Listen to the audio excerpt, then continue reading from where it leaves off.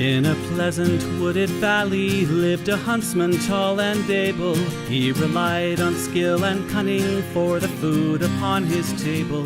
He would walk the forest shadows with his little son in tow, teaching him the archer's art and all that he should know. Keep your eye clear and keen like a falcon on the wing. Keep your heart strong and steady like your hand upon the string. Never bow to a tyrant while your people are laid low, for the highest head may fall to the man who wields a bow. In the valley there was freedom, and a man was left to living. But as year gave way to year, the ruling men grew less forgiving.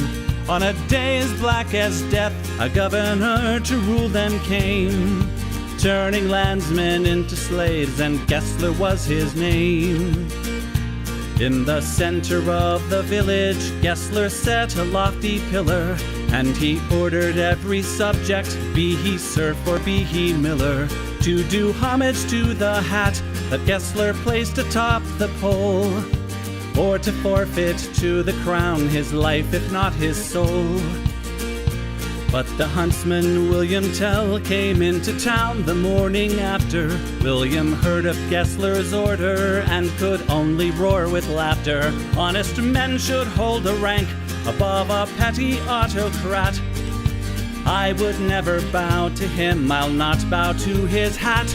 Keep your eye clear and keen like a falcon on the wing. Keep your heart strong and steady like your hand upon the string. Never bow to a tyrant while your people are laid low, for the highest head may fall to the man who wields a bow. Gessler's soldiers seized the huntsman and his little son for treason, but the people of the village cried for mercy and for reason. Gessler stays the execution, but a cruel test contrives. Prove to me your skill, and you may ransom back your lives. I have heard it said you have no peer with longbow and with arrow, that your shaft can find the quickest hare and fell the smallest sparrow. On the head of your young son I'll place an apple ripe and red. Split it with one shot, or at my word you both are dead. William Tell went to his son and said, I swear I will not hurt you. Courage will not bow to fear, nor shall this evil conquer virtue. Turn your face towards our home and stand as still as any tree. I will split the apple, we shall soon be home and free. Keep your eye clear and keen like a falcon on the wing. Keep your heart strong and steady like your hand upon the string. Never bow to a tyrant while your people are laid low, for the highest head may fall to the man who wields a bow. Every tongue was still and silent as the archer paced the distance. Gessler's soldiers lined the square, and there was no hope of resistance. William knocked a single arrow, put his shoulders back and drew. Then the arrow sang and split the apple clean in two. All at once the crowd erupted into cheers and into chatter, and a second arrow fell from William's quiver with a clatter. Gessler said, why hold two arrows when I bid you shoot but one? That one would have found your heart if I had shot my son. Take the archer now and hang him, Gessler to his men was crying. But before the soldiers moved, the archer and his son were flying. From the shelter of the wood, the hunter loosed a final dart. Gessler died with William's arrow buried in his heart. Keep your eye clear and keen like a falcon on the wing. Keep your heart strong and steady like your hand upon the string. Never bow to a tyrant while your people are laid low. For the highest head may fall to the man who wields a bow. Keep your eye clear and keen like a falcon on the wing. Keep your heart strong and steady like your hand upon the string. Never bow to a tyrant while your people are laid low. For the highest head may fall to the man who wields a bow.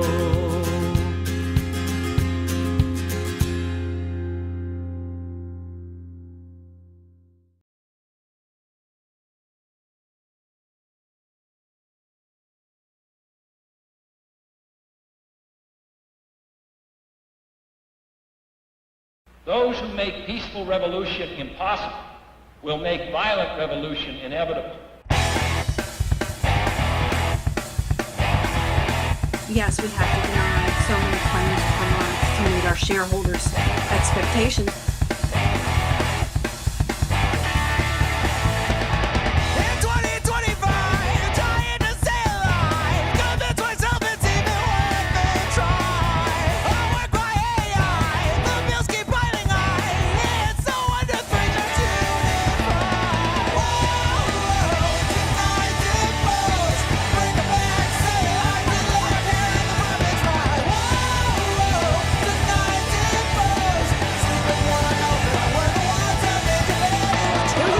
Including children, have lost their health insurance. What's so frustrating is that politicians have spent decades saying they recognize the problem and they make promises to do something about it, and then almost nothing happens. You know what they say to themselves in the dark. It's only a crime if you don't wear a tie. We keep them all busy paying their fines. Hear the epiphany, light up the spark. You know what they say to themselves in the dark. It's only a crime if you don't wear a tie. Seniors are the fastest growing segment of the homeless population.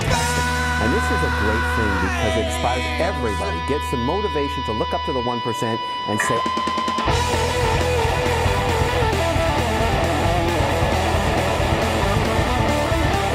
now they're looking at your vote, they're looking at your anger, and they're moving to apprehend those who say something in anger.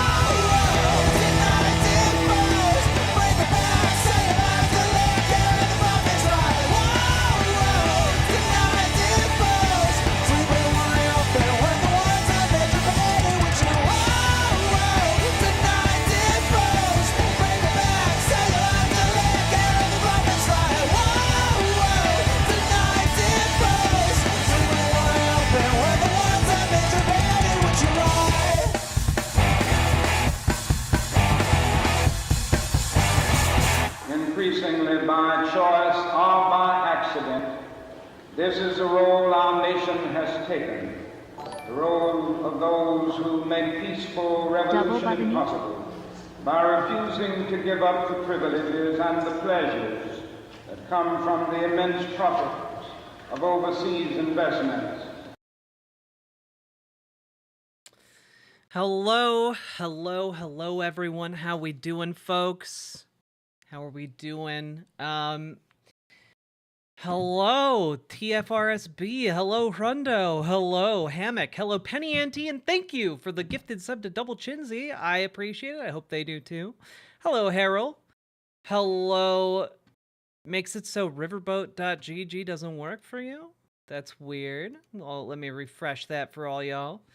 Hello, Two Dad Smooch, and hello, Sweet Blasphemy. Hello, Nine-Tailed Witch.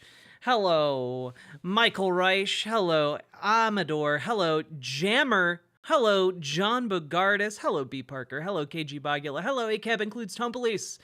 Hello. Does Jack sing the William Tell song in the intro? No, though I am learning how to sing it. The person who sings that is Ken Theriot. Hello, Banana Brains. Hello, Judy Phillips. Hello, Vignesh Koalapan. Hello, Demarius8. Hello, Makuda Luroka. Hello, Ranvel, you lovely for real. Hello, Squayatolo. Hello, I'm Idaho. Hello, Blueberry Bumblebee. Hello, Dustin the Damned. Hello, Aspen Silver. Hello, Eddie Spencer. Hello, Alien 51. Hello, Lily Love Stuff. Hello, King Kerplunk. Hello, Story the Bard. Hello, Penny Auntie. Thank you for gifting Nine-Tailed Witch a sub. I would make a joke about a poke button, but that seems Ina props. Hello, Makuta Laroka. You're trans. Congratulations. Hello, Superjet Guy. Hello, everyone. Hello, Axolotls with Cream. Hello, Two Dead Smoochin'. Hello, Fox of Fate. Hello, Gamer G. Hello, Ashley. J. Curtis. Thank you for helping to invent the internet. Hello, Jessa T. Hello, Jabertus Maximus. Hello, Snoogan. Hello, Gwennifer Roxanne Farwach. Hello, the all-powerful Kagan. Hello, Patrick Lucas. And thank you for the 5 gifted memberships over in YouTube chat before we even get started. Hello, Bokkel. Hello, Moon. Hello, Jobert. You get 2 just because you're special. Hello, Asher Da Bunny Man. Hello, everyone. Hello, Liz Galahad. How are you? Folks, we're in a bad way. We're in a bad way. Okay? So I'm gonna let you all know up front that today's show is probably gonna be pretty tough, because I'm not gonna be sugarcoating a lot of this. And I have divided the show into 2 official sections, okay? The first section is, by and large, the state of play, as far as we can ascertain, right? We're going to be talking about a lot of what we know, a lot of what we don't know, and we're also going to be, we're going to be talking about, what we can take some hope from in the second part of the show. But this first part, I'm not gonna bullshit you. It's bad. And the Democratic response has been lackluster with some exceptions, and we will go over those.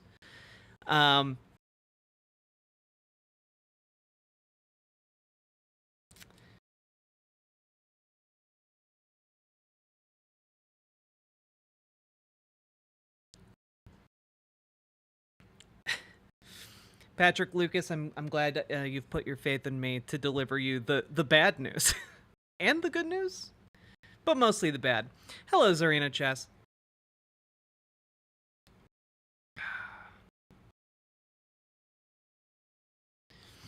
Now, folks, before we get started, please remember to hit the follow button on Twitch, hit the subscribe button on YouTube, like the YouTube stream. You know, I don't know. I don't know if, Shell Bell, there is good news.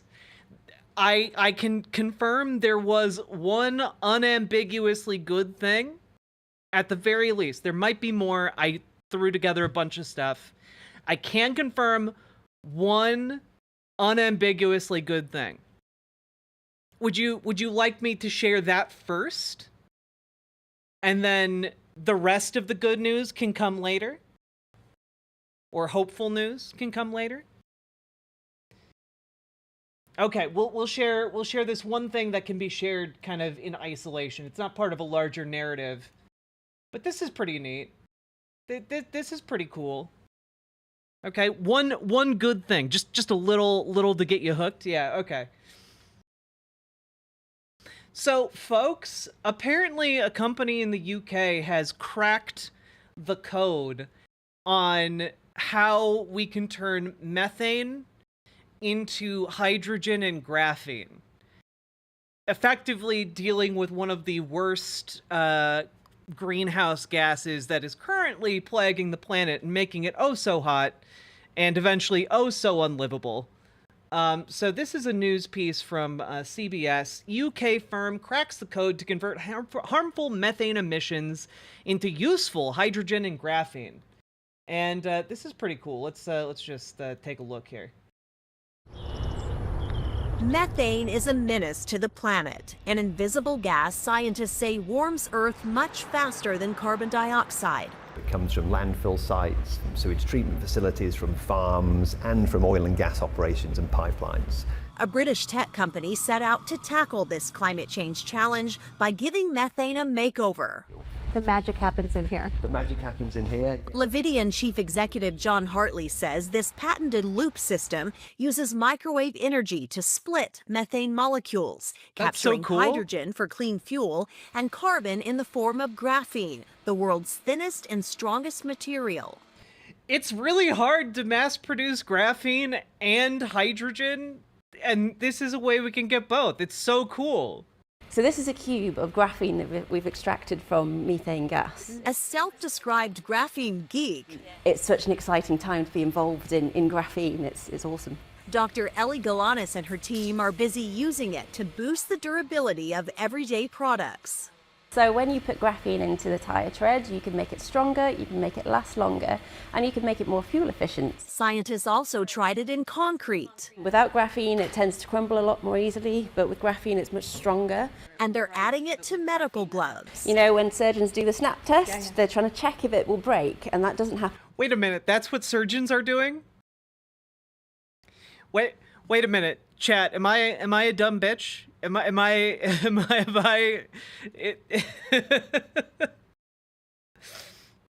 That's what you're doing when you, okay, I just assumed it was like a nervous tick or it was for fun. I did not know it was for any particular reason. Okay, you know, you learn something new every day. All right, cool. Yeah, I did not know that was for anything other than fun. Hello, Paladin Lost.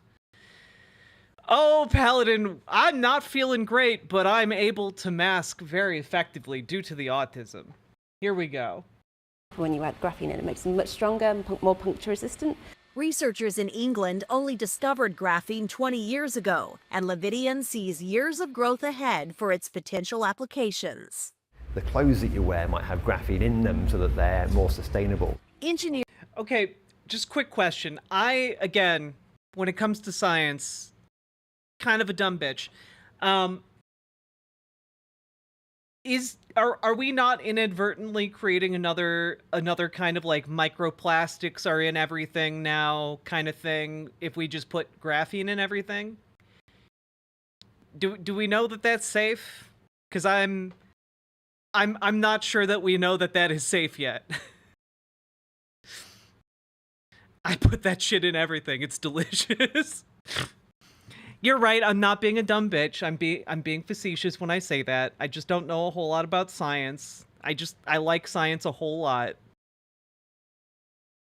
Graphene is absolutely a concern. Yeah, because it kind of seems like inhaling carbon or like getting tiny particles of carbon inside you might not be great.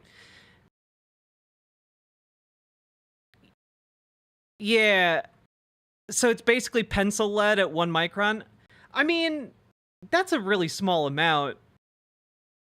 But also, again, probably not good to have a lot of that in you if it's in everything around you. Inhaling anything is bad. It's true. Even oxygen will kill you. Here we go. Engineers say it feels good knowing a little bit of black can help create a greener future. Tina Krause, CBS News, Cambridge, England. I'm sorry, what was that?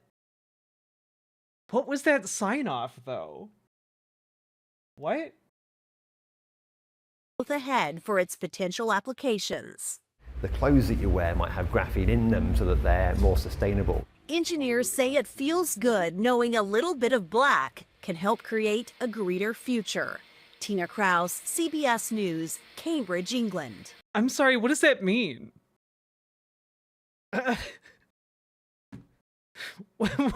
A little bit of black can create a greener future. Are you just doing like a wordplay with colors? Or okay, I look, you know, wordplay is my thing, science is their thing. Okay, I understand. Okay, you know, they came into my wheelhouse, they didn't quite understand. I went in their wheelhouse, I didn't quite understand. I think we're even, scientists. Okay. All right. Whew. Feels like an editor being dumb. It does, doesn't it? Okay. Also forgot to shift chat to live chat. I really wish YouTube chat would default to just whatever the live chat is, so I can keep an eye on all of you instead of just the top chatters, whatever that means. Okay. They had 30 seconds to write. It was like a Taskmaster challenge. I got you. Hello, Uncle Tony. I have returned, much to everyone's chagrin. We all love Uncle Tony here, don't we, folks?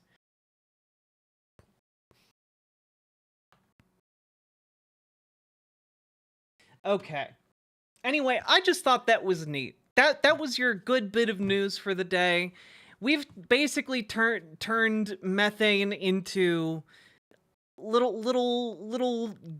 I was gonna say we've basically turned it into gold, but we've turned it into graphene, which is not gold. But you understand what I mean. Like, we've turned something that is inherently dangerous to the global system of existence and turned it into things that could be useful. You know? That seems good. And I'm not inherently against graphene. It can be incredibly useful. Like,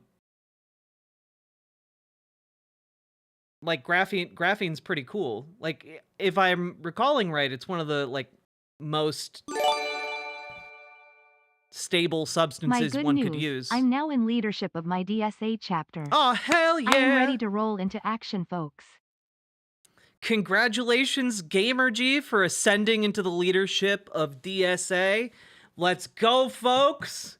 We got another one. Let's go! More and more people being mobilized. That's good. We're gonna need that in the times ahead.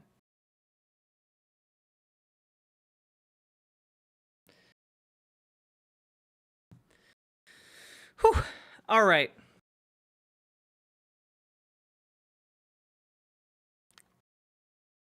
Oh yeah, Andrew S. Apparently a firm in the UK discovered how to turn methane into graphene and hydrogen, which is cool. Here's a link to it. Failsafe, thank you for becoming a member over on youtube.com/riverboatjack. Not sure why it didn't read your message. Resident hazmat technician here. Graphene isn't considered hazardous. Breathing in particulate probably isn't great, but it's fine otherwise. Okay. All right. Probably better than breathing in plastic, so I'll take a minor improvement. Patrick Lucas, thank you for the 5 gifted memberships over on youtube.com/riverboatjack. Thank you very, very much. Turning, just as we are turning the globe greener with our technological advancements, so are you turning YouTube chat greener with your memberships. It's like poetry, it rhymes. Thank you very, very much. Sake Tanuki, thank you for the 5 gifted tier 1 subs.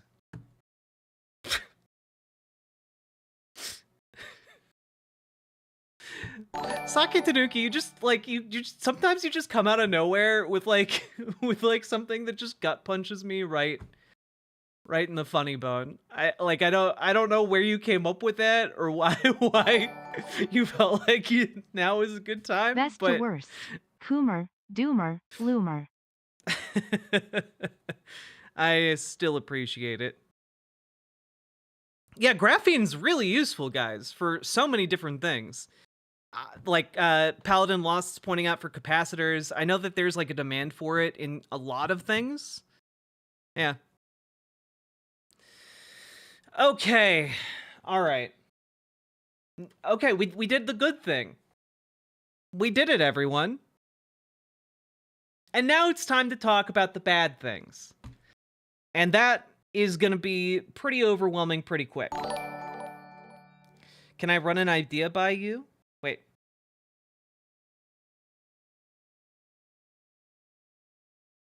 Why is it not reading off the membership things? 1 second. Is alert box on?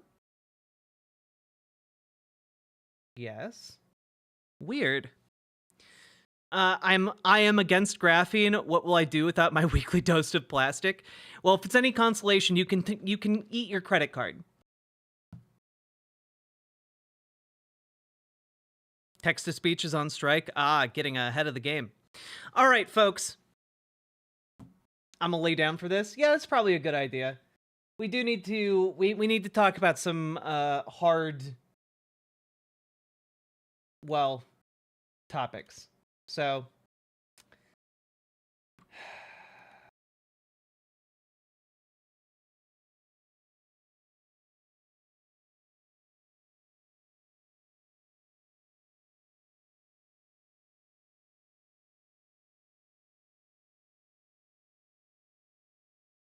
yeah, all right. Sorry, just another breaking news story right now, which is that the Department of Justice is now saying it made a big old whoopsie daisy about what kind of job role Marco Alez had at the Treasury. So now they're trying to say, oh, he was actually a special advisor for information technology and modernization in the Office of the Chief of Staff, a temporary transitional Schedule C position instead of a special government employee. You know, it's crazy. They're just making shit up. They are literally just making shit up now. It's pretty blatantly obvious. But that honestly, that is such a small thing for us to talk about. I just figured I would say it right up front.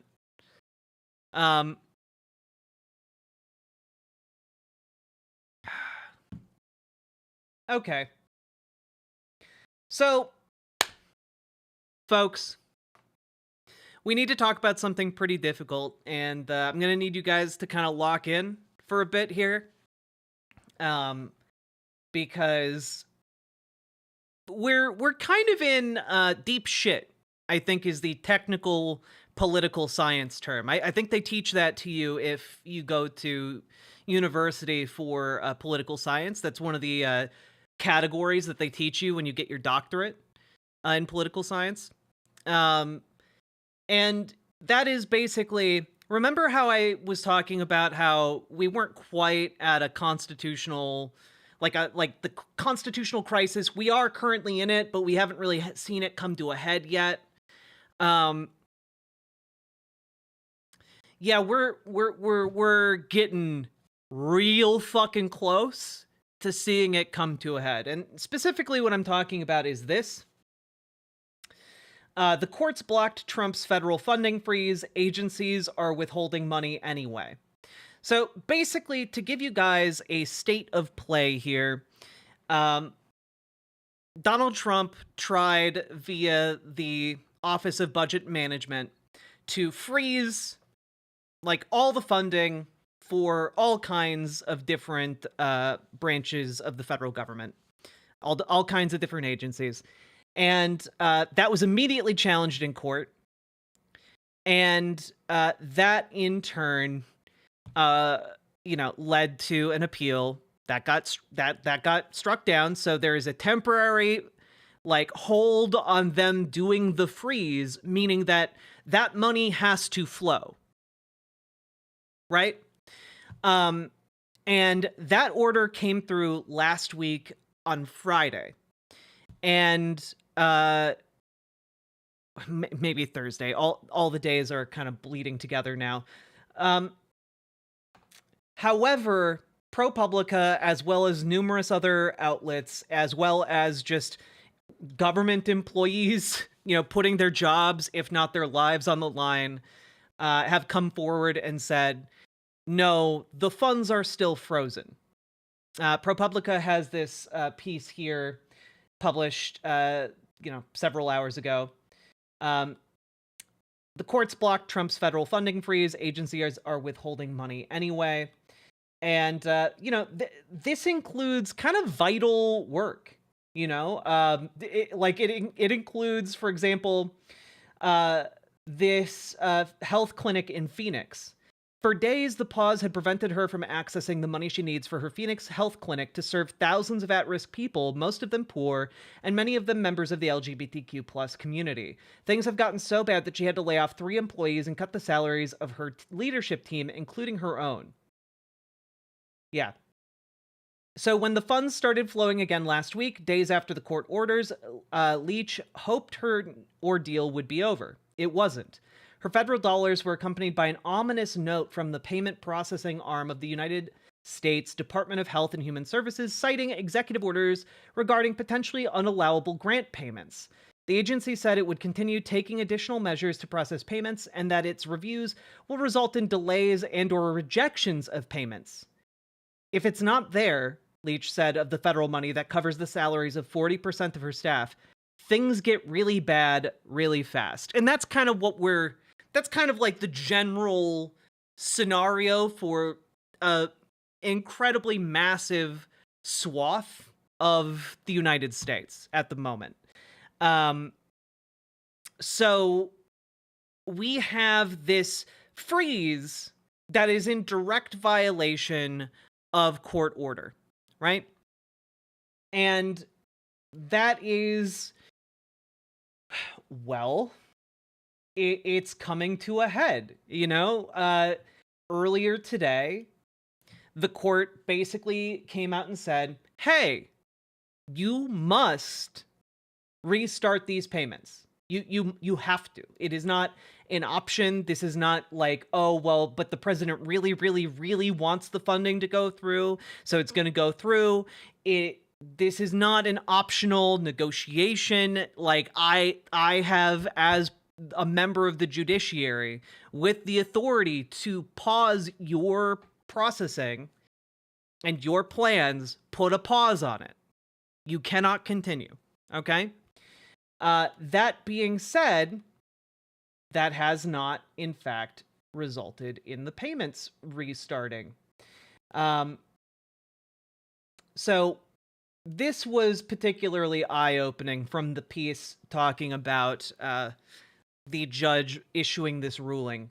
Going forward, if Judge McConnell finds that the government is still ignoring his initial order, he could order more than a dozen administration officials named in the lawsuit to explain why they should not be held in contempt of court, and then punish them with imprisonment or, more likely, fines paid by their agencies, according to Adam Winkler, a professor at UCLA Law School. It's unlikely you can put the secretary of an agency in jail, he said, but you can.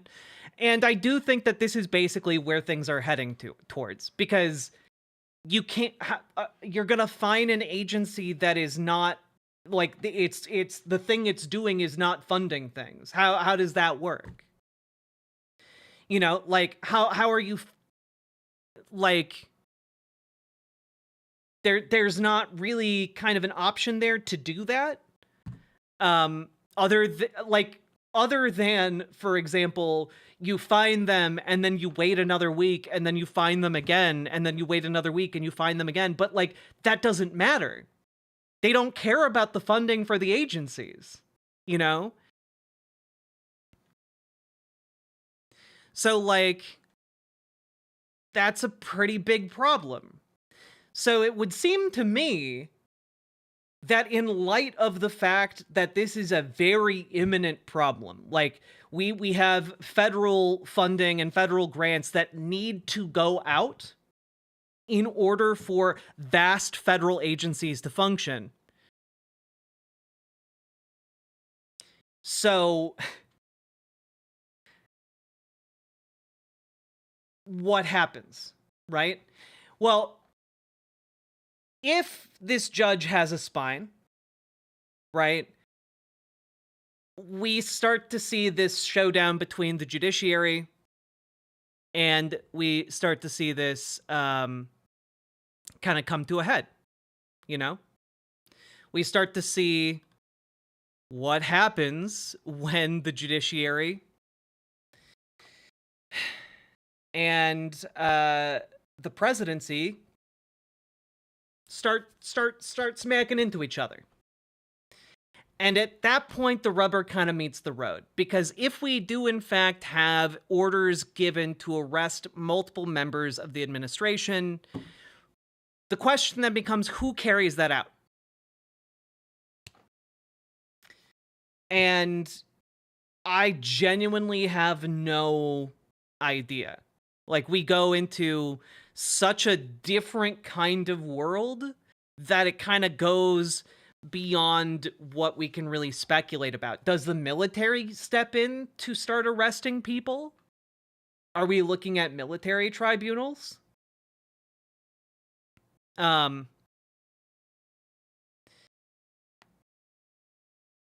Yeah, part of I do agree, Paladin. Part of the goal here is that the businesses and agencies and workers who expected this money will fold, and then, like, the problem goes away.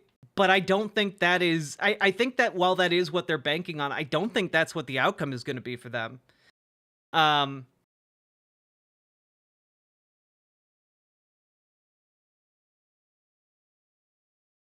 So, yeah. It's... Well, we're in some wacky times. But I don't see this going in a fine direction. Largely because you're fining an agency and there's no point in fining over financial machinations, right? Yeah, I mean, does it come down to U.S. Marshals versus Capitol Police? Like, what happens? And I think a lot of what we'd see happen is, like, kind of a shoring up of different loyalties. But also, this isn't the kind of problem that is just going to sit on the table for days. You know, this isn't going to be a problem that goes into next week, because the issue of being paid is imminent, right? Like, the case of this clinic is kind of eye-opening. That's thousands of people that rely on those funds going through, and they're not getting those funds. Over the course of one weekend, they had to fire 3 employees just to make ends meet. Yeah, the FBI would normally take action. They're not going to do that. And yeah, that's kind of the thing, Ashley. The problem isn't going anywhere. It's just going to fester until something happens, because we're in the cool zone, you know? And at a certain point, like... Well, the issue here, Uncle Tony, is that the judiciary has here drawn a line. We have a judge who is drawing a line here saying, you must do this. And so the issue here is that that line has already been drawn. And I don't know what happens. How will the nothing ever happens people explain all this? Genuinely no idea. What's really interesting to me is that I think, and a lot of people I've been reading to try and make sense of all of this have been talking about how the feeling right now among folks who have been paying attention is very similar to how folks were feeling right after the first cases of COVID were announced in the United States. And, like, people who read up on what COVID could do were freaking out, you know? But the vast majority of people in the country just kind of went along. You know, they didn't know what was going on. You know, it was just another day, and then another day, and then another day, and then suddenly shit started happening. So that is likely going to be kind of what happens here, is that a lot of people are going to be acting like it's just another day until suddenly it's not. And the reason that this is going to come to a head much sooner rather than much later is largely in the NIH. One of the things that has had its funding paused is the NIH. And the NIH, for those of you who don't know, basically keeps numerous states afloat. In multiple states, it is one of the largest, if not the largest employer in the entire state. Okay? If that NIH funding is frozen for any significant amount of time, and by this point, it has been long enough where those people on the ground are going to start to feel for it. If it is frozen for much longer, like we're talking Republican states start seeing their largest employer go under, you know? That's kind of the thing and what I wanted to talk about here is I know that doesn't seem necessarily like, oh, well, Republicans are going to feel it, but you know, they're not going to do anything about it. And yeah, NIH cuts billions of dollars in biomedical funding effective immediately. This is from 2 days ago. People are already feeling it 2 days later. It's destroying research on heart disease, on cancer, on all kinds of stuff. Matt Leck from the Majority Report. Hey, Saki It's Tanuki. the agency that experimented on the rats in that old Don Bluth movie. Saki Tanuki, thank you for the 5 gifted tier 1 subs. But Matt Leck from the Majority Report here tweeted out this, and it's very accurate. If you want an idea of how bad this is all going to be very, very soon, worth looking up your area's research university and NIH funding to see how Musk/Trump's cuts will affect it. And this is the University of North Dakota's Department of Biomedical Sciences, first among similar departments to receive National Institutes of Health grants. And it turns out the Department of Biomedical Sciences, housed within UND's School of Medicine and Health Sciences, has been listed as the #1 recipient of National Institutes of Health grant dollars among comparable departments nationwide in fiscal year 2023. Pulling in more NIH funding than similar departments at institutions such as Cornell University, at the University of Pennsylvania, and the University of Minnesota, UND is the only Midwestern university listed in the Blue Ridge Top 5. And this is going to tank so many jobs. Okay? Additionally, folks, I mean, like, it's hard to really overstate this, but this is from Jonathan Cohn here.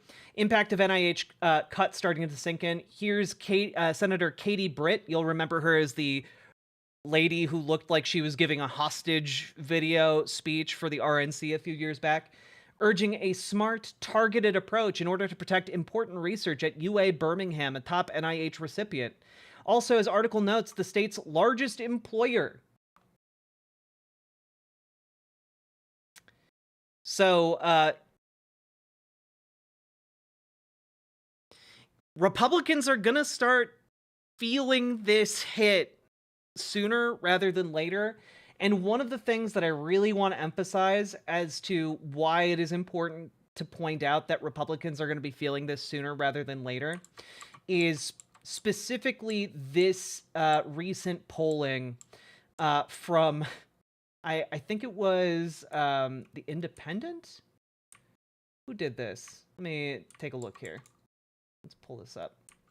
Need to find it. Where are you at? I have so many tabs right now, guys. So many tabs. Don't even know. Here we go. Yes, this is from CBS News, YouGov poll. This is from February 5th through 7th. So this is the most recent polling we got, right? Now, a lot of this, very interesting data, but what's most interesting here is the spread of Republican voters here who, when asked, do you think Donald Trump's policies will make you financially better off, financially worse, or stay about the same? About 92% of Republicans currently think that they are either going to be better off or about the same financially. And there is absolutely no possible way they are going to be in either of those categories once the full effect of these funding freezes come into play. Okay, like there is a departure from reality for these people that is so severe And they are slowly waking up to some of it. There's been polling coming out here about like pretty big shifts in approval of like Elon Musk being involved in government, for example, for Republicans in particular. But when the state's largest employer crashes, they know exactly who to blame for this. And it's not woke DEI, though I'm sure some Republicans are going to try and say it was woke DEI that crashed the state's largest employer. But this is on top of tariffs, the China tariffs. This is on top of new tariffs that just went into effect today on steel and something else I can't recall. But this is also, like, we still have the Canadian tariffs, we still have the Mexico tariffs, we still have the EU tariffs looming on aluminum. Thank you. So, the most immediate concern here is the federal funding freeze, and that is going to be felt imminently. The tariffs are going to be felt farther in the future. And it is, what's interesting here is that, again, we're in basically a zone, and there's a piece in the Washington Post here that I wanted to share with you guys. As the Trump upheaval continues, are there restraints that could slow him down? You know, an excellent question posed yesterday. And one of the top things in this article that you'll read as aging like milk here is, let's see.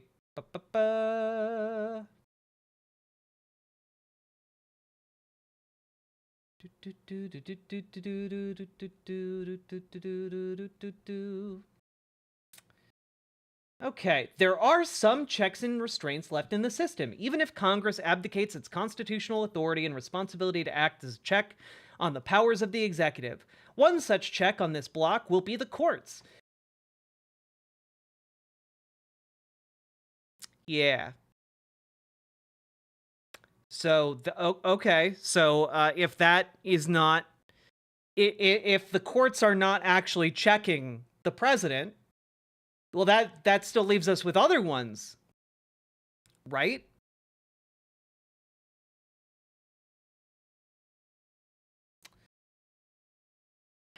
Another check could be on the markets.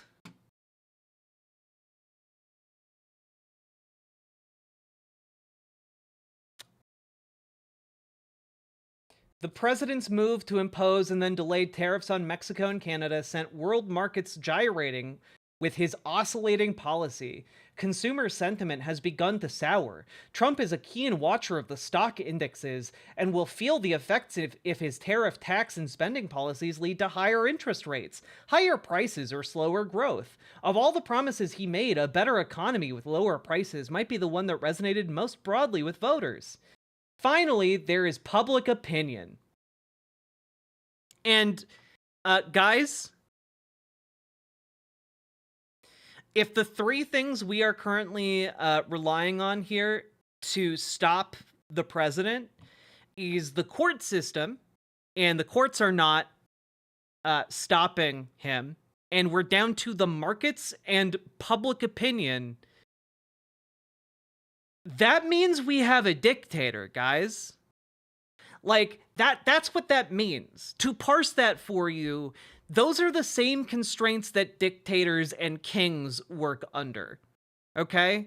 Like, those are not, like, that means we effectively do not have a constitution or rights or any of those things. Okay? So that's kind of where we're at.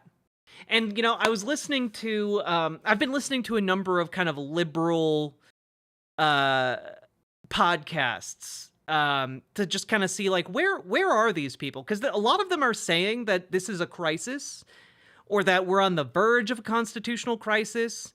And, like, what are they saying? And a lot of them are just kind of coming down to, well, the courts.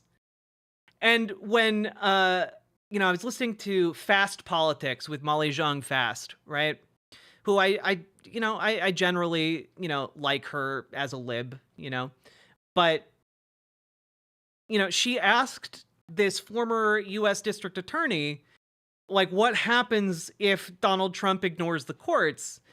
And the answer was just like, well, historically, he hasn't ignored, a ruling from the Supreme Court directly. So, like, then just kind of like a trail off. And that does not make me feel better.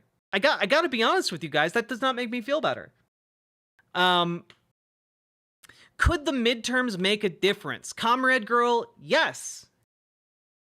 But I'm going to let you in on something. That requires on us making it to the midterms. That requires us to make that. And currently, that crisis is the crisis is worse than that. It is more imminent. Okay? Now, my rear end, I have seen a lot of people comparing this moment in time to Andrew Jackson ignoring the Supreme Court and doing the Trail of Tears. My one caveat and perhaps one ray of hope in that regard is that not enough, let me put it this way. Our enemies are morons. Our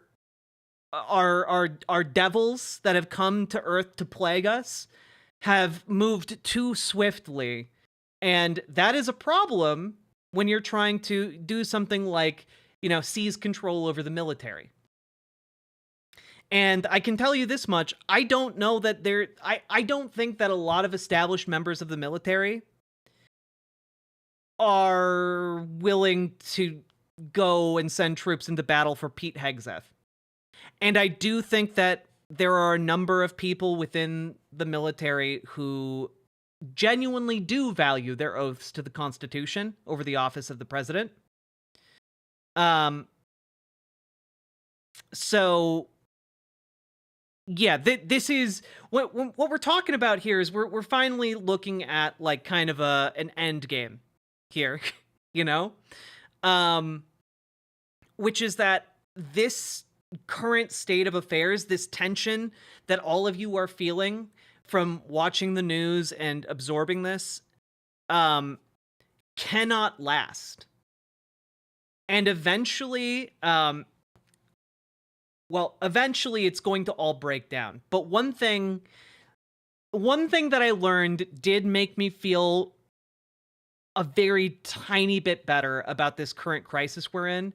And that is that apparently Steve Bannon has been urging Elon Musk to step in to start messing with the Pentagon's budget. And one of the things you need to know for that to make sense as to why it makes me feel better is largely that Steve Bannon fucking hates Elon Musk and wants him to die. That is like Steve Bannon hates Elon Musk a lot. And there is a not insignificant risk to Elon Musk if he starts mucking about with the military budget. Well, my hope is not Steve Bannon, Blueberry Bumblebee. My hope is that Steve Bannon's spiteful, petty, bigoted mindset is accurate in identifying that Elon Musk mucking about with the military budget would draw an absolute, fatal amount of ire from the military. This, by the way, is combined with another story that came out today that we need to talk about and is unfortunately incredibly important. It seems petty on the surface, but we do need to talk about it here. And I think it is right here. I have so many tabs open, guys. Forgive me if it takes a moment to bring stuff up. Let's see.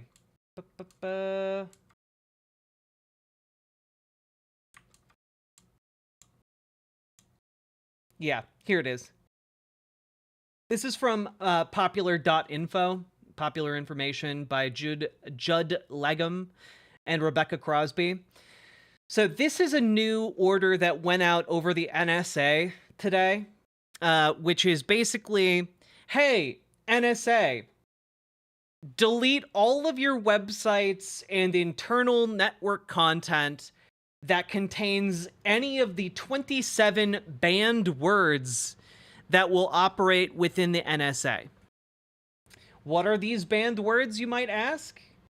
They are anti-racism, racism, allyship, bias, DEI, diversity, diverse, confirmation bias, equity, equitableness, feminism, gender, gender identity, inclusion, inclusive, all-inclusive, inclusivity, injustice, intersectionality, prejudice, privilege, racial identity, sexuality, stereotypes, pronouns, fucking pronouns, transgender, and equality. Okay? Now, one thing you need to understand about why this is maybe kind of a big deal here is a lot of terminology inside of the NSA makes use of some of those words, like commonplace terms used within our spy networks include things like bias or confirmation bias. We're talking like the basic kind of spy rulebook shit. Is, you know, this is stuff that on the surface, guys, I want you to understand that, like, yes, it's bad that they are doing like a DEI purge. Yes, that is level 1. Level 2 is recognizing that a lot of these are components of the terminology that these spies use in order to describe their spying concepts. Another thing you need to understand is that the payment system that the DOGE services have been utilizing and mucking around with, well, that is what pays our spies. And another thing to just be aware of is that they've been threatening to out FBI agents, and through lax security may have outed a bunch of our spies in the CIA and other agencies. And all I'm saying here is that I don't know any spies, but I imagine if one were to fuck with them, their security, the security of their families, and, you know, their ability to be paid for their work that is incredibly dangerous, I would not personally do that. That is not something I think would, you know, make my life long and, you know, live out in full. Are these things bad? I mean, guys, if you fuck with thousands of spies, it's not that hard or that big of a reach to come to a conclusion that maybe they might try and take you out so that they can get their next paycheck. All right? Like, that's kind of where my head goes. So that's just another wrinkle in all of this. Like, there's a lot of fuckery around our defense agencies so far, but it's escalating. And you can only escalate with these people so far. You know, like, similarly, let me put it this way, guys. Let me maybe put it in a different way, all right? Maybe this will help you, okay? So, we all know Elon Musk has been in government now for, like, all of what? A week and a half? 2 weeks? Tops? This is how long it took for just normal people to get to this point. You know, presumably normal people who are not... Oh, 3 weeks. This is, you know, it took 3 weeks for normal people who do not have, presumably, their paychecks dependent on the federal government and their security dependent on the federal government to reach this point.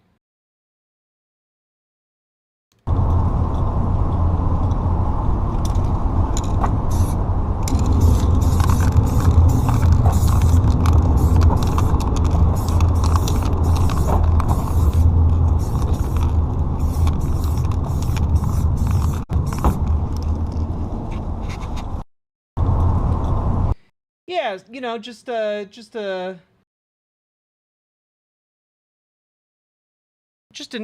casual Elon must die graffiti. That's how it took 3 weeks for normal people who have less on the line to reach this point. I think maybe there are other people who may be part of our national security apparatus who might be far closer to this point than a lot of us might realize.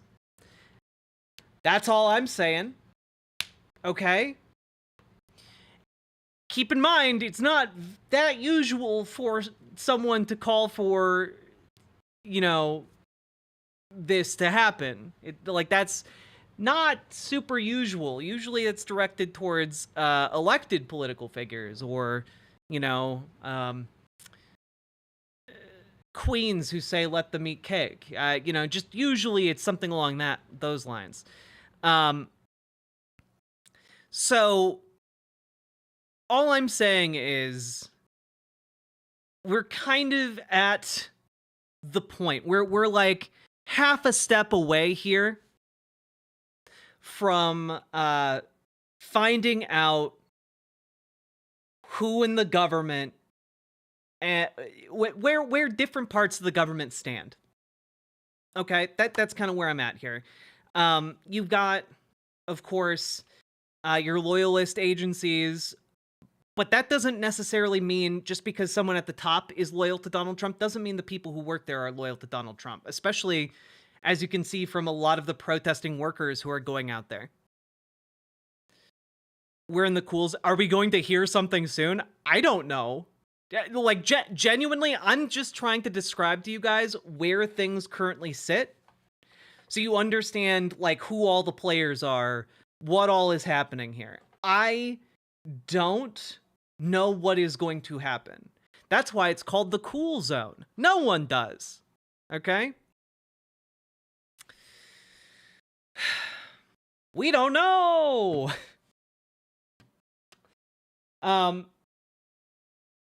Also, like,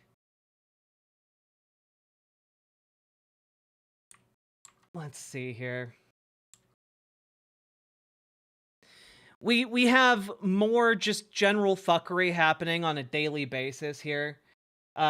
Trump's declaration allows Elon Musk to skirt open records laws. Basically, Donald Trump today declared that everything related to DOGE is now protected under the Presidential Records Act, so that you can't file a Freedom of Information Act request in order to see what they are doing.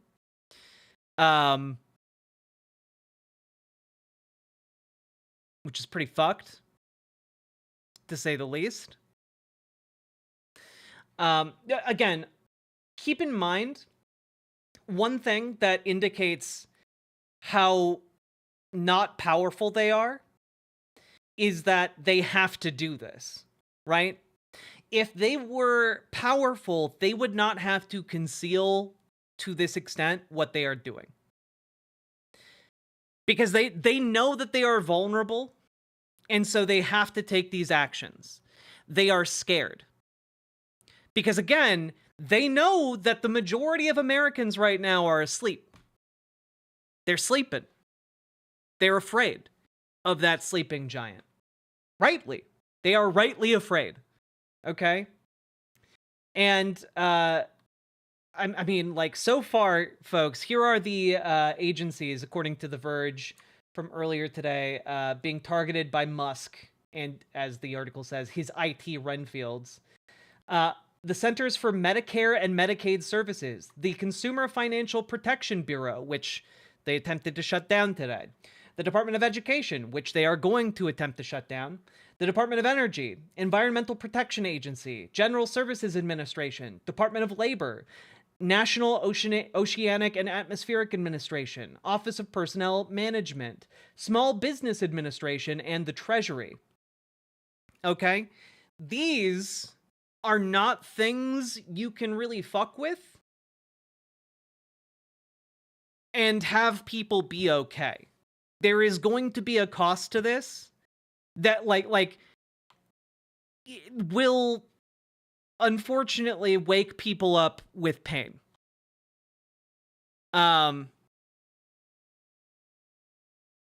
It's not good. Yeah, like do you really want to fuck with the National Oceanic and Atmospheric Administration?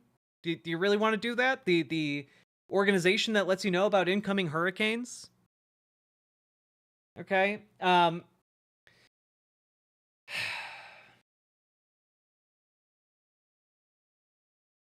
But one of the things I think we have to sit down and have like a hard talk about here is that,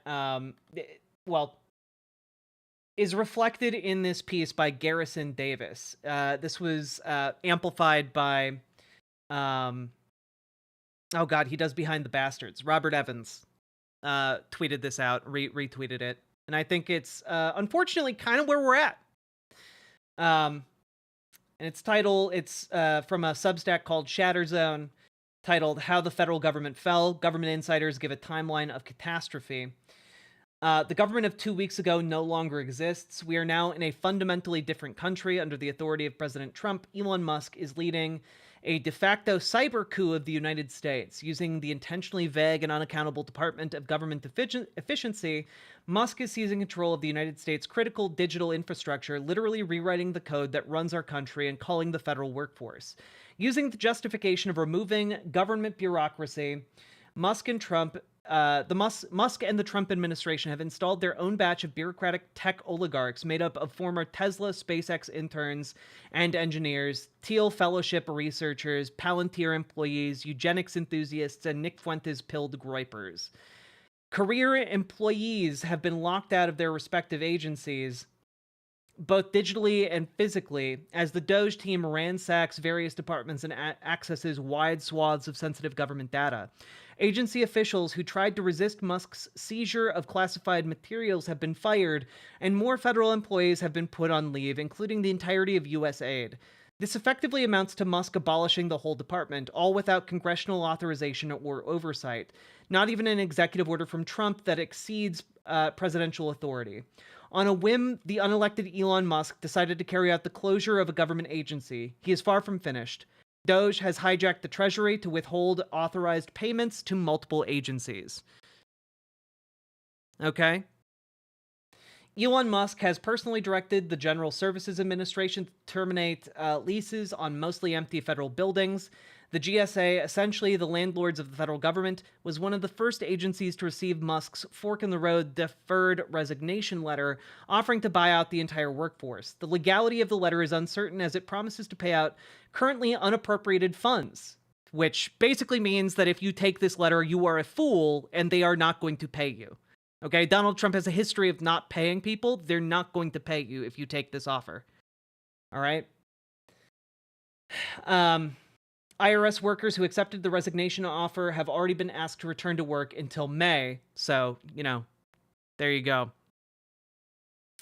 The newly appointed GSA commissioner, Michael Peters, a private equity executive that specializes in downsizing corporate real estate, has decided that non-DoD federal building spaces should be reduced 50%, according to a GSA employee who requested to remain anonymous. On top of planning to cut the entire federal portfolio by half, DOGE is seeking to cut GSA's own budget by as much as 50%, with talk of consolidating GSA offices to a few major cities using a hub model. Patrick Lucas, thank you for the 5 gifted memberships. I really, really do appreciate it. I am going to pause this so that it doesn't do a string of of these, but I do appreciate it. Thank you very, very much for supporting the show. Yeah. GSA offices to a few major cities using a hub model. Wired reports that DOGE staff may be trying to use White House IT credentials to gain access to GSA computers remotely. An anonymous GSA employee claims that few people at the agency have elected to take up the voluntary paid resignation offer, with those who have mostly being of retirement age. High-level Trump appointees used scare tactics in agency emails, pressuring career employees to accept the deferred resignation offer, warning that cost-cutting measures will eventually lead to a further reduction in force. Employees are concerned that a reduced workforce would result in federal buildings losing their operations and maintenance contracts, with disastrous consequences for functionality of government buildings. The brain drain is going to cripple our ability to maintain the buildings even more than it already was. We aren't overstaffed, per a GSA employee. I think this process is already too far along to stop, adding, I'm hoping we just need to get to the midterms. And guys, considering the timeline we are currently on, we don't have until midterms. You know? What is happening across the federal government right now is unprecedented, but this is not Germany in the 1930s. It is not the fall of the Soviet Union. We grasp at analogies to help contextualize current events that escape understanding. There are similarities, but what's happening is new, very American, and very 21st century. In 50 years, it will be talked about in the vein of what happened to the United States in the mid-2020s. Rhetoric of cutting red tape and breaking federal bureaucracy has been common political claptrap for decades, and previous efforts have largely all been bark but no bite. But now there's been a huge chomp, so why now? Trump has blamed entrenched federal bureaucracy or the deep state for preventing him from enacting sweeping change during his first term. The obstacles Trump encountered didn't just come from Congress and the courts, but rank-and-file government workers who ran the day-to-day operations. Last month, the far-right America First Policy Institute published a report titled Tales from the Swamp: How Federal Bureaucrats Resisted President Trump. The author, James Shirk, a former Heritage Fellow, credits hostile career employees for refusing to implement policies. Many career employees refused or defied directives, withheld information, slow-walked projects they opposed, performed unacceptably, and used strategic leaking to undermine the president's agenda, writes Shirk. Trump himself realized this late into his first term and sought to remedy the problem by revoking civil protections for tens of thousands of federal career employees, reclassifying them as at-will employees under an executive order called Schedule F. This allowed Trump to treat large swaths of federal employees as political appointments. In his article for AFPI, Shirk refers to career removal protections as a modern invention that protects entrenched bureaucracy. One of the big things here is that there has been a protracted political campaign and propaganda effort here in order to demonize federal workers, okay? Much like you'll see in like white supremacist websites like the Daily Stormer that just run constant articles about how black people do crimes, right? Much like you see that, in conservative circles, they are seeing constant stories of federal bureaucrats being evil, being the people who are, opposing Donald Trump effectively. They are the regime. You may have seen some conservatives tweeting about the regime yesterday during the Super Bowl. People were like, yes, this halftime show is part of the regime. It's literally just anything they don't like is the deep state, and it's being done by bureaucrats that they don't like, that are trying to make your life worse, okay? It is an insane alternative reality that they live in, okay?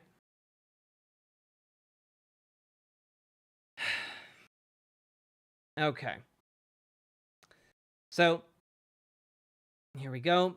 Trump has fully embraced the unitary executive theory proposed by the likes of Russell Vought, Project 2025 co-author and newly confirmed director of the White House Office of Management and Budget.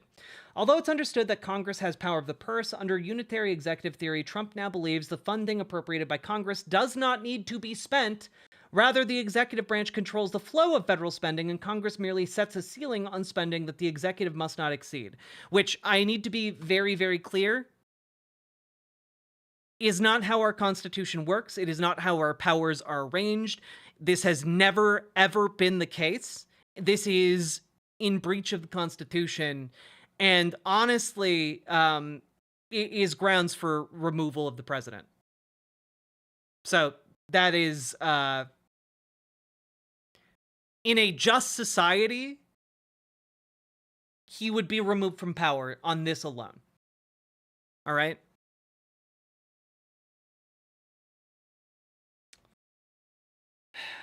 Under this interpretation of the Constitution, the president has sole and complete control of the executive branch, including all its agencies and departments. But others, like J.D. Vance and Elon Musk, could be pushing Trump to go even further, to where the president considers both the judicial and legislative branches purely ceremonial and advisory, in the words of New Right philosopher Curtis Yarvin.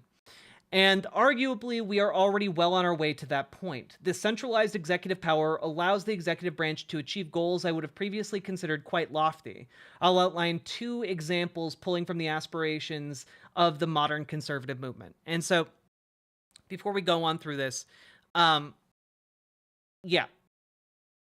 Essentially, they are trying to say, with their philosophy and now with their actions, because again, J.D. Vance, the vice president of the United States, has been calling on Donald Trump to ignore the rule of law, ignore the courts, and continue to do what he's doing. And that is why we are going to be hitting in rapid order, like maybe tomorrow, maybe Wednesday, not exactly sure. But we're going to be hitting a point where, like, essentially, we're going to see where the rubber meets the road. We're going to see if they have actually consolidated enough power to complete this coup, to, crown Trump as a king. Okay? Or a tyrant. I don't know about you guys, but I don't bow to tyrants.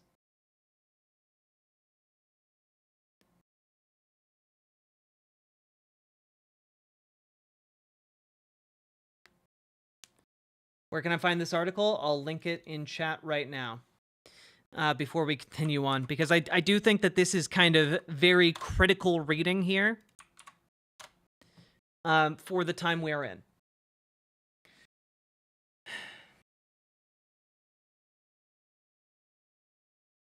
So the article goes on, and we're not going to read it word for word, the entire thing.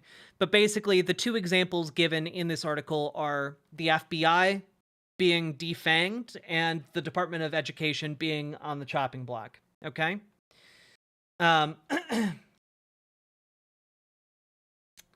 So I think we need to take a look here.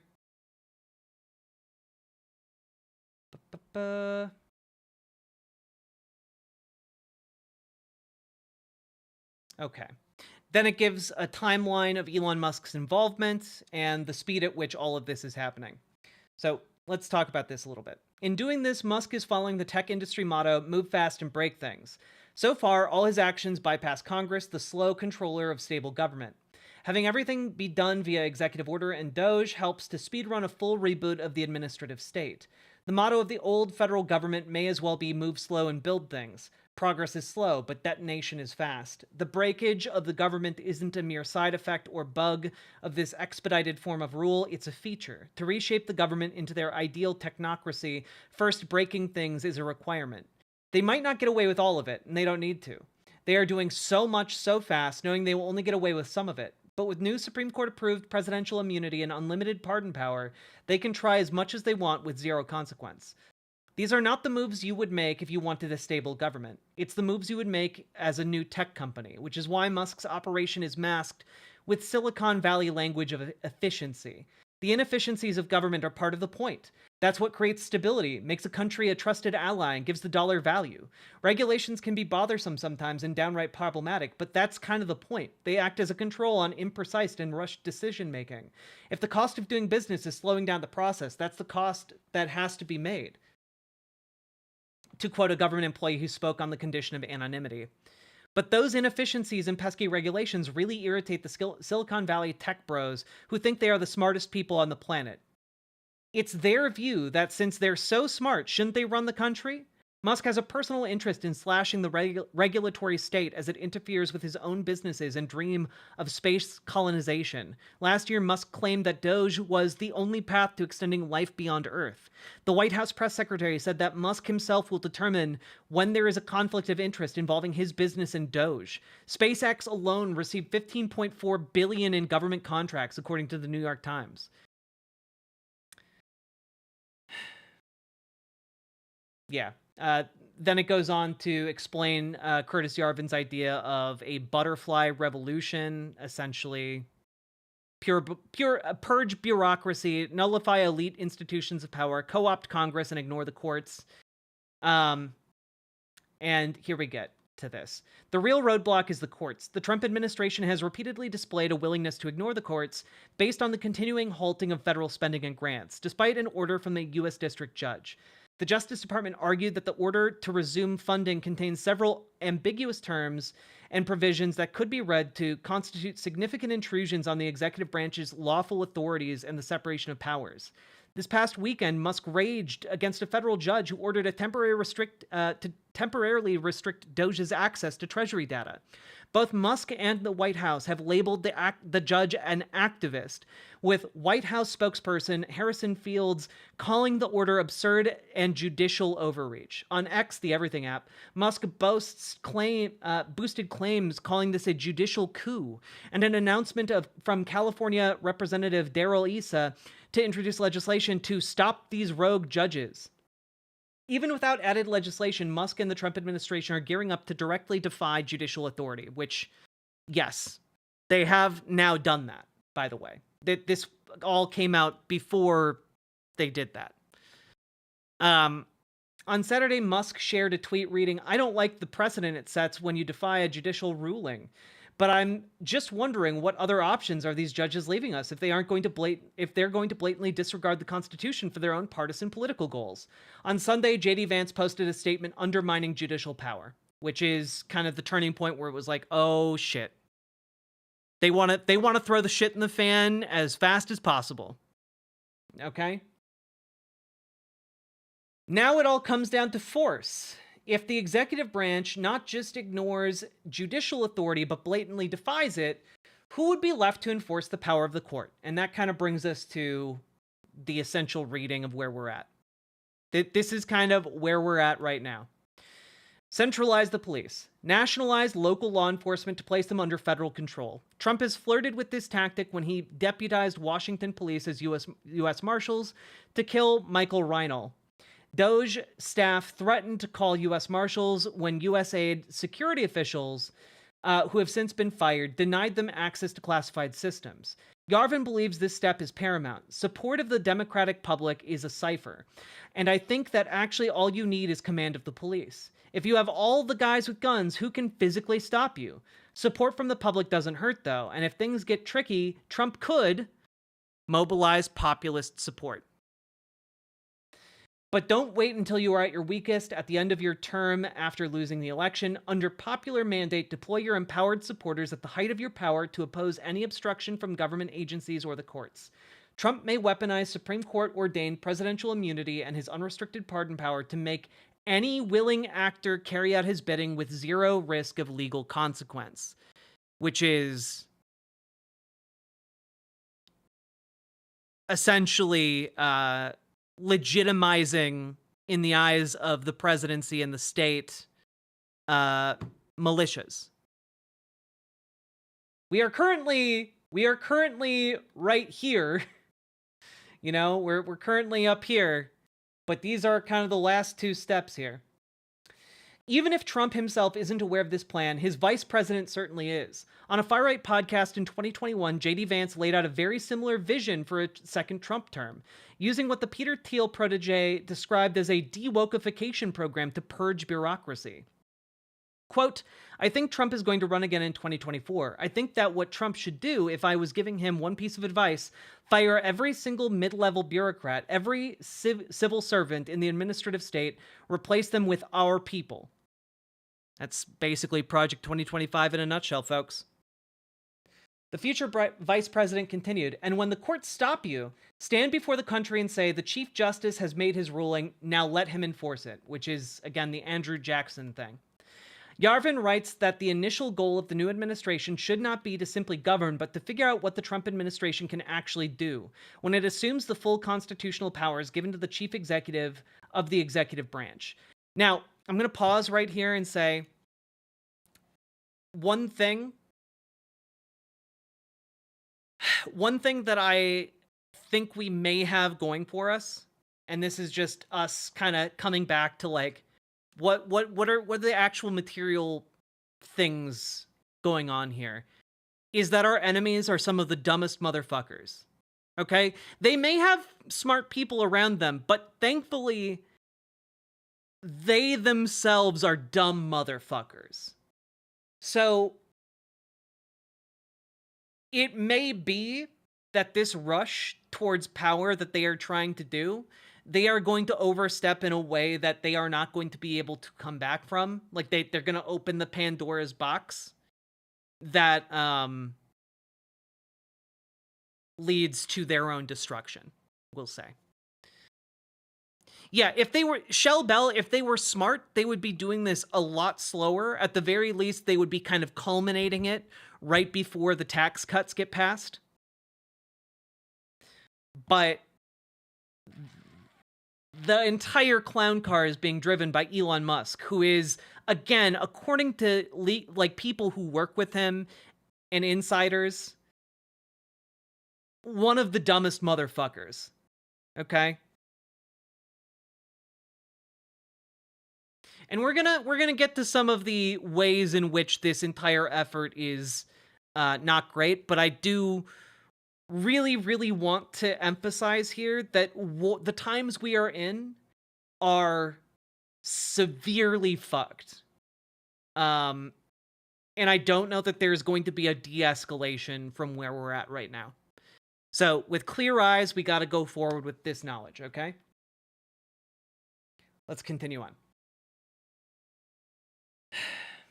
What the administration can do once they fully seize this power is so incredibly vast. Without checks and balances, all those crazy things Trump tried to do in his first term would be a lot easier to enact, let alone whatever Musk and the tech oligarchs want out of the United States Incorporated. Which, by the way, Elon Musk has a literal company called America Inc., or nonprofit called America Incorporated, so that's fun. But this is a whole separate topic. The current fight determines the degree to which this power is seized. Yarvin notes the importance of going all the way. Trump in 2017 took office. He took about 0.01% of power. If Trump in 2021 wants to have more than 0.001% of power, the only way he can do it is to take 100%, to take it all at once completely legally. The real Donald J. Trump would never have the guts to even think of doing this, and he's just too old. So, that's good, I think. Maybe. Marginally. All of this doesn't even need to benefit Trump supporters, because Trump's main campaign promise wasn't mass deportation, fixing the economy, or abolishing the Department of Education. It was retribution. As extremism analyst Jared Holt notes, the right got its base so hooked on the idea of revenge, it doesn't even have to pretend any of this benefits their base in any tangible way. They just have to say it hurts the wrong people and it satisfies them. If Trump and Musk continue to get their way, it could take years to fix. But the past 10 years have shown us you can't return to normal. There probably is no going back. The options are to hunker down and play it slow and try to survive whatever happens in the next 2 to 4 years while offering passive resistance, or to accelerate to whatever comes next, put cards on the table, trigger a kinetic confrontation, and fully manifest the results of this constitutional crisis. We're dealing with managing crumbles versus full systems collapse. Sad face emoji. And I do think that that's kind of where we're at right now. That's kind of where we're at right now.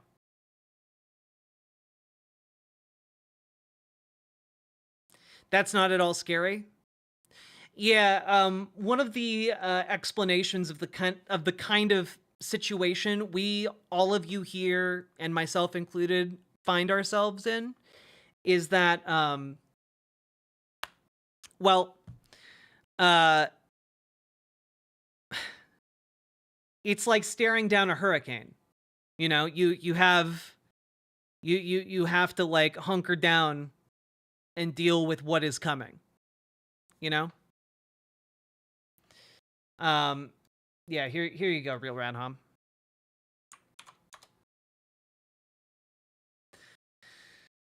So keep in mind, again, that the United States is not exceptional, right?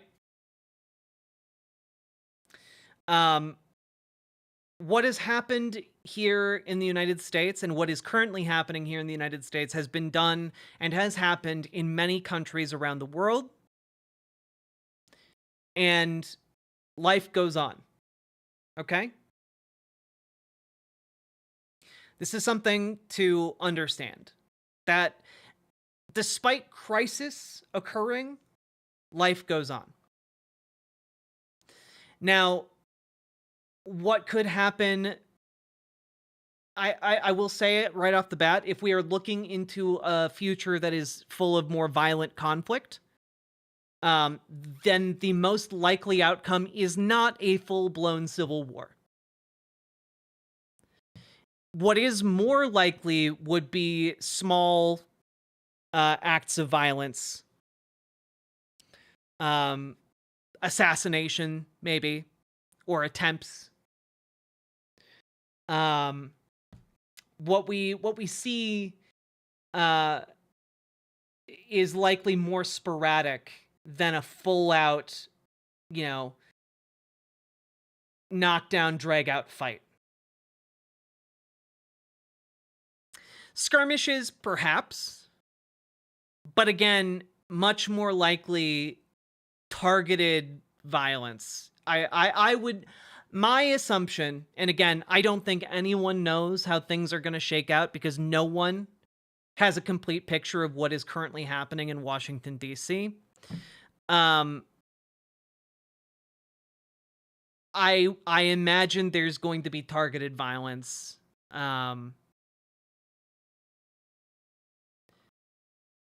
That is probably the most likely outcome. A full-blown collapse of the American state into like different factions, into like a civil war scenario, not as likely. It's not off the table, but it's not as likely.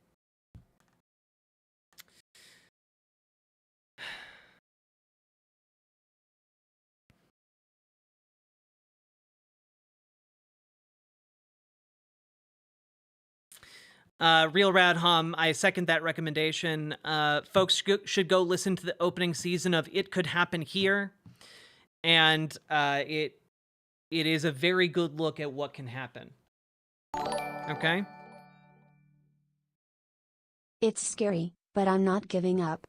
Good. Clear liberation, white flag, rainbow, raised fist. Good. You shouldn't give up. None of this, by the way, is trying to tell you it's time to give up.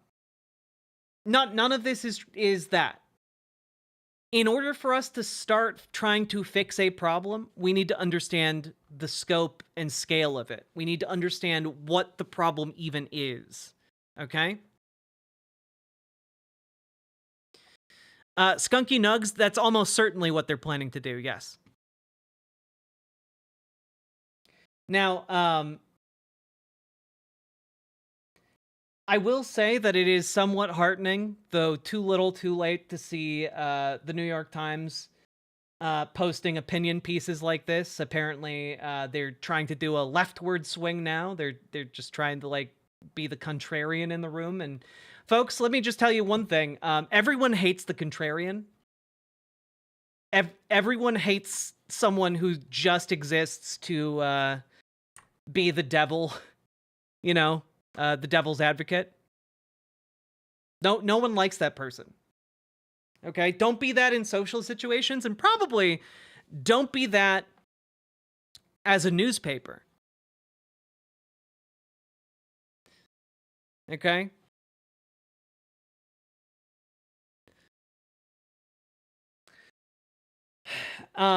But I will say, again, we need to take a look at something here, right? And that is, one of the points that has been made here is that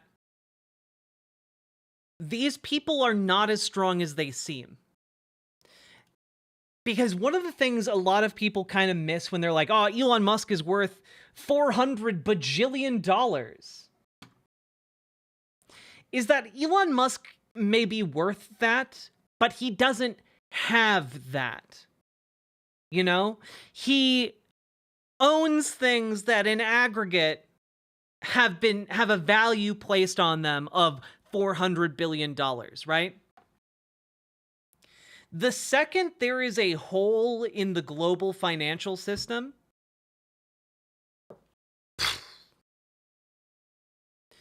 the wealth that he has, the wealth that every wealthy person on Earth has, suddenly means exactly jack shit.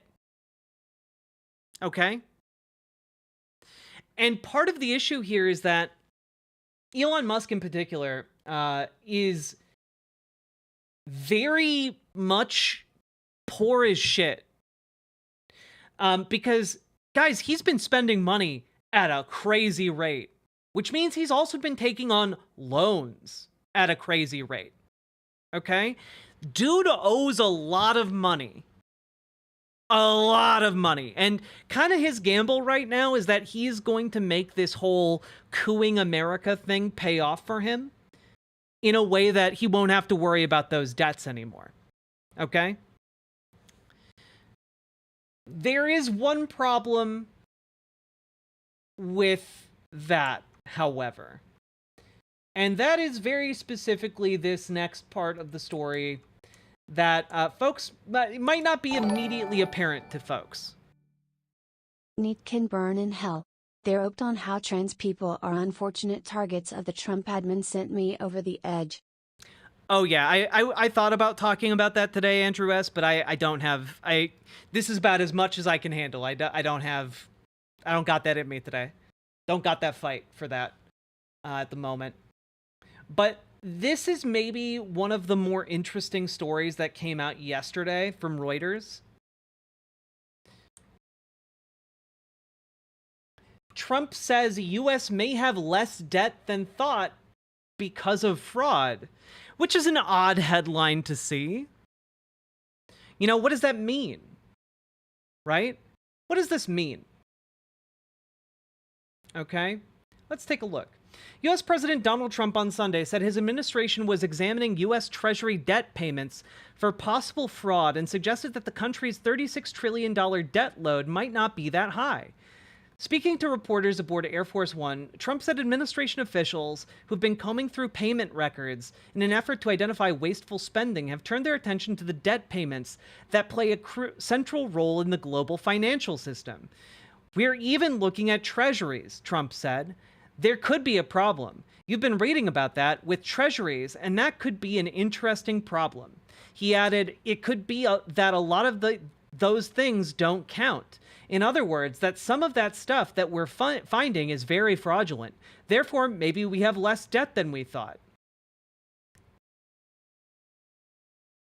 Now, folks are a little hazy on what he means here, but the most common interpretation here when he's talking about the treasuries, okay, is that he's talking about treasury bonds. The bonds of debt that people can buy debt, you know, and then the U.S. government pays it back. With a little bit extra. It is considered one of the most stable forms of investment and safe forms of investment in the world. It is one of the reasons why the world uses the US dollar.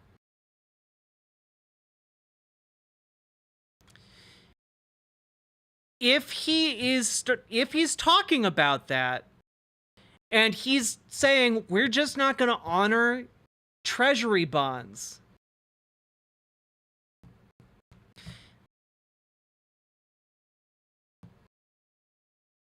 we're talking like the utter decimation of the global financial markets. Not just America, but like the world. This is the kind of collapse that like instantaneously we see violence in the streets, you know? Like that's the kind of collapse we're talking about.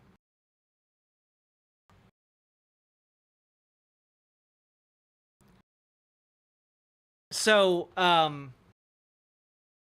the White House has tried to walk back his statements. But that's what he's talking about yesterday.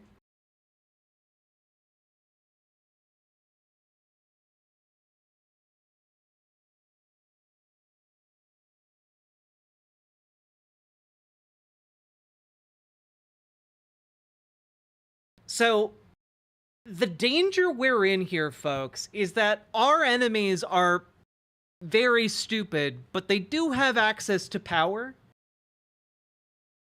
But the issue is that they're so stupid, they might just use that power in a way that would, like, just ruins the world. Why did we blow up the world? I don't know. Some asshole pushed a button. No, that's the thing, GamerG. No one understands the danger we are all in. You know, no one does. Like, people are starting to kind of understand. Remember at the beginning of this conversation when I said, like, a lot of people are just kind of, like, asleep? They don't really understand. It's kind of like when we were in, like, COVID was here, but, like, people weren't really aware of it and didn't really treat it like it was really anything. And then suddenly there were morgues in the streets. So, yeah, that's it's really bad.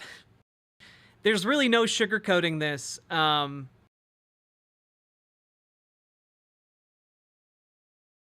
Now, there was a piece here that kind of resonated with me, and I wanted to bring that up. Just kind of emblematic of where we're in, the times we're in, anyway. Let's see if I can pull this up. Oh, just real quick while I'm looking this up. Yeah, just in case you're wondering, if axing all of the regulations in the United States right now is a great move, considering we are, even with regulations, one of the only countries that feeds actual bird shit to cows. In light of the, you know, the bird flu that is currently running rampant through our cattle. Yeah, maybe not great. You know, like maybe the times we're in here when it comes to, you know, any aspect of our society, we shouldn't be letting these people anywhere near it. Okay. Yeah, actually, this was a good observation relating to financial markets from Paul Krugman. For those not familiar with how financial markets work, U.S. Treasuries are the ultimate safe asset used for collateral for everything. Even a hint that some treasuries might not be honored could bring everything to a screeching halt. Musk and Trump both have a habit of stiffing people they owe money. If markets even suspect that this habit will extend to treasuries, God help us. And that's, yeah, that's kind of where we're at. You know, we got the people who know anything about any one of these problems are like, oh shit, if this goes, we're all cooked.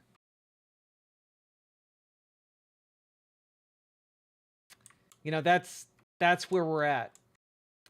So that's cool.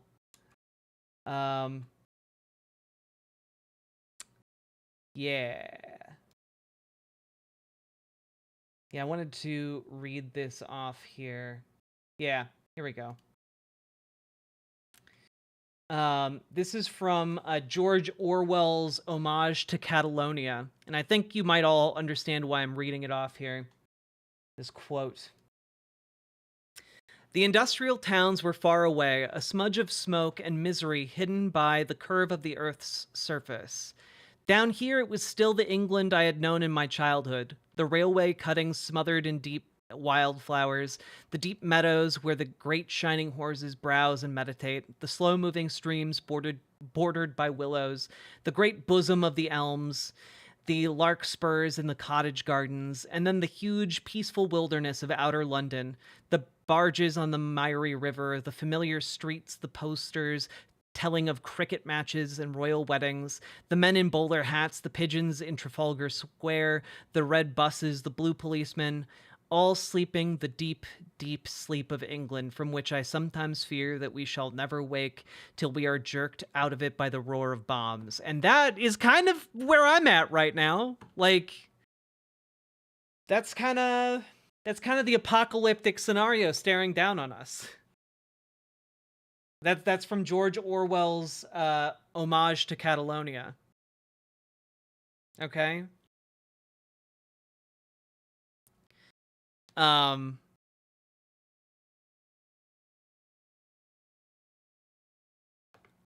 to understand it, even though I've tried to research about it, I still don't understand why Trump and his people do all of this crazy stuff. Well, for a couple of reasons. One, because we have a mechanism within capitalism called, or a mode of capitalism called disaster capitalism, which is essentially you wait for a natural disaster of some kind. And once the fire goes through or the hurricane blows through, you as a rich person can swing in, buy everything for a song, and then rebuild it for, rich, wealthy folks.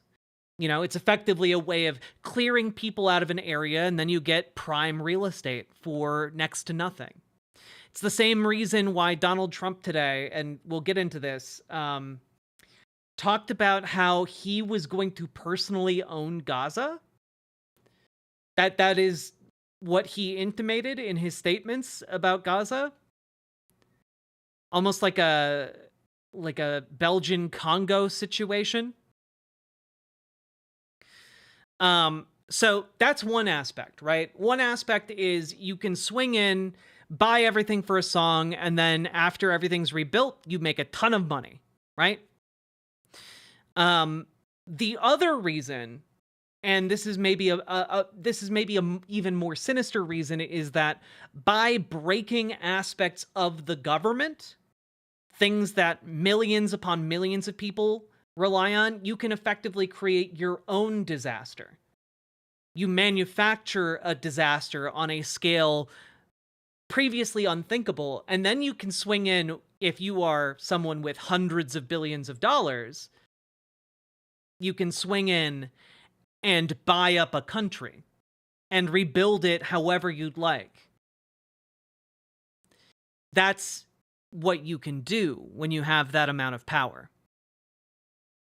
And a lot of these people, a lot of these 100 billionaires, they believe that they are the smartest people to ever exist because they've been told their entire lives by surrounding sycophants that they are the smartest, most special boy. And they believe that they can make their own Bioshock Rapture civilization, but it'll work well this time because they're so smart and so rich and so powerful. That they can build the Tower of Babel and reach God. That's kind of their hubris here is all too real. And this is born out of the fascist philosophy of like Curtis Yarvin, of Balaji Srinivasan. These are people we've talked about before on the show.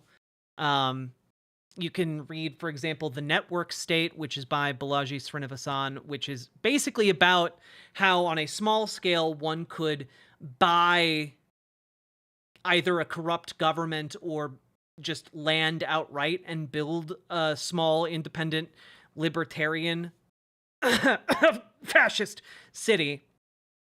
But this idea goes far beyond that. The Greenland project, by the way, that you've been hearing about from Peter Thiel, he wants to buy, he's the one who's pushing for Greenland to get purchased.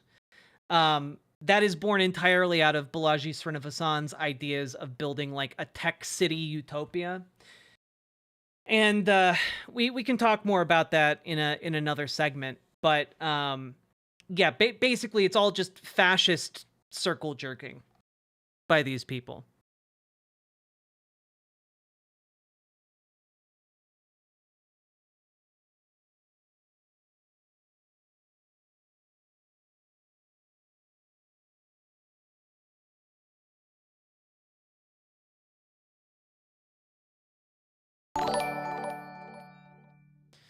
Archangel the Cobb, thank you for subscribing.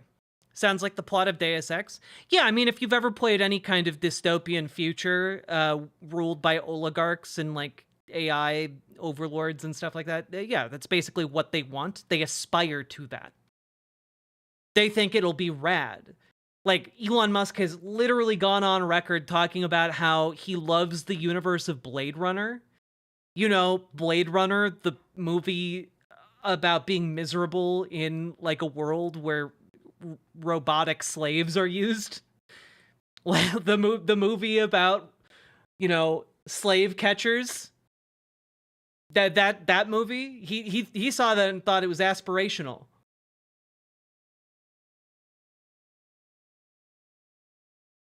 God. So yeah, we are in a crisis, and there's only really so many ways to say that we're in a crisis. Here's Chris Murphy on, I think This Week on ABC. You have the court process working.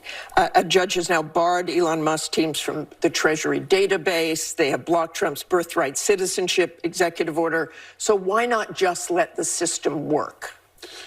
Well, I mean, first of all, we're not sure it's working right now. I continue to get reports from Connecticut that agencies there, like Head Start programs and community health centers, are actually not receiving the funding that they are due. So I think there's a big question as to whether the administration actually is implementing the court order, and the pace of this assault on the Constitution in order to serve the billionaire class. It is absolutely dizzying. And so you have to run a full-scale opposition. You can't just rely on the courts. Ultimately, you've got to bring the American public into this conversation, because we need our Republican colleagues in the House and in the Senate ultimately to put a stop to this. You cannot just rely on the court system when the challenge... You have the... Like, we are like when a senator says we can't just rely on the court system, like, I know that what he's saying is we have to organize people to, like, protest and stuff, but, like, we're kind of going beyond a point where, like, public protest on its own will influence these outcomes, you know? Like, we're rapidly approaching that point. I'm not sure if we're quite there, but we are blazing towards that point. Yeah, shit's bad. There's a reason why the name of this show is The United States is Sleepwalking Towards the Cliff Edge of Chaos, because most of us aren't aware of it. You know? Most of the people in the United States have no idea. Or they only have, like, a one piece of the puzzle, you know? People don't like Trump, people don't like Musk, but, like, that's not enough to stop them. I do agree that if we do want to stop them, this take is something that I think is very necessary. Something incredibly important everyone impacted can do. To the maximum extent possible, treat these rulings as having the full weight of law. I realize that's not possible in every instance, but what they are doing is plainly illegal and fascist. And that's kind of where we're at. Like, people need to stop saying yes to these dictators, to these fascists coming to their door, People need to stop taking the buyout offers. People need to stop saying, well, but they're making me feel bad, so I took the buyout offer. Don't do that. If you're a federal worker, you need to stay. We must stand together and make them cower. It's true. They need to know that, like, oh yeah, you'll stay. They gotta work to fire you. Because fuck them, that's why. All right? We need to, like, replace this attitude of, oh man, but they aren't appreciating my work anymore with, fuck you, I'm gonna go to work. Fuck you. I'm gonna do this work poorly, but not so poorly that you can fire me. Fuck you. You know, we need to have that energy. We need to request that energy from, like, our federal workforce. Okay? Oh, what, you're coming in here? Do you have a warrant from a judge? No? Come back when you get a warrant. Fuck you. I don't think you have the constitutional or judicial or legal authority to come in here and request that of me. Come back with a warrant. You know, genuinely. That's the kind of energy. We need the fuck you make me energy. We need to, as much as possible, redirect their inquiries to courts of law. If, that is, by the way, if the courts of law even hold, which, who knows? Who knows? But if this does turn into, like, Trump administrator officials, secretaries of different departments being arrested or getting warrants issued for their arrest, and Donald Trump summarily just pardons them, I think what we're going to see is we're gonna see, like, a military start taking action, you know? Like, there's a need for checks and balances. An oath was taken to the Constitution, not to the president.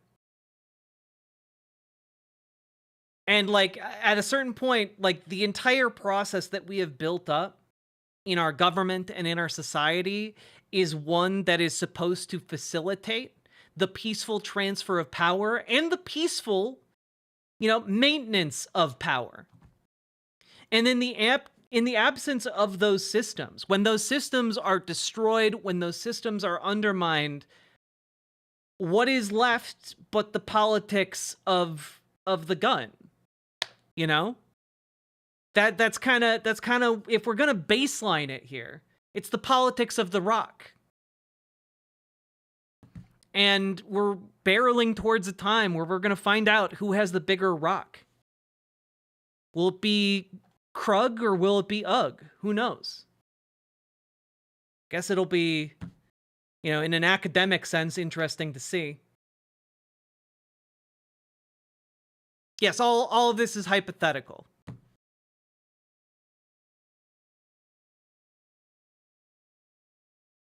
Finally, The Rock has come back. Oh, yeah! The people's elbow! Ha! Yeah, exactly. You got it. Dwayne The Rock Johnson wasn't gonna run for politics, he was gonna elbow into politics!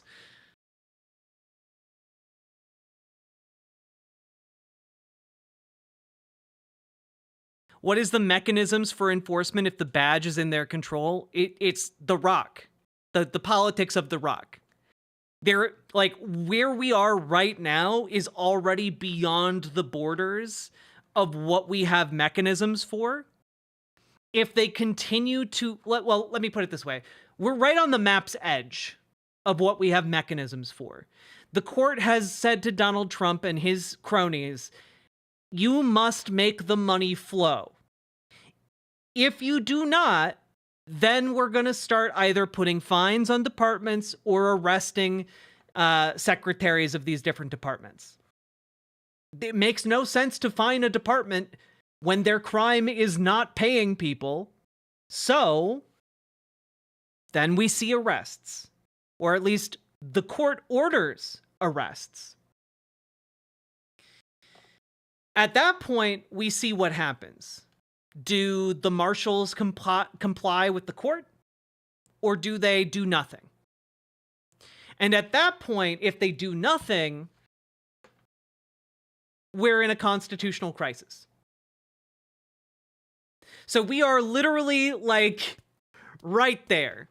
There is one opportunity left for, Donald Trump to back down, to back away from this horrific outcome.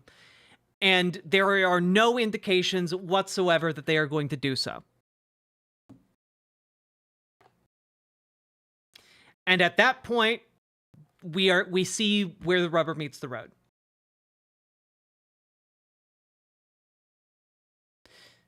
Yep. At that point, that is when we start seeing politics of the rock.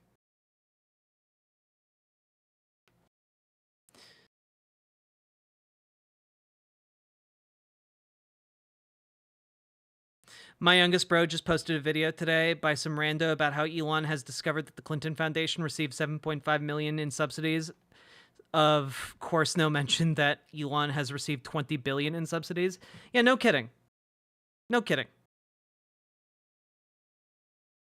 Yeah, I mean, that's the thing, Annie-Bo. Like, at that point, there's one mechanism really left, and that's kind of a Second Amendment type thing. Or as Trump said last time around, Second Amendment solutions.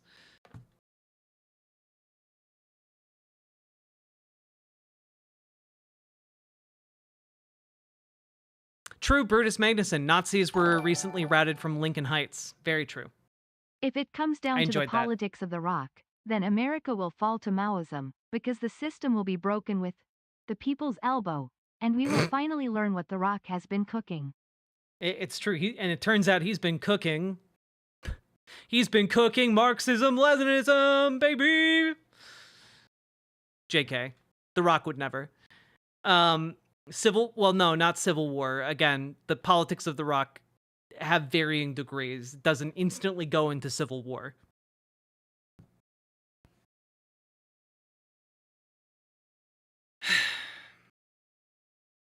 You should actually cover that. I did cover it yesterday. Oh no, not tanky shit? Never. The Rock would never be a tanky.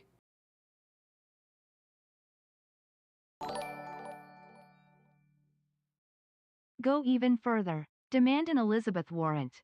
If it's not 1/16 a blatant lie, 50% cribbed from a better warrant, and 20% snake, it's not good enough. Oh, God. All right. Thank you for the 5 gifted tier 1 subs. We're going to take a quick break because we've been going for about 2 hours here, folks. I know you guys aren't going to watch a 4-hour-long dissertation on this. All right? We're breaking here. You guys get a 2-hour-long segment, but then we have so much left to talk about, all right?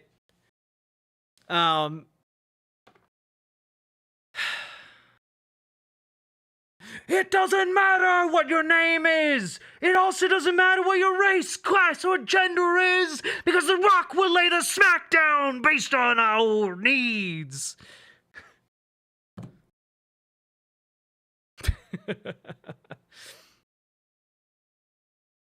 Yeah, part 1 done. Also, I'm sorry if folks are like, oh man, your content's really lazy. How dare you just cut large swaths of the stream into segments? And it's like, that's literally what I do. Okay. We do have some funny and amusing stories for you guys. And also some hopium as well. Let's take a look here. Just planning what we're going to cover. The one thing I do have to say, just kind of between segments here, is that what's shocking to me is that a lot of people in the media just aren't saying what is patently obvious. Okay? A lot of people in the media, like, this is one of the few places where, like, people are genuinely grappling with the question of what happens if Donald Trump doesn't back down. And it's fucking Rachel Maddow's blog. And it hurts me to even say that. I hope you all understand that. Like, in the mainstream media, cowards and losers, dog. But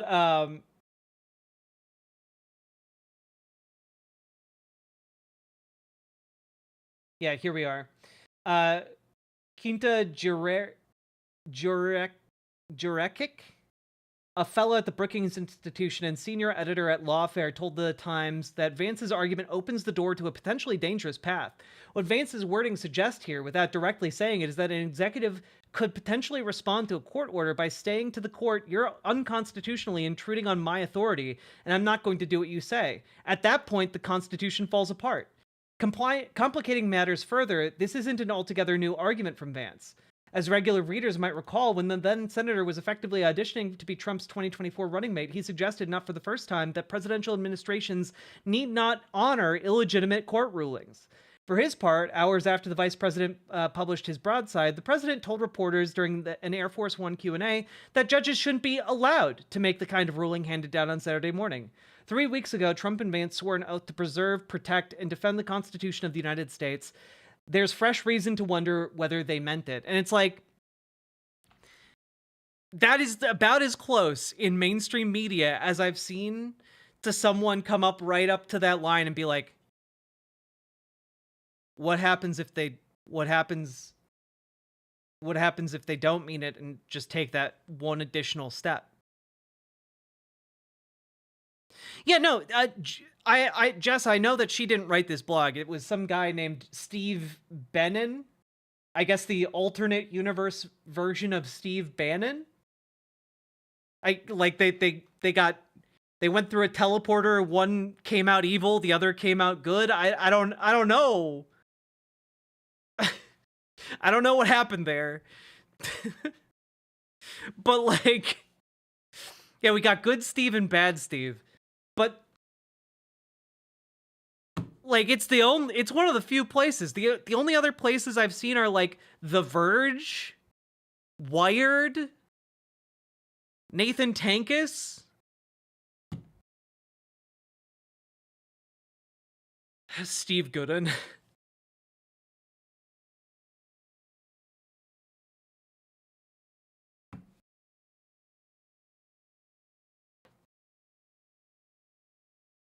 So, yeah. I don't know. What is that? I do find that really disturbing, and I do think that that is a large reason why so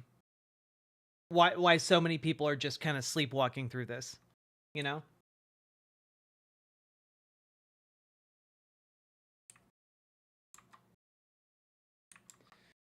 All right.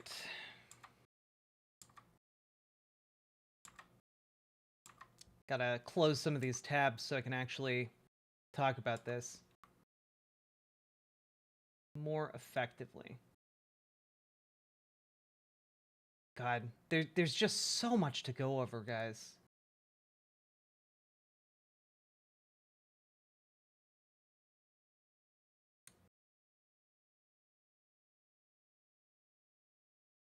I do hope me pulling all of this together is doing some service to you folks. This has been difficult as shit. Yeah. Right. Screw that up.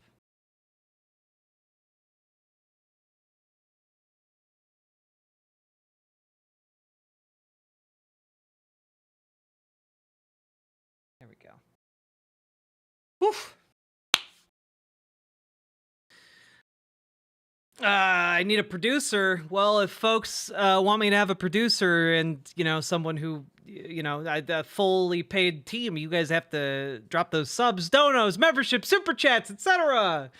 And also, folks, please hit the follow button on Twitch, hit the subscribe button on YouTube, like the YouTube stream, very important part.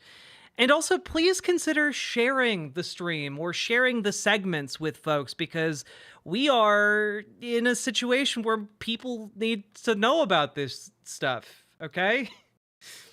You know, it feels kind of petty at this point to be like, I'm going to be bigger than Hassan, but you know what? I do want to be bigger than Hassan. I want to wield a lot more power than Hassan, and I want to make the world a better place. I desperately want to be able to educate people so that we can all take action to better the world.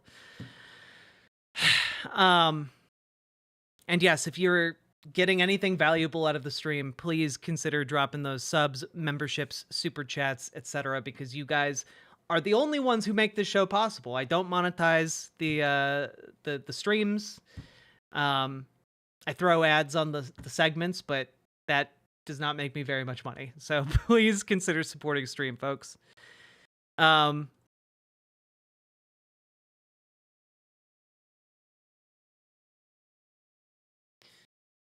Marie Giangreco, thank you. That was a very sweet thing to say. I appreciate that. I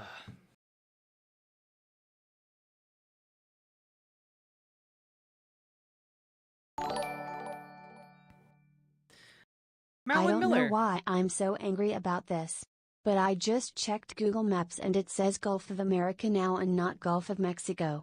As a GeoGuessr player and geography nerd, I just absolutely hate it. Yeah. Yep. I mean, that's the thing. It's starting to impact you. Your streaming room to Polymarket Studio? Why would I ever change it to live from the Polymarket Studio in LA? You need to use more Star Trek examples to keep chat's attention. It's true. It's true. I need to jangle some keys. Also, Shell Bell, thank you for the $5 dono, and Malin Miller, thank you for the $10 super chat. That is very generous of you, and I appreciate the support immensely. Whoo! We in some real shit, folks. You're already 10% of the way there. You have a normal-sized head. It's true. It's true. Also, I just need, like, what? I'm at like 20,000 subscribers now. If you combine Twitch and YouTube, you know, if I just add another 0 at the end there, I'm getting closer.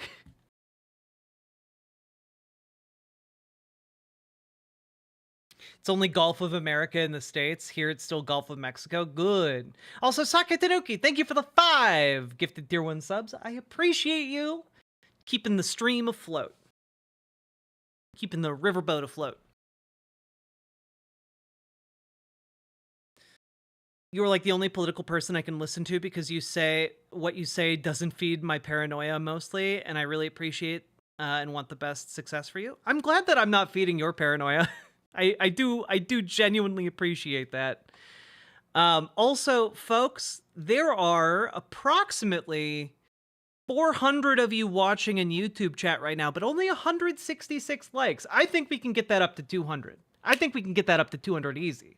Let's go, folks. That's right. I'm shaming you into liking the stream.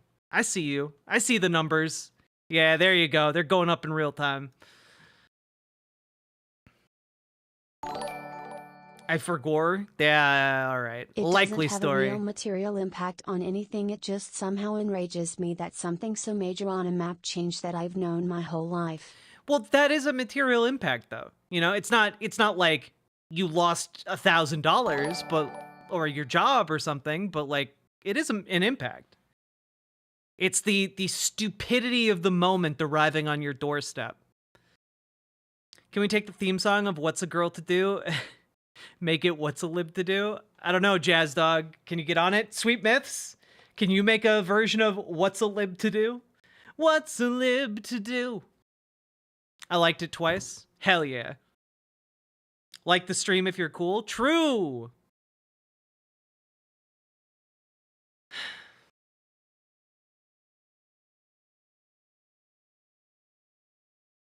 So this just happened. Yeah, like, but the thing is, I don't really care about like a fort being renamed. Stuff is scary now, but at least we have trans people on the internet to keep us sane. Hell yeah. Also, you have trans people in real life. We do still exist outside.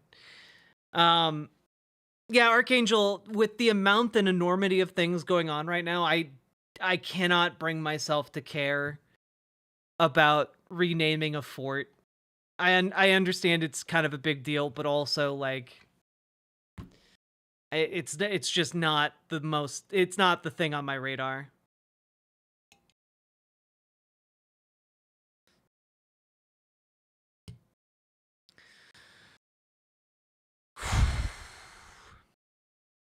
Okay. Time to jump into part 2.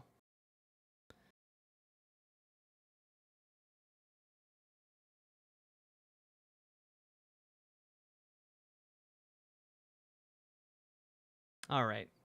I'm not built to suck your dick. Now you might think that was a weird thing to play at the intro of the segment. Why would you play a sound bit from the board like I'm not built to suck your dick? Why would I play that? Well, largely because one of the small things that I, maybe it's petty of me. One of the small things that I have enjoyed over the last couple of days, we'll open it up so that I can explain this a bit more. We'll get into deeper and different topics as we go on, as one does. But one of the things that was really interesting to me is this interaction that happened on Twitter the other day after the Super Bowl. Benny Johnson here, known taker of Russian money for propaganda pieces, and noted host of the Left Can't Meme, I believe the show is called. Benny Johnson here. Hey NFL, Trump won. We no longer let talentless, mumbling, pagan, satanistic cultists do halftime shows and pretend like people like it. Thanks, everyone. And one lone hero by the name of David Mack over here responded with, remember when you made out with a guy at the BuzzFeed holiday party? Good times.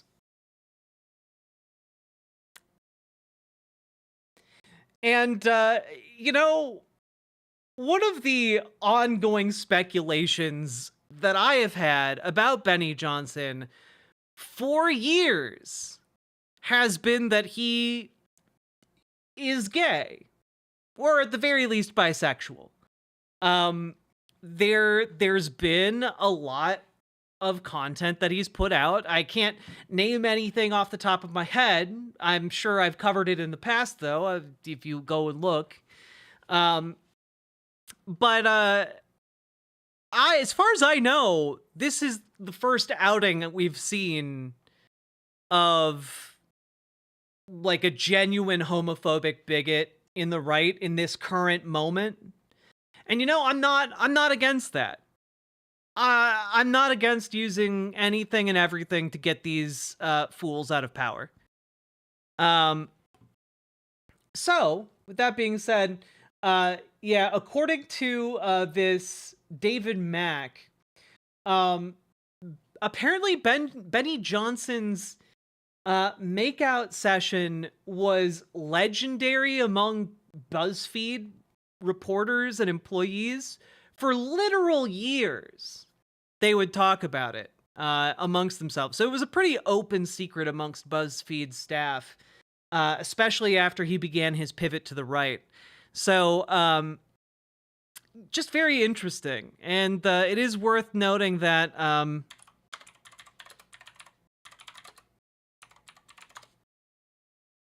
Benny Johnson is in fact married. It's just kind of interesting. Like, I wonder how his wife feels about, the man that she loves and married, under the assumption that, he likes only women. Because guess what, guys? When these bigots get married to people, the people they marry are also bigots. That's kind of how it works. That's like Matt Walsh's wife, for instance, is not a good person. She's also a bigot. She married Benny Johnson, so is she capable of feeling? Honestly, good question. No idea. Okay, but did he bite? Did he use tongue? I need details here. Well, apparently this is not the made out individual in question. But I don't know. I'm just throwing it out there that, like,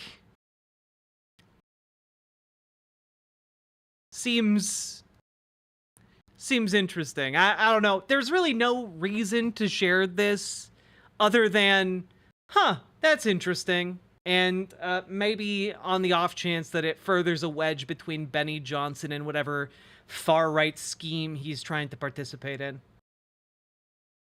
Was Steven Crowder's ex-wife a bad person? Yeah. That also, just because she's a bad person doesn't mean she deserved to be abused by Steven, though. You know?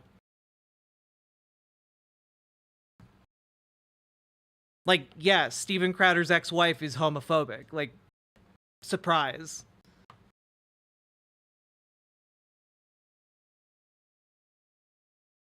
So how many Benny Grindr DMs does Benny get at the RNC? Honestly, this is what I want to know. I'm so desperate. I'm so desperate to know what, like, what the dating scene at the RNC is on Grindr. Like, we need like an investigative journalist, you know, some Twinkie investigative journalist to go there and, like, find out, you know? Or you know, maybe some kind of beefcake lumberjack type, you know, the kind of beefy beefcake lumberjack type that Adam Tots would draw, or Adam Ellis, as some of you might know. We need that. I think we do. Yeah.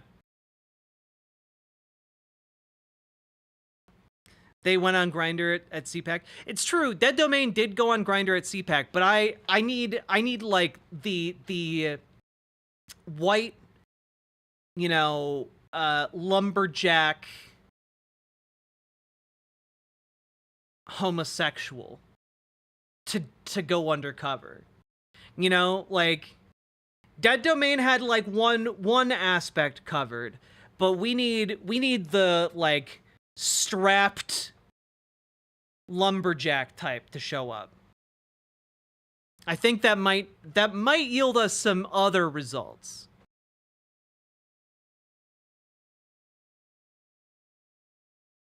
Release the bears. Da bears. Yes, the term you're looking for is probably Bara/bear. Yes, the term I'm looking for is bear. But I thought it was funnier to just try and describe a bear and say lumberjack repeatedly instead. How many Johnsons has he bennied?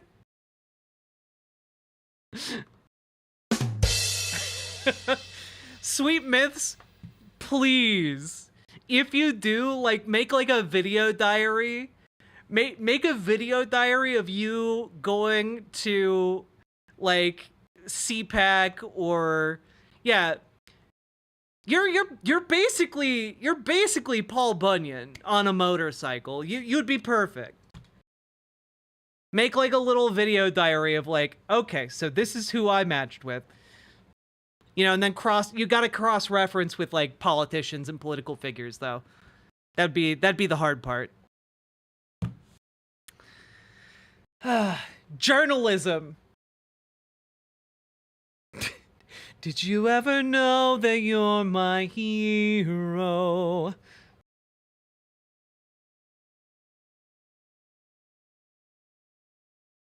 Oh, Screech, thank you for the gifted membership. I appreciate it. I thought it was only women that were choosing the bear. Learn something new every day.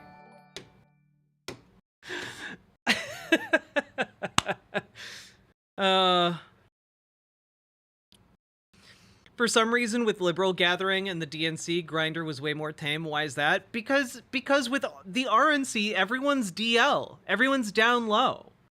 You know, at the DNC, all the gays just go out to clubs and parties together. They don't have to, like, meet clandestinely on the Grindr app, you know? They just go and take their shirts off in a bar somewhere. You know? Like, that's what they do. But like Republican politicians don't feel safe enough doing that, so they have to have like grinder hookups.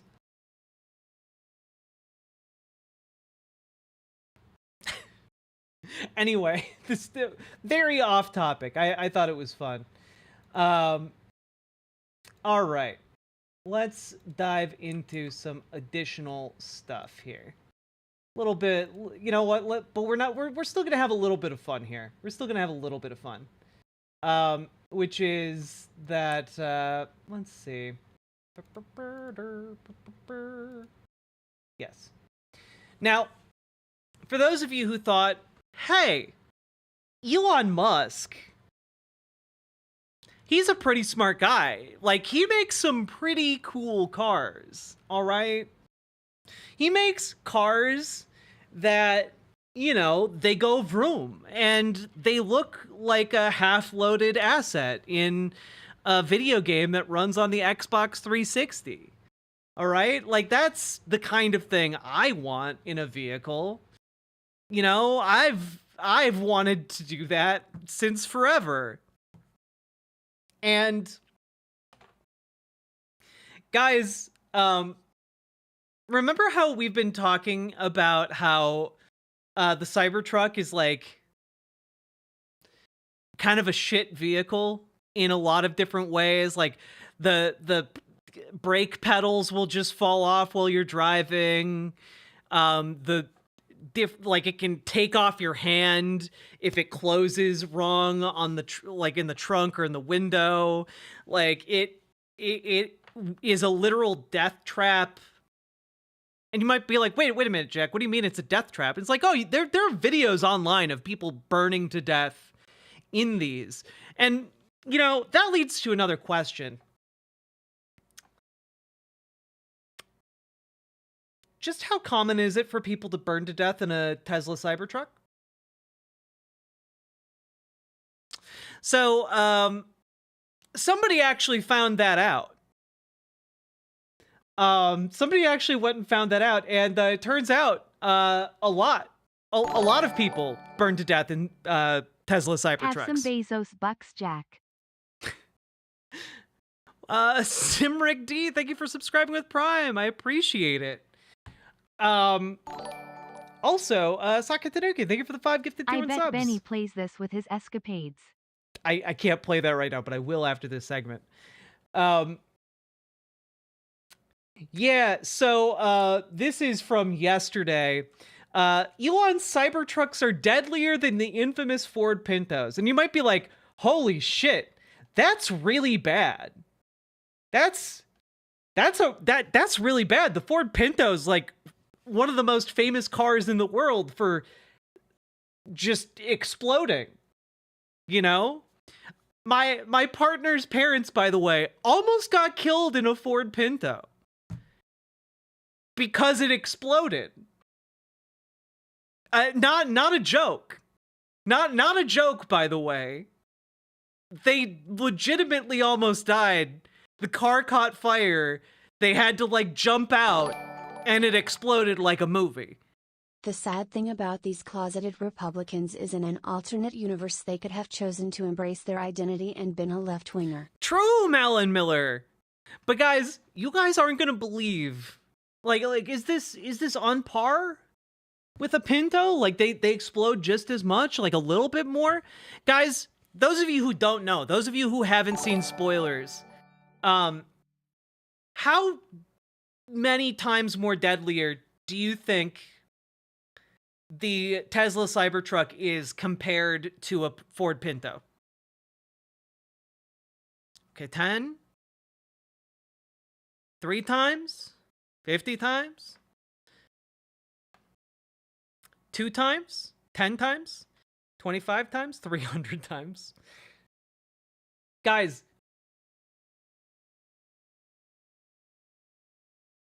it is 17 times deadlier than a Ford Pinto. It is 17 times deadlier than a Ford Pinto.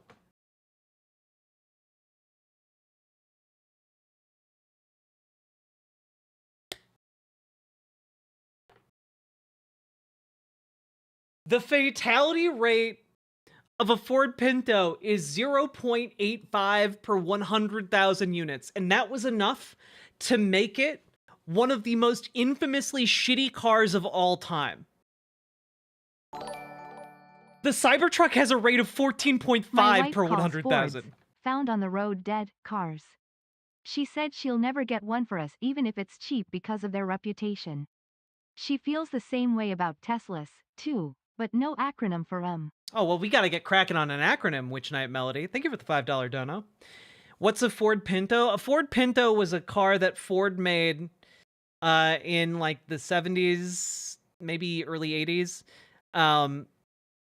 that had an infamous gas tank design flaw that led to it having a rate of like being rear-ended, or a history, or a tendency of getting rear-ended, bursting into flames, and then exploding. That was one of its whole things. Basically, you can't buy a Ford Pinto now because they got rid of all of them because no one would buy the fucking Ford Pinto.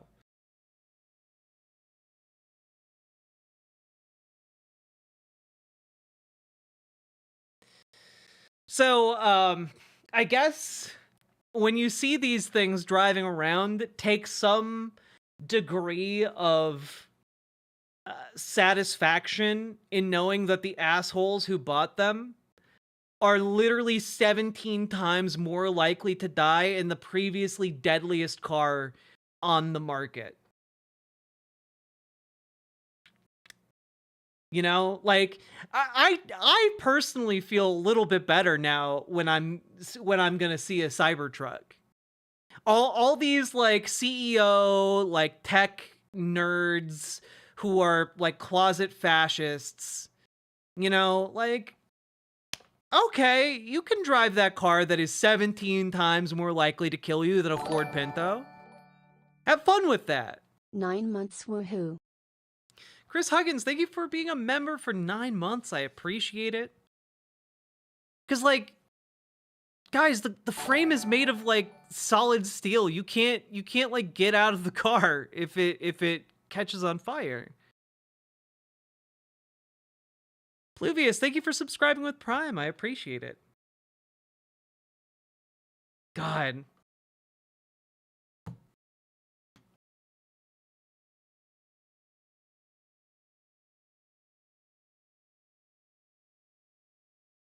Yeah. An analysis published Thursday by the Auto News website FuelArc found that in their 1 year of existence, the approximately 34,000 Cybertrucks on the road had 5 fire fatalities, giving them a fatality rate of 14.5 per 100,000 units. That's 17 times the fatality rate of Ford Pintos. The authors of the Cybertruck analysis openly acknowledge caveats in their methodology. First off, Tesla, the car's manufacturer and one of Musk's companies, has not confirmed how many Cybertrucks it sold. FuelArc puts its best guess at 34,438, based on a variety of means, including piecing together public reporting. Secondly, the 5 Cybertruck fatalities include one that occurred in Las Vegas last month outside Trump International Hotel when an army soldier fatally shot himself before the car packed with fireworks exploded. Musk claimed in a post on X that the explosion was unrelated to the vehicle itself. Thus, the FuelArc analysis acknowledges that this fatality is controversial, since the driver's cause of death was reportedly a self-inflicted gunshot wound and the burns occurred after his death, which, holy shit, that's a spicy meatball. The other Cybertruck fatalities included in the analysis were the ones that took place in December in Piedmont, California, which killed 3 college students and left 1 injured, and in Texas last August, which reportedly, at least initially, left the victim unidentifiable due to severe burns. Texas Department of Public Safety did not immediately respond to an email Sunday seeking updated information on the victim's identity. The National Highway Traffic Safety Administration previously said it was seeking information from Tesla in both instances. Spokesperson for the agency did not immediately respond to questions on Sunday. A spokesperson for Tesla did not immediately respond to questions, which is crazy. The point of comparison in the analysis, though, the Ford Pinto fatalities, is a strong and telling one. In a classic Mother Jones cover story from 1977, reporter Mark Dowie spent 6 months investigating the deadly Ford Pintos and found that the company rushed to create and distribute the cars to beat the competition, despite the fact that the testing showed that the Pinto was unsafe as designed due to the flawed placement of the gas tank. So, you know, when Mother Jones is literally saying like, yeah, this parallels our investigation into Ford Pintos from 1977, that's pretty damning.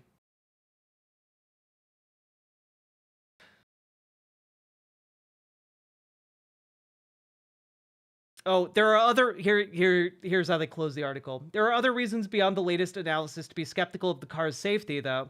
Reportedly not been crash tested by the National Highway Traffic Safety Administration or the nonprofit Insurance Institute for Highway Safety, nor has Tesla released its own safety data on the Cybertruck. Wait, really? I did not know that. That is insane, dog. Why? You could not pay me to get in one of these things. Holy shit. How? I'm sorry. Did we not all grow up watching the crash test dummy, like, testing? How was anyone suckered into buying one of these death traps? Cybertrucks aren't legal in a bunch of countries because there's no safety data? That's insane. How is that legal? Excellent question. You know, Dylan, he's probably trying to dismantle any kind of government agency that might declare it illegal. You know, just throwing that out there. Maybe might be why he took aim at the Consumer Financial Protection Bureau. Interesting. Experts have also said its sharp stainless steel design could hurt pedestrians and cyclists and increase the potential for damaging other cars on the road. Musk bragged around the time of its release that it would be much safer per mile than other trucks, but his claims of superiority were quickly disproven given the Tesla recalled the truck 7 times last year alone? They recalled it 7 times? Jesus Christ! An astonishingly high amount, including once over a trapped accelerator pedal that could increase the risk of a crash, estimated to affect more than 3,800 units, according to NHTSA. And that's 3,800 units. That's almost 10% of the cars they made. Holy shit. Like, I knew these cars were bad. I did not know they were this bad. And my opinion was already extraordinarily low. My God.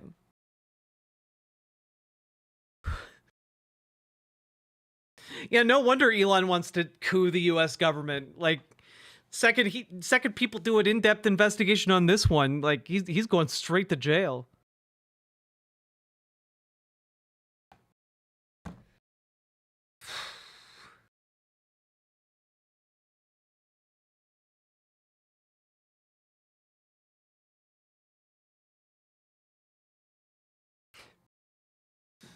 Oh, God.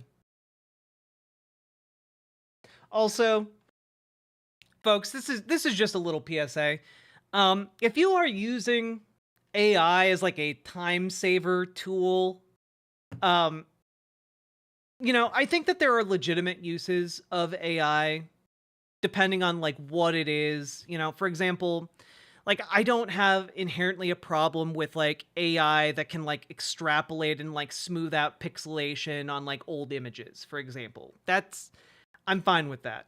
I'm also fine with like if you want to like scale up a picture really big and you use AI to clean that up a little. I don't mind that. I do mind a lot of like the writing stuff. I do mind like the image generation stuff. Elon thinks he is playing a game of Sims and we are his NPCs. Unironically, Andrew S. Unironically. Okay? I do mind a lot of the ways AI is implemented, but I do think that there's like maybe a difference between like an algorithm that is effectively a tool versus like something that is just spitting out shit. Like, I think there's a difference between that. However, y'all may want to stop using AI, especially if you're finding you're relying on it too much. because of a new study released from Microsoft, of all people. Microsoft study finds AI makes human cognition atrophied and unprepared. That's fun.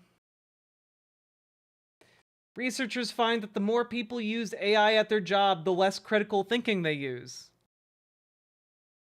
It's literally harming your brain. If you have something you can do in order to, like, achieve the same results, you should do it that way, without the AI. Good golly. Oh shit, Saki Tanuki, I'm sorry. This isn't even going to be a segment. I'm going to look at your link right now. There it is. Oh god, my scroll wheel. It's so broken.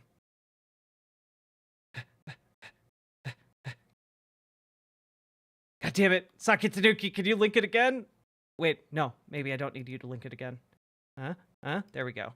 Nailed it. You've got your sunrise. You caught a prize. Your mate and your Johnson. Party nights, summer whites. You, your friends and your Johnson. Rooster tails, water trails. You, your kids and your Johnson. Saturday nights, distant lights. You, your girl and your Johnson. You and your Johnson, a way of life for over 50 years. Did they know what they were doing? Got your son. Did they know what they were doing? Was this intentional? Was this before people used Johnson as a term for penis? Is this before they knew better? Rise. You caught a prize. Is that the boat? I think so. Party nights, summer whites. You, your friends and I'm sorry, what are summer whites? Was that real? I have no idea if this is real or not. I hope so. I hope it's a genuine ad for a boat. This is probably where it all started. Yeah, this is what radicalized Republican politics. Your Johnson, rooster tails, water trails. You, your kids and your Johnson. Saturday nights, distant lights. You, your girl and your Johnson. You and your Johnson, a way of life for over 50 years. God damn it, Saki Tanuki. You've done it again, you magnificent son of a bitch. God damn it. Is this like a boat? I don't know if it's a boat ad. I have no idea if that is a bit from like Mad TV or something, but 10 out of 10. 10 out of 10. Yeah, Johnson is a company that makes boat motors, but I don't know if they made that ad. That tune is catchy. I am gonna be humming that later. And I will probably annoy my partner with singing that song. The first recorded use of Johnson to mean dicks is 1863. Ah, so they did know it meant dicks. Okay, they can't plead ignorance. Me, my snacks, and my Johnson. AI couldn't make a jingle like that. That's right. Our brains have atrophied with the use of AI, and soon we won't even be able to comprehend jingles like that. She seems oblivious to your dorkishness. It's great to see. Oh, no, she's very aware of my dorkishness. She just finds it very endearing. You, your kids, and your Johnson. Only you and your Johnson can make that. I love those cock commercials. I love cock commercials, too. You know, whenever your deck needs a cock.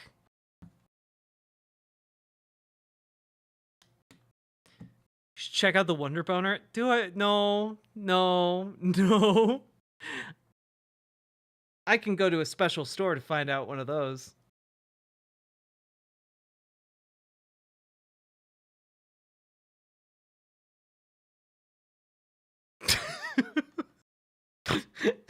1864, the year Johnson got big exposure to the public.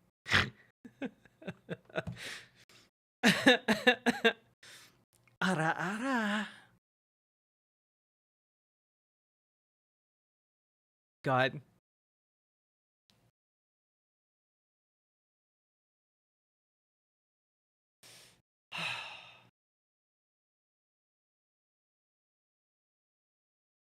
All right. Let's take a look here. Do do do do do do do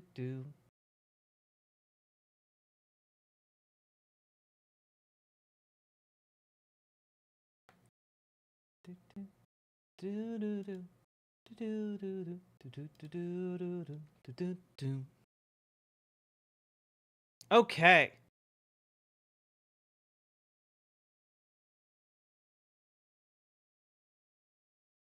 I'm back. What did I miss? You missed the greatest boat engine advertisement of all time. That's what you missed.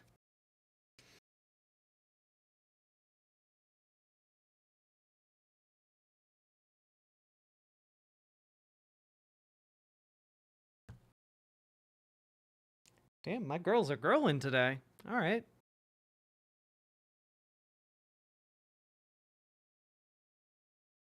Play it one more time.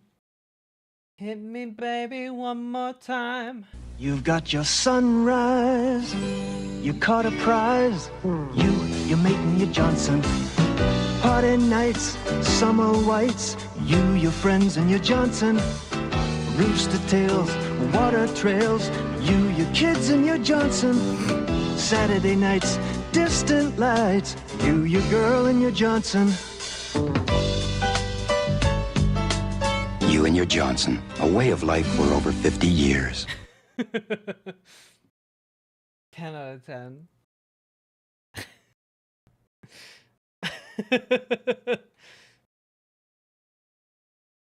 You and your Johnson. All right, folks. Let's jump in, okay? So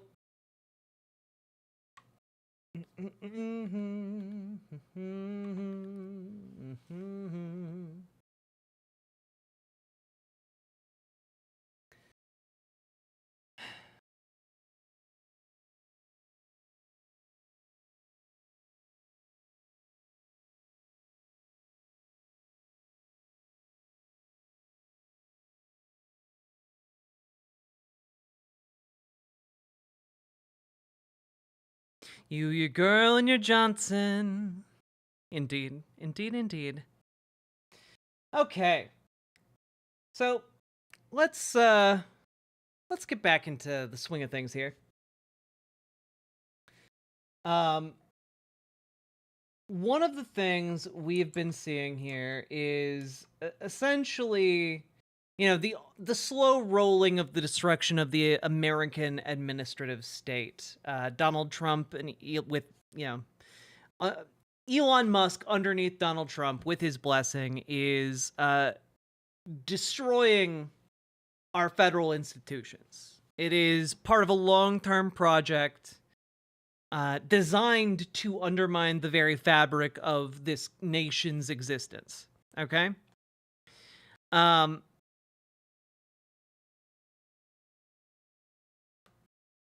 And let's see.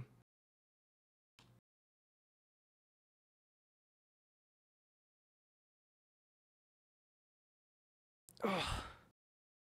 Wait, you're a superhero to me? You just fucked off something that really mattered. I won't argue the point in this chat. People set themselves ablaze for many reasons. Not funny to me. Are you talking about the Tesla analysis that had like the soldier who like killed himself? Because that part was not funny to me. The fact that the Tesla Cybertruck is deadlier than a Ford Pinto, that is funny here. That is funny to me. The fact that we live in a hell world where that is allowed to exist is funny in a way that, you know, I have to laugh because otherwise, what else is there to do? Let's see here.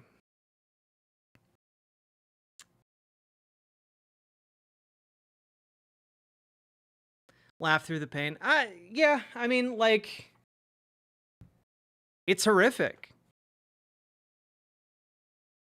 It's horrific. And I can't do a show if I'm sobbing. I can't function through what is happening if I despair. And like pointing out that it's deadly is probably a good thing for people to know. But it's not good that anyone died because of it, obviously. It'd be great if no one died because of it. It'd be great if we destroyed Elon Musk's companies so that no one else would ever die in a Tesla Cybertruck.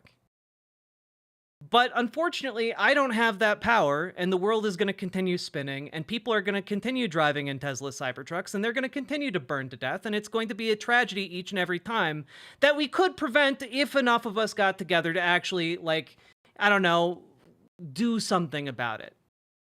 And yet no one's going to do that.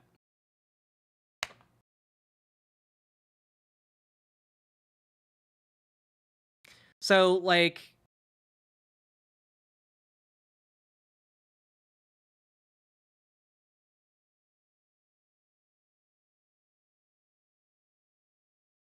it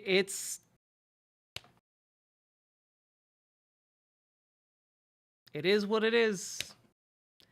And frankly, the way things are going, I think a lot of people are going to be dying in a lot of fires, unfortunately. And, you know, there's nothing I can do about that.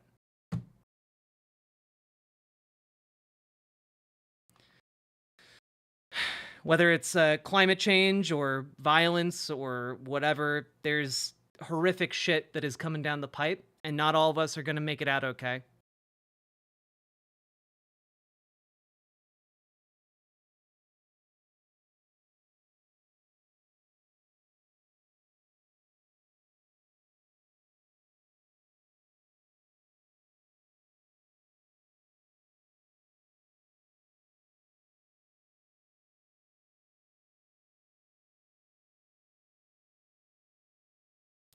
I'm really sorry.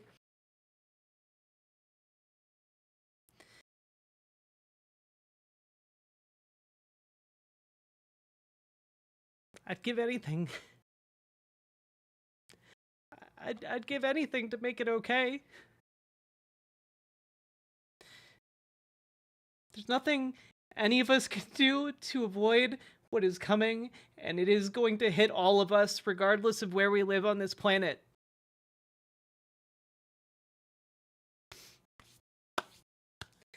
So I laugh.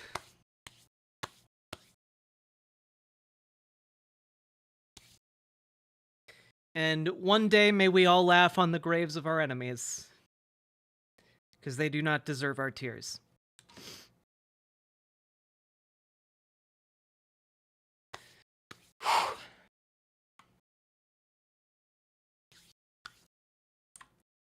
All right. Whew. Whew. All right.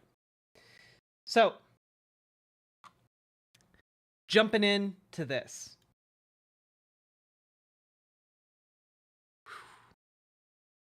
So, folks, a lot of people just don't understand what is happening. A lot of people don't get it, okay? Like, normal people don't get it. CEOs don't get it.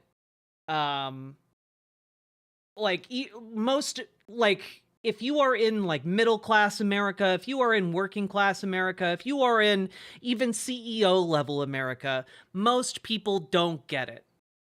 They don't understand what's coming.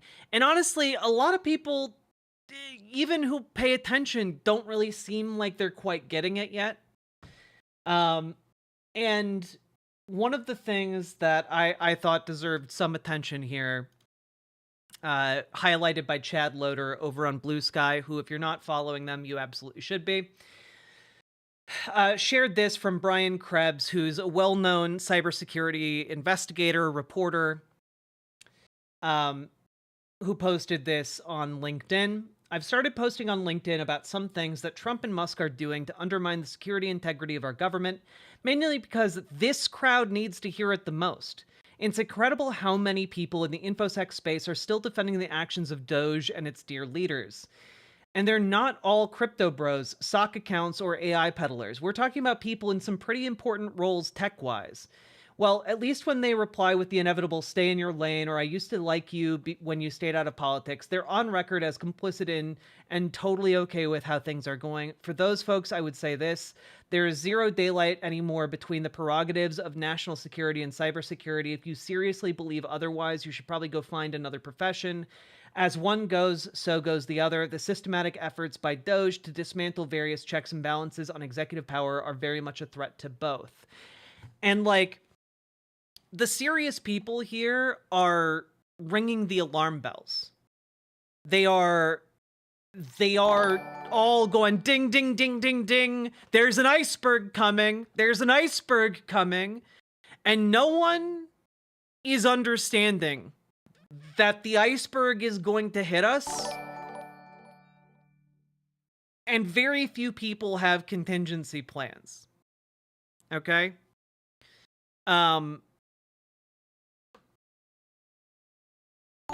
It's gonna be bad. You know, some people, like, I mean, guys, just one aspect of this. You know all the planes that have been crashing recently?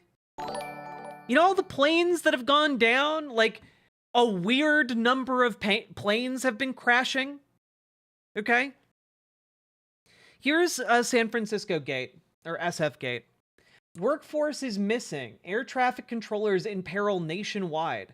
SF Gate contributor Jim Glab rounds up air travel and airport news for a weekly column Routes. And this is from 2 days ago. This is a terrifying headline. Without air traffic controllers, we don't have air travel. Like, there is a concerted reason behind why all these disasters keep happening.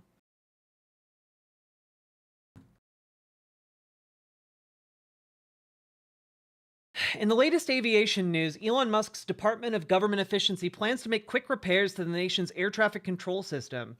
A New York Times investigation details the depths of the Federal Aviation Administration's air traffic controller shortage. Worldwide air travel hit a record last year. New California routes come from American Airlines, Allegiant, blah, blah, blah, blah, blah. Yeah. As many air travelers remain jittery about flying following the January 29th mid-air crash of American Airlines flight and military helicopter near Washington, D.C., Elon Musk and his band of 20-something Doge techies are coming to the rescue. Sean Duffy, President Donald Trump's new transportation secretary, said on X last week that the Doge team members are going to plug in to help upgrade our aviation system. And Musk confirmed the news, stating, with the support of President Donald Trump, the Doge team will aim to make rapid safety upgrades to the air traffic control system. He added no details and did not explain how his Doge employees, none of whom apparently have any aviation safety experience, might accomplish this. The website Wired reported this week that Musk's Doge engineers are ages 19 through 24, with the youngest ones still in college. They have been busily poking into the data centers of several government agencies in recent days, causing consternation among many in Washington about data security and illegal access. Former Secretary of State Hillary Clinton responded to Duffy's post by observing that Musk's Doge employees have no real relevant experience. Most of them aren't old enough to rent a car, and you're going to let them mess with airline safety that's already deteriorated on your watch? Meanwhile, Trump said this week that the FAA's air traffic control network relies on an old and broken system and called for its replacement, according to the Associated Press. I think what is going to happen is we're all going to sit down and do a great computerized system for our control towers. Brand new, not pieced together, obsolete, he said, which doesn't mean shit. In case you guys aren't software developers, that is fucking nonsense. We're just gonna make a better system. We have a system that works. We just need the people to staff it. God damn it. Yeah. It's been common knowledge for many months and has even been acknowledged by the FAA that the nation is facing a serious shortage of air traffic controllers. That concern has come into sharp focus following the recent mid-air crash in the crowded skies around Washington's Reagan National Airport. And a new investigation by the New York Times shows just how serious the staffing shortage is, especially in the Northeast. Based on staffing data it got from the Air Traffic Controllers Union, the Times concluded that 285 of the nation's 313 air traffic control locations, including airport towers and other facilities, controllers' staffing numbers were below the threshold set by the FAA and the union. At 73 of those facilities, staffing is so low that at least a quarter of the workforce is missing. Yeah. The Times said shortage is particularly severe in the greater New York area, where 2 air traffic control facilities on Long Island are operating with nearly 40% of the positions unfilled.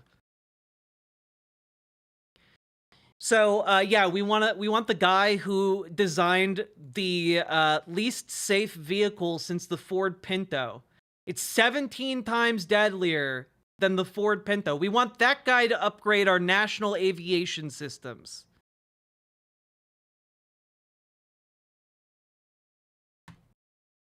This is the efficiency that is being brought to us by Elon Musk and Donald Trump. This is the I mean, there was another plane crash today, if I'm remembering correctly from my research before stream. God. Or this piece in Slate. Okay? I work in the office carrying out the government purge. Here's what I want you to know. We're as freaked out and angry as everyone else, which, man, that does not fill me with confidence about these times and our ability to meet them.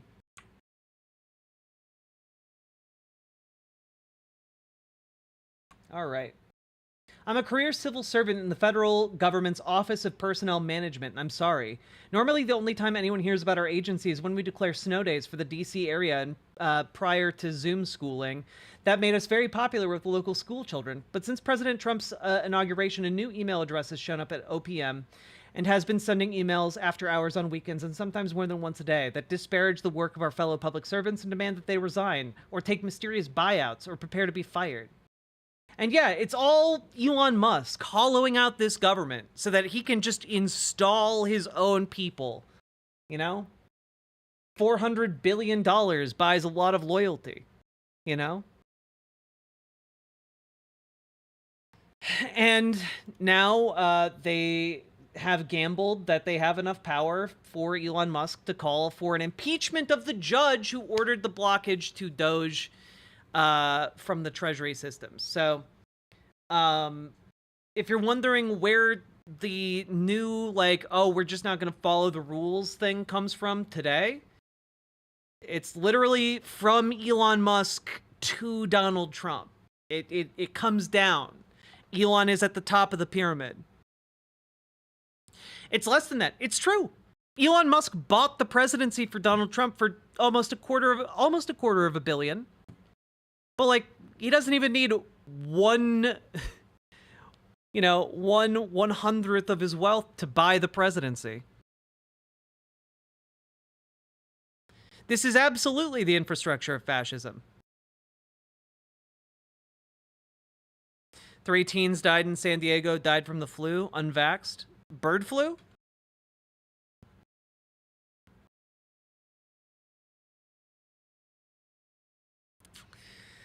Oh, God.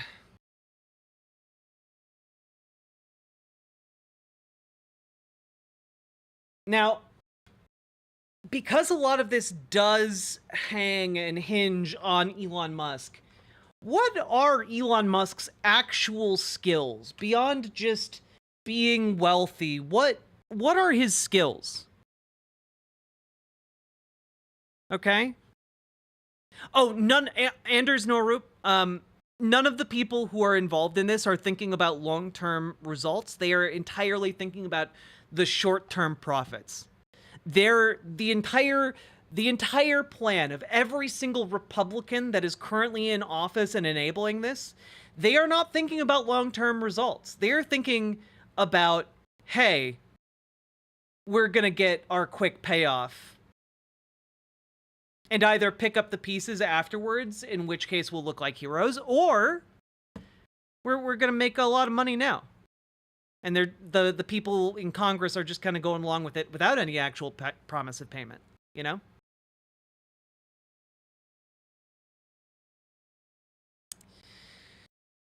So, here is a thread by Chad Loader, again, someone with actual expertise, which is nice. Musk has no technical skills whatsoever, but he wants to appear smart, so he takes bits of information like this, told to him by junior engineers, and regurgitates it to appear smart. Musk did this with the Twitter stack, and Twitter's senior architects called him out publicly, then he fired them. Right? And, here we go. The Social Security Administration operates on a system of contracts between federal and state governments. A single taxpayer can have multiple contracts under a system called totalization, which helps coordinate benefits and avoid things like multiple taxation across jurisdictions. In case you're wondering, why are we talking about the Social Security Administration? And it's because Elon Musk tweeted out this: just learned that the Social Security database is not deduplicated, meaning you can have the same Social Security number many times over, which further enables massive fraud. And then Mike Lee, who is a member of Congress, tweeted out, one of the many factors that makes Social Security a ripoff for most Americans compared to essentially any legitimate retirement investment. And Elon Musk reposted that. Which is, again, if you know anything about anything here, you will know that these are maybe two of the dumbest statements you have ever read. Because Social Security doesn't work like they are trying to imply it does. These guys are morons. When I say, like, Elon Musk is a moron, when I say our enemies are actually some of the dumbest motherfuckers alive, I mean it. Elon does not know what this shit is. Trump doesn't know what this shit is. I don't know shit about coding, but even I understand how dumb this statement is. Okay? Wait, what did I miss? Are they coming after Social Security? Oh, they're 100% coming after Social Security. They're coming after Social Security, Medicaid, and Medicare. They're absolutely going to dive into those three things to get their tax cuts. Okay?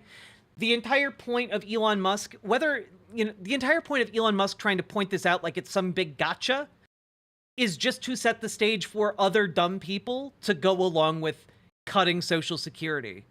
They might not even know what they're supporting when he does it. Okay? So let's take a look. The Social Security Administration operates on a system of contracts between federal and state governments. A single taxpayer can have multiple contracts under a system called totalization, which helps coordinate benefits and avoid things like multiple taxation across jurisdictions.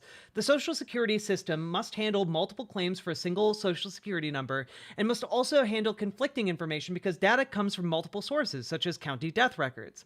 There are complex data normalization pipelines, whole departments dedicated to catching fraud and errors. Anyone unfamiliar with how these systems work might think that an SSN makes for a natural primary key by itself, but spouses can share a single Social Security number. People can and do have multiple legal Social Security numbers for a variety of reasons. I guarantee you that Musk has no fucking clue what he is talking about.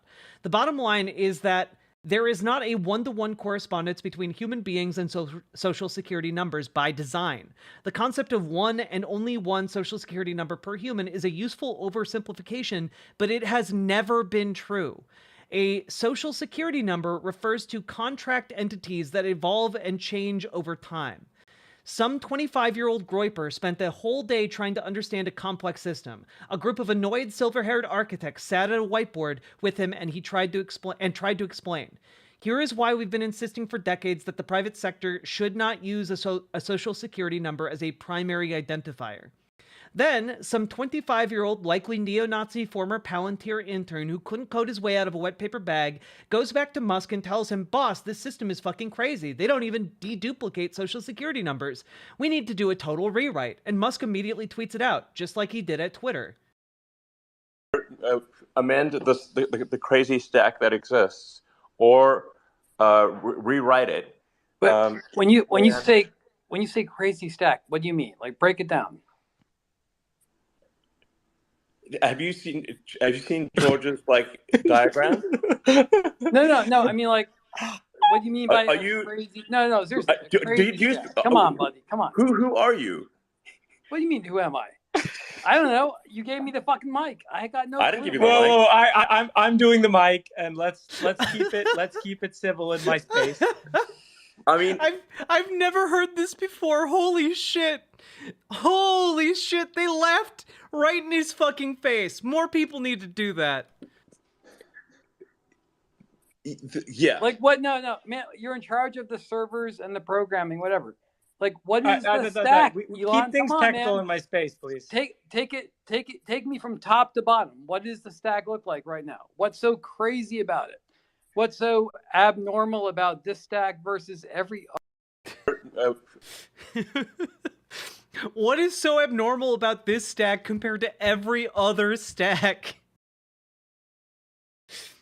Oh, God. This guy does deserve a medal, but he got fired for, asking a very simple question. Anyway, the bottom line is that all our sensitive information is going to end up on an unsecured Snowflake instance in the cloud because these kids lack a fundamental understanding of enterprise architecture, and ChatGPT is bad at SQL. To clarify why two people can share the same social security number, for decades, when it was common for wives not to collect income, a wife could share her husband's social security number. That changed, but some of these women are still alive and collecting benefits. Bad assumptions mean great-grandma's electricity gets shut off. Anyone born after the mid-1980s won't remember this, but people didn't used to get a social security number assigned at birth. You had to apply for a social security number when you were ready to start collecting taxable income for the first time. There is a separate field indicating when you had a duplicate social security number for a Mrs. John Smith. If I recall correctly, they would represent this outside the system by tacking on an extra suffix to the social security on printed forms. I can't remember what suffix they used, been too long. Like most GOP schemes throughout history to modernize government and reduce waste, Musk's scheme will end with people's grandma eating cat food in a pitch-black freezing apartment. This is the kind of shit that gets non-political people making irate calls to their representatives. And honestly, I'm going to go a step further. This is the kind of shit that makes people, buy a gun. This is what when your family is going through that kind of shit, that this kind of deprivation would cause, that's when people start arming up. Dragonfly, thank you for the tier 4 sub. I appreciate it. Remember, everyone, fascists are, at heart, losers. True. We will defeat them, and each one of you is instrumental to that. Hang in there. True. Most of these systems use COBOL. Some of them use COBOL, some of them use assembly. Some of them use other things too.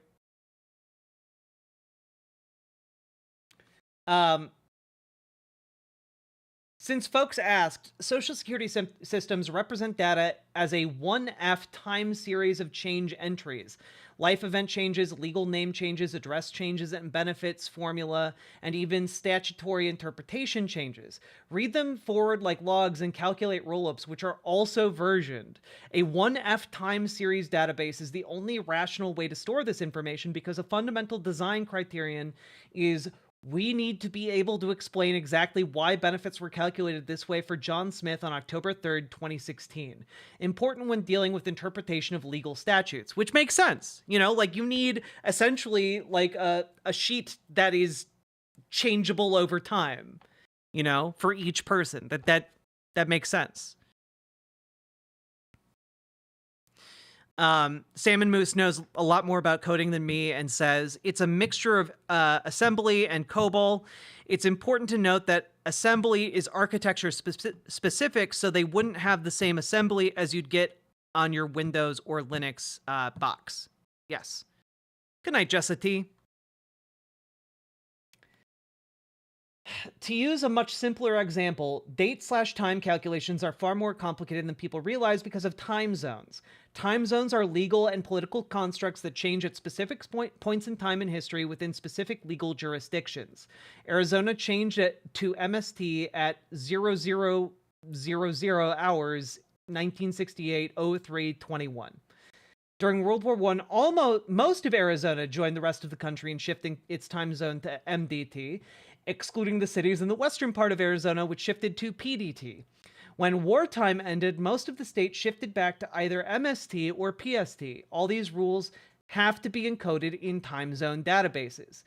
As chief software architect on enterprise systems, I've seen engineers make disastrous, unrecoverable mistakes. For example, just convert all times to UTC. Problem solved. They threw away the time zones. You can never properly recover database state once you lose time zones. It's a one-way loss.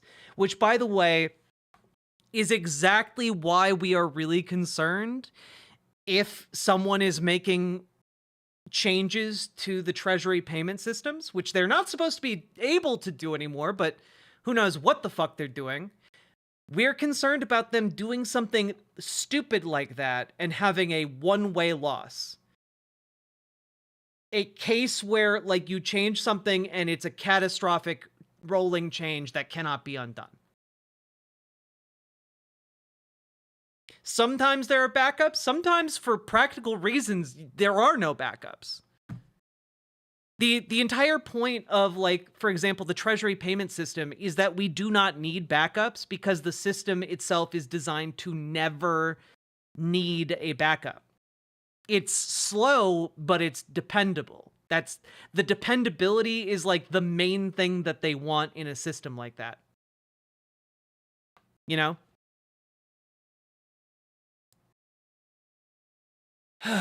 So yeah, we're in some wild Twilight Zone shit here. Okay? Also worth pointing this out, okay? Worth pointing this out. We've gotten this far in. Worth pointing this out. According to the White House economic advisor, Hassett, Donald Trump wants to fight inflation by increasing the labor supply and lowering aggregate demand. He said this today in a CNBC interview. Now, folks, what do you think what does that translate to? What do you think that translates to? What is the Elon Musk regime increasing the labor supply mean? Oh, we're just going to raise unemployment. Ding, ding, ding. Correct, Kiwi TP. We're going to raise unemployment, meaning we're going to put more people out of work. We're going to put more people out of work. And what does lowering aggregate demand mean, chat?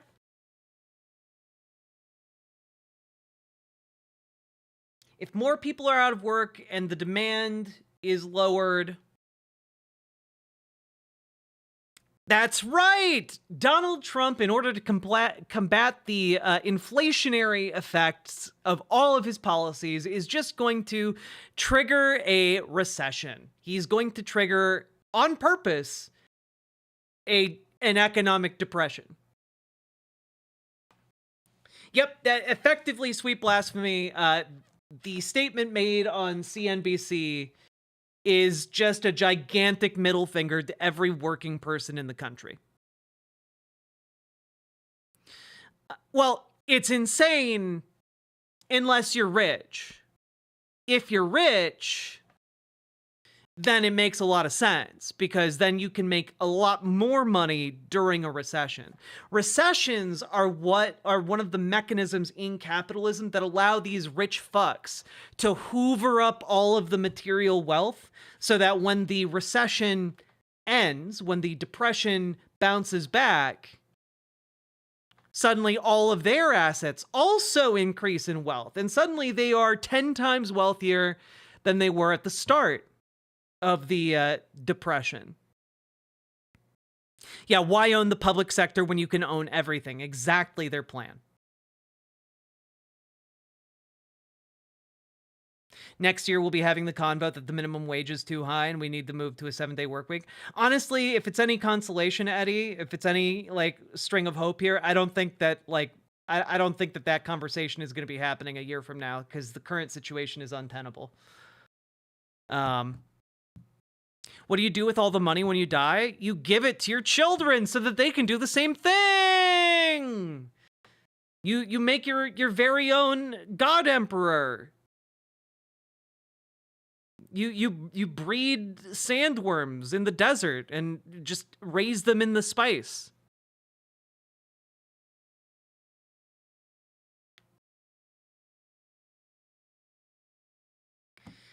It's greed all the way down. True. Also, Paladin, with a very good observation here. If there's already a depression with massive unemployment, it's very easy to put in AI and kill a few 100,000 more jobs. It's why Musk is trying to buy OpenAI. Exactly. Musk is trying to consolidate his control over like the American AI industry. Untenable for us or the rich. No, the current situation is politically untenable. Like workers are not going like guys, the US the federal government is one of the largest employers in the entire country. Like cutting that workforce by 50% is going to like create a small army of very angry people. Cutting the benefits of like Social Security, Medicaid, Medicare, that creates an entire country of very angry people. Like these are not the tariffs coming in to punish folks. These are not tenable situations, in my estimation. And furthermore, the political crisis that has been unleashed in the last 24 hours is also not tenable. So things could come to a head quickly. Who knows? Who knows what's going to happen, you know?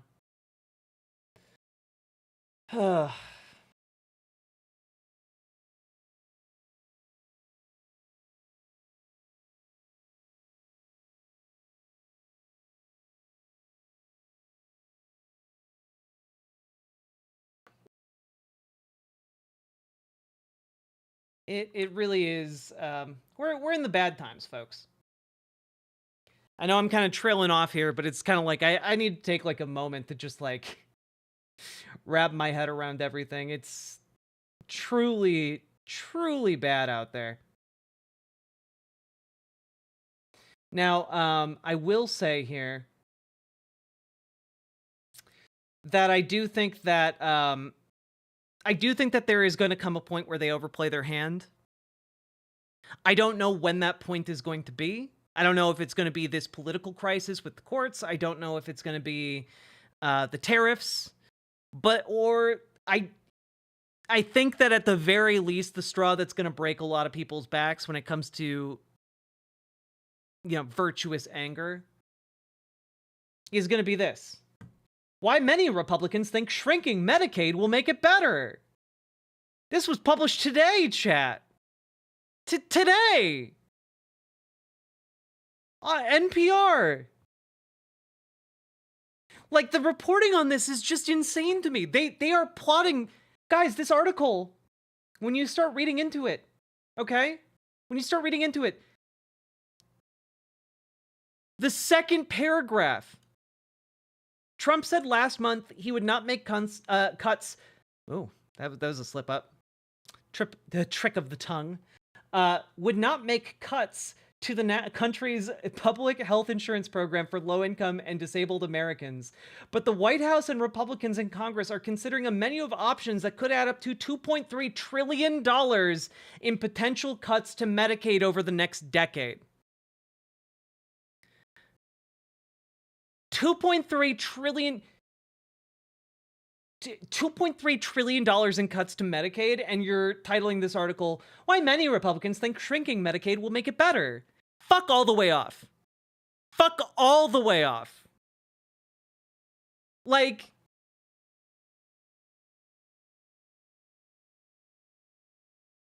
genuinely, wars have been fought for less.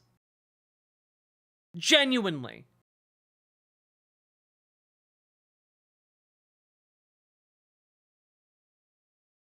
This is the type of thing that will, like, I mean, these are life and death issues for people.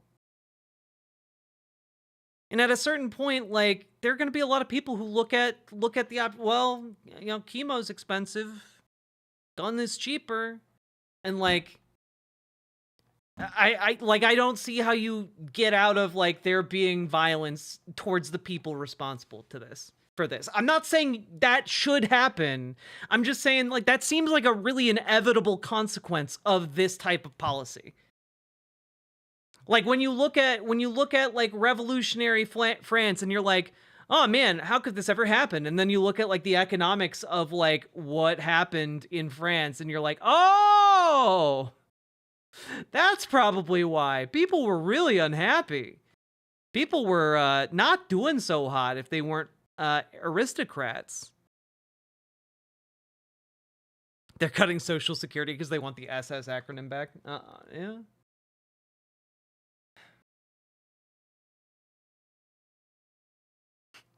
Also, just like what the extra work this is doing. Conservative Medicaid experts noted that some of the cuts would likely overlap, making it misleading to simply add them all up. Other experts said some of the proposals could reduce Medicaid spending even more than congressional leaders estimate, meaning they could still amount to more than $2 trillion in cuts and could potentially push millions of people off the program. And it's like,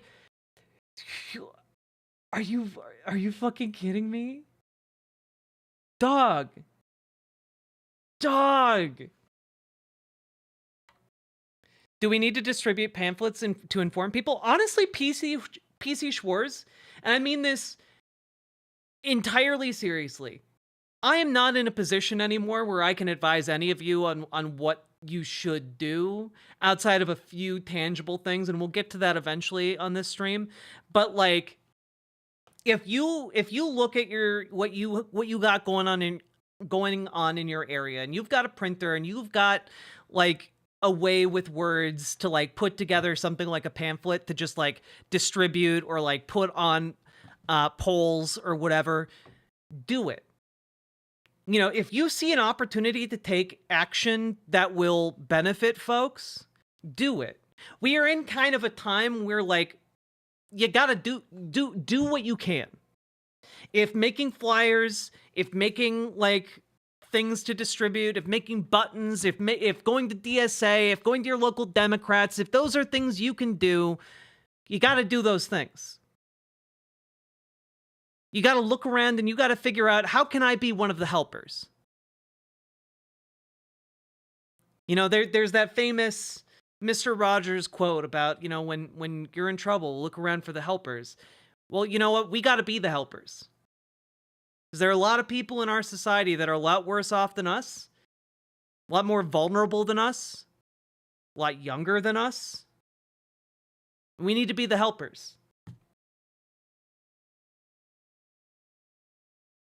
It's not a good feeling to be the helpers in a situation like this, but that's kind of the burden of responsibility. You know, I've been talking about how we live in a time of increased responsibility, and that responsibility is to each other, to our society, to our world. You know, feed the hungry, clothe the ragged, educate the ignorant, without that air of smugness that a lot of liberals tend to do that with. You know? Yeah, ironically, in this time of danger, like open, honest, direct conversation and assistance are at a premium.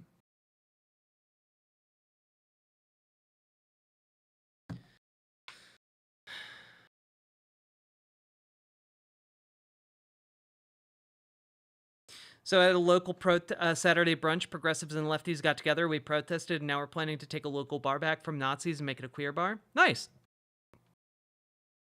Fuck them up. With your words.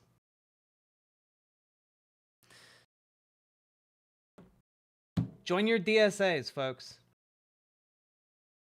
Literally at our DSA meeting tonight, we saw a preliminary plan for DSA members to get involved in the Democratic Party and kind of take control of some of those levers of power so that we can, like, you know, radicalize our local Dems and make them actually useful for these trying times ahead. And that was pretty fucking cool. I'm not gonna lie. Not gonna lie. DSA is what you make it, folks. So make it cool as shit. Because we're also at a time where, like, increasingly there are some Democrats taking action, of course, but if you've been here for the last 3 hours, folks, you know that our time is, like, rapidly coming to you know, some kind of head here. And Democrats just seem to be moseying.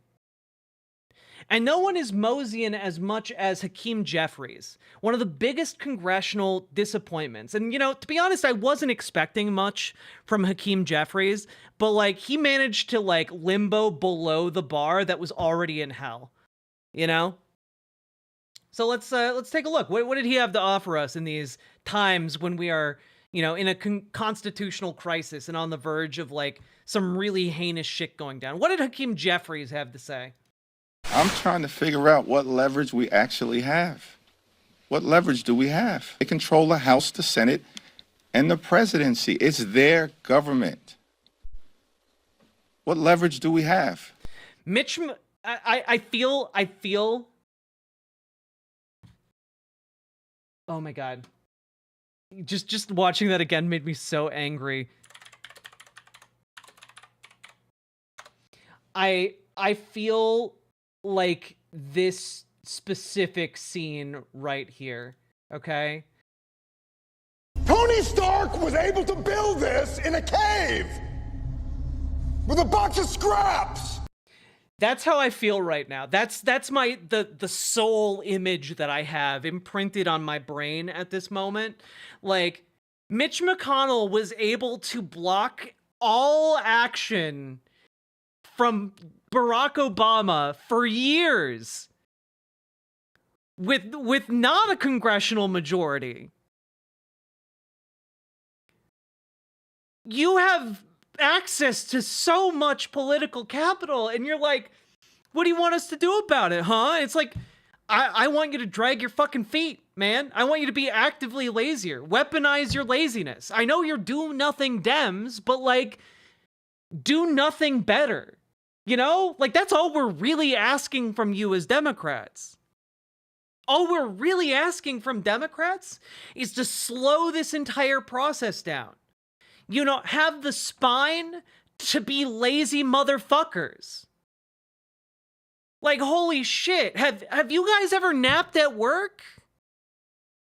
That's the kind of attitude we need right now. You know, we need you to, like, actively slow this rapid roll towards fascism. You know? It, like, we need the mechanisms, we need the people, we need the procedure, we need, like, the fucking stickler for the rule book. And you know what? That is definitely within the Democrats' wheelhouse. They love that shit. They constantly pull out the rule book and go, actually, you can't do that, sweaty. That's, like, their entire thing. Just look at what Mitch McConnell did. Like, you don't even have to come up with anything original. God damn it.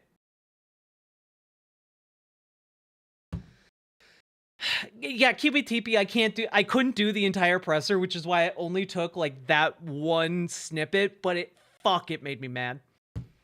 Also, yes, Lady Raincloud, I tried to explain earlier the reason the NSA thing, it goes beyond just, like, the surface level, like, oh, they're attacking DEI stuff, is because it actually goes into all of their internal files. Anything that included those 27 terms, those 27 DEI terms, on their internal shit is also deleted.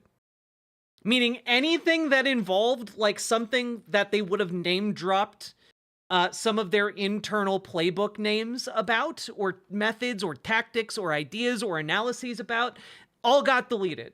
It fucks over our entire spy network immensely.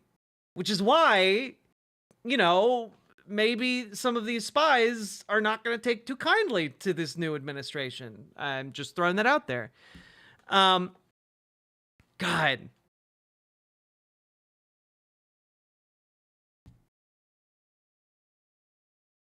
They're using interns. Yeah, I mean, those interns probably don't have good security details, just saying.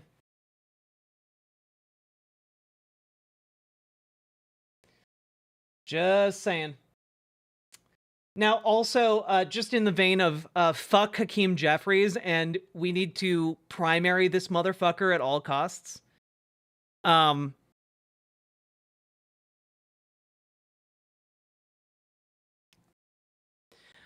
sorry.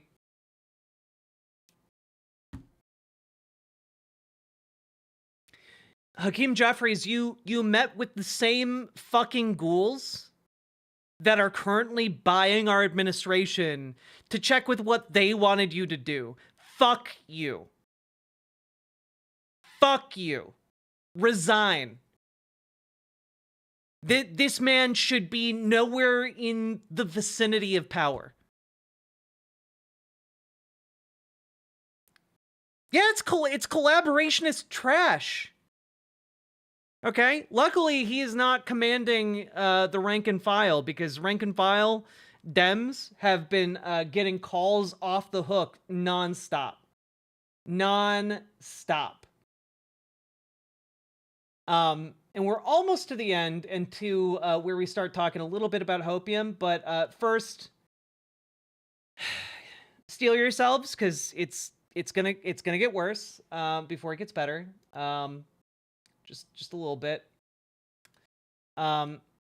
So remember how we have a bunch of people who really believe in God? You know, some Christian nationalist types who believe God is the most important thing.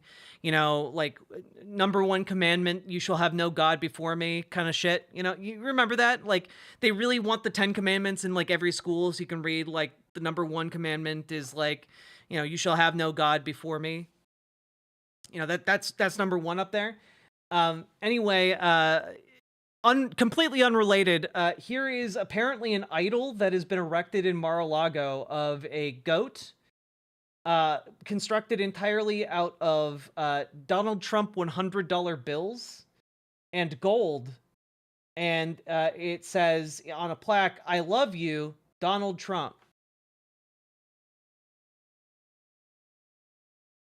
That's real.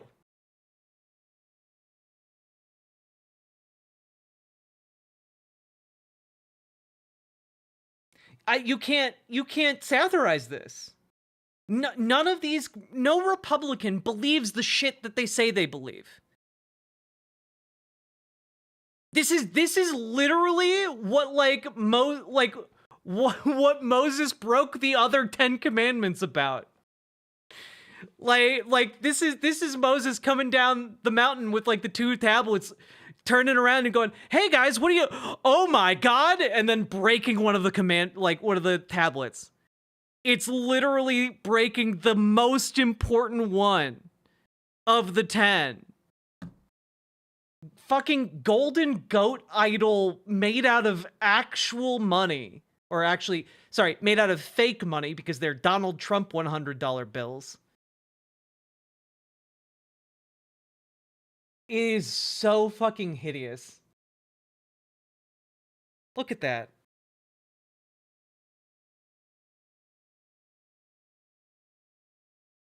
Insane.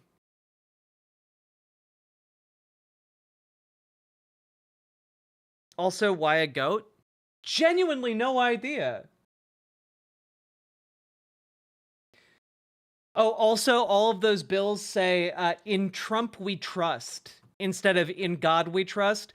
Literally, by the way, if a liberal did something like this, if a liberal had a goat idol made out of money and like put like "In Ruth Bader Ginsburg we trust" or something on it, MAGA is a cult now. They would shit themselves to death immediately. Every Christian nationalist shit themselves immediately to death. The hypocrisy is staggering. So it turns out that Trump and his supporters chose Mammon. In other news, sky wet, water blue. Yeah, I mean, it's not surprising, but like, just, god damn it, guys. It really, it's really staggering sometimes. You know, it's breathtaking. In Trump We Trust 2024. God. All right, now for something a little bit more concerning. Tell me that's not real. It is real, Lady Raincloud, unfortunately. It's not a legal tender yet, but it is unfortunately physically real. Now, we have to talk about something more worrying, which is why there's a part where I'm kind of hoping that this comes to a head sooner rather than later here. Here's Donald Trump on Truth Social earlier today. Our service academies have been infiltrated by woke leftist ideologues over the last 4 years. I've ordered the immediate dismissal of the Board of Visitors for the Army, Air Force, Navy, and Coast Guard. We will have the strongest military in history, and that begins by appointing new individuals to these boards. We must make the military academies great again. So just, you know, some additional purging of the military. That's good. Again, I'm hoping that if things do come to politics of the rock, it's sooner rather than later. Because this is bad as shit. This is bad as shit. It's not good. That will piss off many military vets. I bet it will. Yep. And, you know, just completely unrelated to anything going on right now. You know, I don't want to even speculate on how this is going to be utilized here. Well, that's the thing, Dragonfly. I don't see Donald Trump or this judge backing down, and that's why I'm thinking we're getting the politics of the rock. Yeah, I'm thinking we don't like this week. You know, if not, my guess next 2 days max. Maybe by Friday, maybe this weekend, but like, this is not a tenable situation for us to be trapped in, and it is also worth noting that Trump Attorney General memo reinstating the death penalty leaked to me.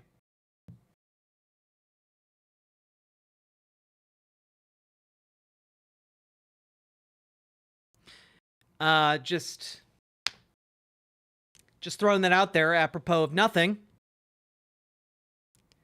Don't really want to speculate where this all fits in on that, but it's not good. Leaked to Ken Klippenstein, so that's good old Ken having our backs here with solid journalism.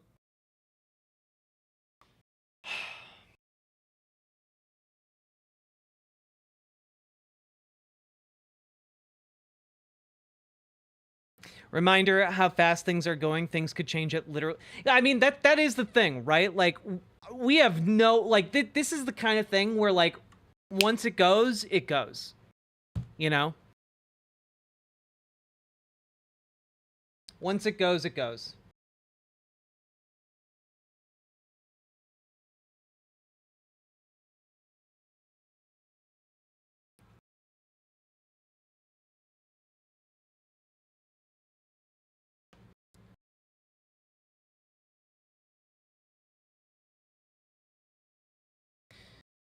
Yep, whatever it is, stay grounded, stay alive, stand with your local community. True, true, true. Yeah, Dragonfly, that is also my assessment. Although I don't know that it's U.S. collapse. I think it would. I think that is the least likely option. I think that the politics of the rock. I do think that there are a lot of pissed off operatives and a lot of pissed off military people, and I don't see them being loyal to Pete Hegseth, frankly. Especially given a judge giving a pretty clear and direct order and it not being followed. Rock politics, what is that? It's when your cavemen, Grug and Ugg, have a disagreement.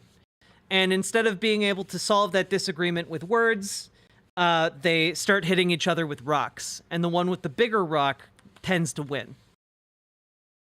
It's the politics of the rock. It means we have passed the point at which our words and our politicking serve us. Yeah, it's Warhammer 40K orc politics. That I like that. That's yeah, exactly. You got it. Are we gonna get a military junta? I think that thankfully, if we do get a military operation happening, I don't think our military is interested in installing a general to rule the country. I think that our military genuinely has been inculcated with some idea of democracy. So we'll probably get we've seen this play out. If it's any consolation, guys, the same way America is not exceptional in fascism can never happen here, it is also not exceptional in the way that we can't restore democracy. There are many places that have had coups. There are many places that have had a breakdown of their political system. And oftentimes what happens, military steps in to provide some measure of stability. Elections are held again. And we go from there, Yeah, Kiwi Teepee, that's kind of why I'm that's kind of why I'm I hope that things come to a head sooner rather than later, because that will not give them enough time to get the level of control over the military they need to pull off fascist Trump 2 Electric Boogaloo.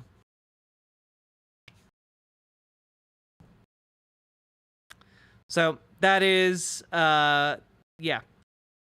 South Korea had a coup done in a week. Yep, Pinfold, I expect it'll probably be about as fast here too. Also, why it's important to continue organizing. Exactly, Dragonfly! Which brings us to the second part of today's stream. When you try to strong-arm a bunch of people who train to endure maximum strain on the human body with a bunch of neo-Nazi dorks, I bet the former. True. True. Andrew S., thank you for the $5 dono.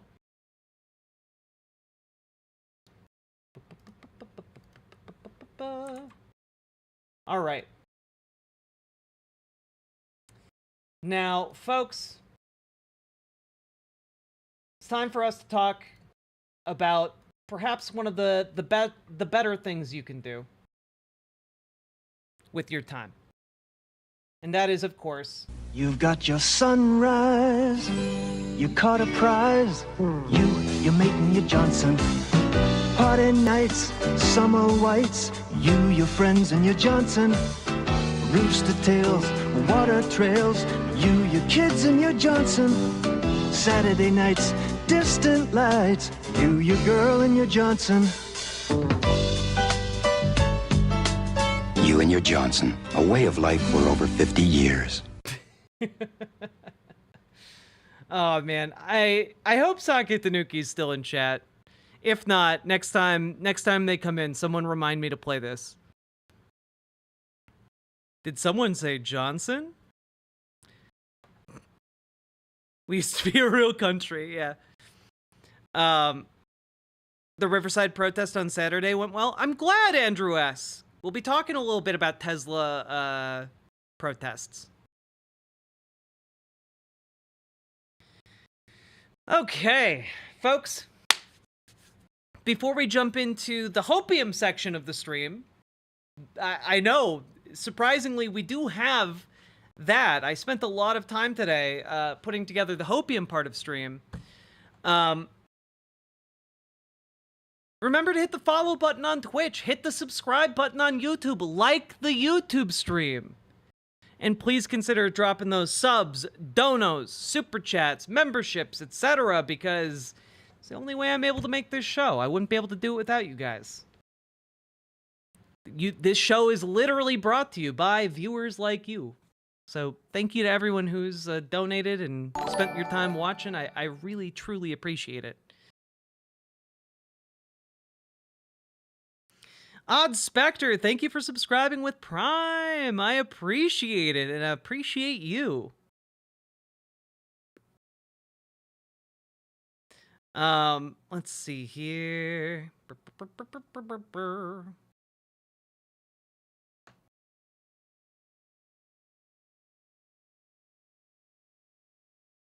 Hopium in stock? Yep, we got some hopium in stock. Let's see here.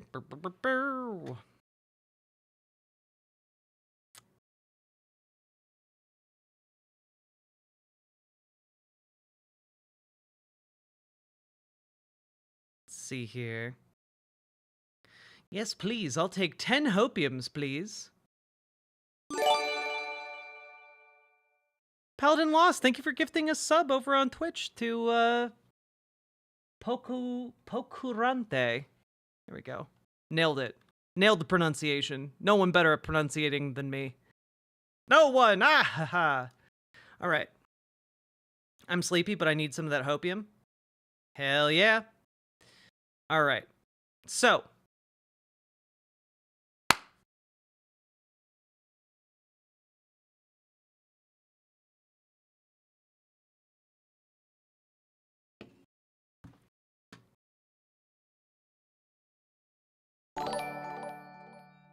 Kazooie1, thank you for becoming a member over on youtube.com/riverboatjack.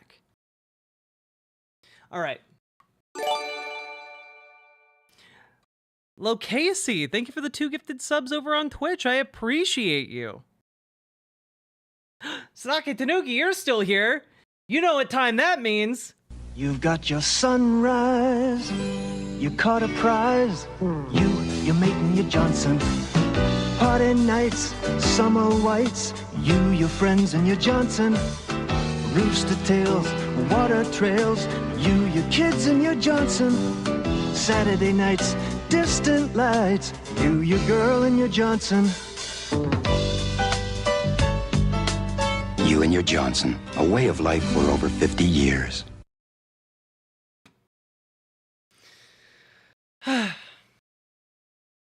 Honestly, this is exactly what we needed. This is exactly what we needed to cut up the Doomer pilled stream here. We're not even Doomer pilled. Would love to come on and talk sometime. Today's meeting really did display some realities about the Dem Party that need to be better known, as well as other reasons to attend local meetings. Hell yeah! Let's make it happen. Maybe, hopefully, after the constitutional crisis resolves this week, question mark? We'll find out. I'd love to have that conversation.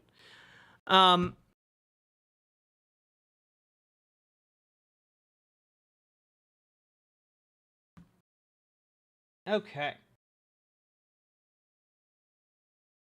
Let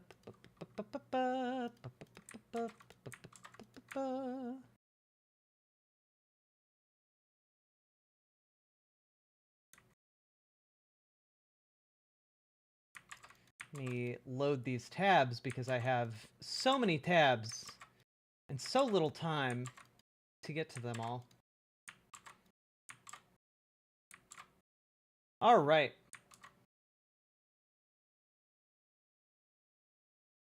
Folks, I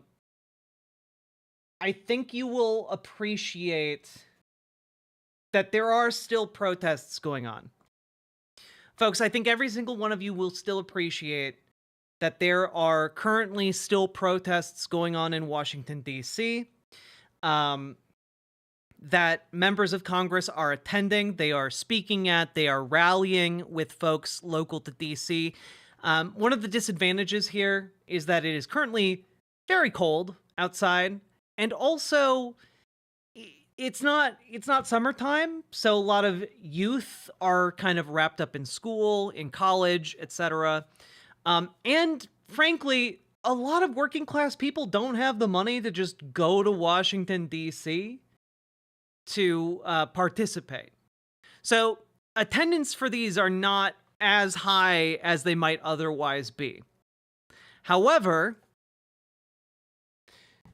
they're still pretty good. I've been very pleasantly surprised with the success that Indivisible has had turning out protesters. Very knifey duck, thank you for gifting a sub to Garden Variety Cat Lady. Let's go. Now, we're gonna take a look. There were actually 2 different protests today. One was outside of the Consumer Financial Protection Bureau, and the other was outside of the Social Security Administration building. And the advantages we have here are that people know what both of those things are, as opposed to USAID, right? People know what Social Security is. People know what the Consumer Financial Protection Bureau does. It's literally gotten consumers back billions of dollars over the course of its existence. So, like, both of these organizations, very well known, and, well, members of Congress didn't turn up to play. Let's take a look at what went on here.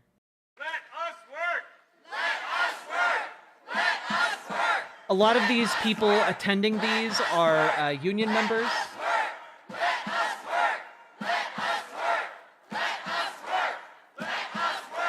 Here, let's skip ahead into it a little bit. Not Elizabeth Warren. I am Ezra Levin. I'm from Indivisible. Thank you. So, incredible partners in this. Progressive Change Institute, we just heard from Marie. Give it up. We got Move On, Americans for Financial Reform, but especially CFPB, Union, NTEU, 335. A lot of union folk turning up for these. These are the workers who are protecting us from the big banks, from the financial scammers. Give them some love. Let's hear it. Give them some love. I got to brag a little bit. Because last week, when Elon Musk started raiding the Treasury, I think I hear. And folks, you can understand, right? Like, it's been 1 week of this. And our system is almost bursting. And if it does break, like, we are me, toast. BWA, and my Johnson. Lady Cloud, thank you for the $10 dono. I really appreciate that. Your senator coming soon. She's coming up soon. We're going to get to her. We'll get to you. Okay. Last week, when Elon Musk started raiding the Treasury, I got to say, there was a little bit of a sluggish response from some of our congressional allies. I didn't love to see it. We had then 50,000 people on a call, and what we were asking folks to do was go around to your own senators' offices where you live, and tell them, stop Elon Musk. And that one little call, within 24 hours, there were 300 events all over the country in every single state, save Mississippi. Tupelo, Mississippi, Indivisible, I'll get in touch with you. Every single state, just about, was calling on their senators. Then on Tuesday, who here was at the Treasury building on Tuesday? We had thousands of people calling on senators to shut it down. Shut it down. Shut it down. Shut it down. Because, guys, one of the things we need to talk about is that these events don't just, like, appear out of the ether. We need to make them. Like, this is not a situation where you guys can, like, just wait, and, like, somebody else will do it, and, like, we'll be fine, like, people will protest, whatever. No, we need to actually, like, make it. These protests are only as successful when we all do our part. It's not enough to be like, oh, well, not enough people went. Well, then let's figure out a way to get more people to go. Let's figure out a way to make people more aware. Okay? Let's figure out a way to turn people out and make them care. Like, the local media is not covering it. Get them these videos. Clip these protests for them. Make it as easy as possible for them to actually, like, throw some of this on the evening news.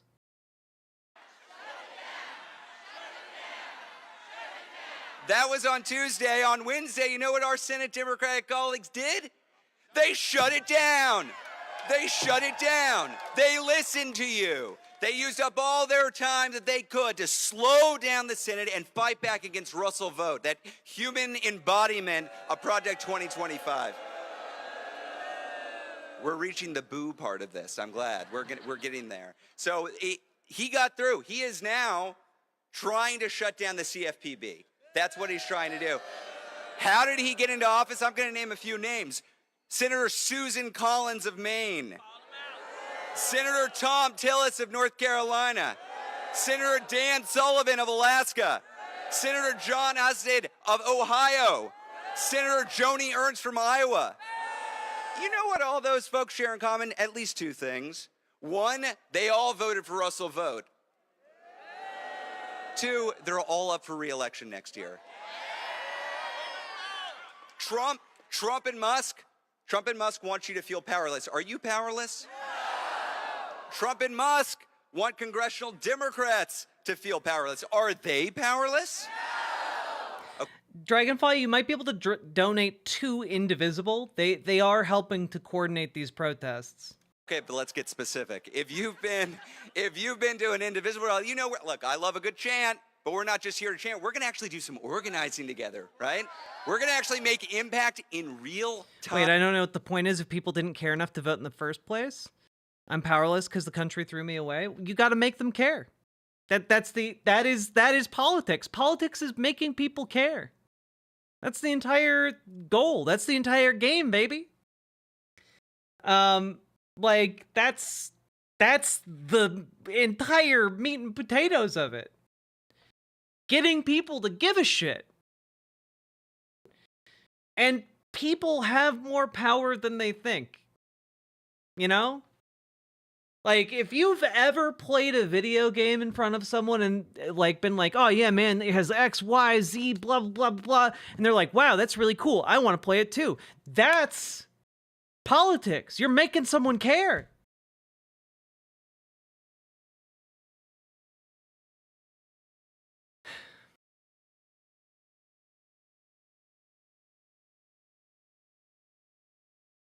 Well, that's true, Storm. They might not care that you specifically are in danger. That is one of the unfortunate parts of playing politics. People often don't care about individual other people, which is not great. But they do care about wide-ranging policies that'll fuck them up too. Time together as a group. So here's what I'm going to say. We are headed into a showdown with congressional Republicans. And you know what they're doing right now? They are asking for Democratic votes to give money to Trump and Musk to continue to raid our government. Should Democrats give them those votes? That's right, but what should they do? Here's what I'm going to say. We should be asking them, withhold your vote. Withhold your vote. Withhold your vote. Withhold your vote.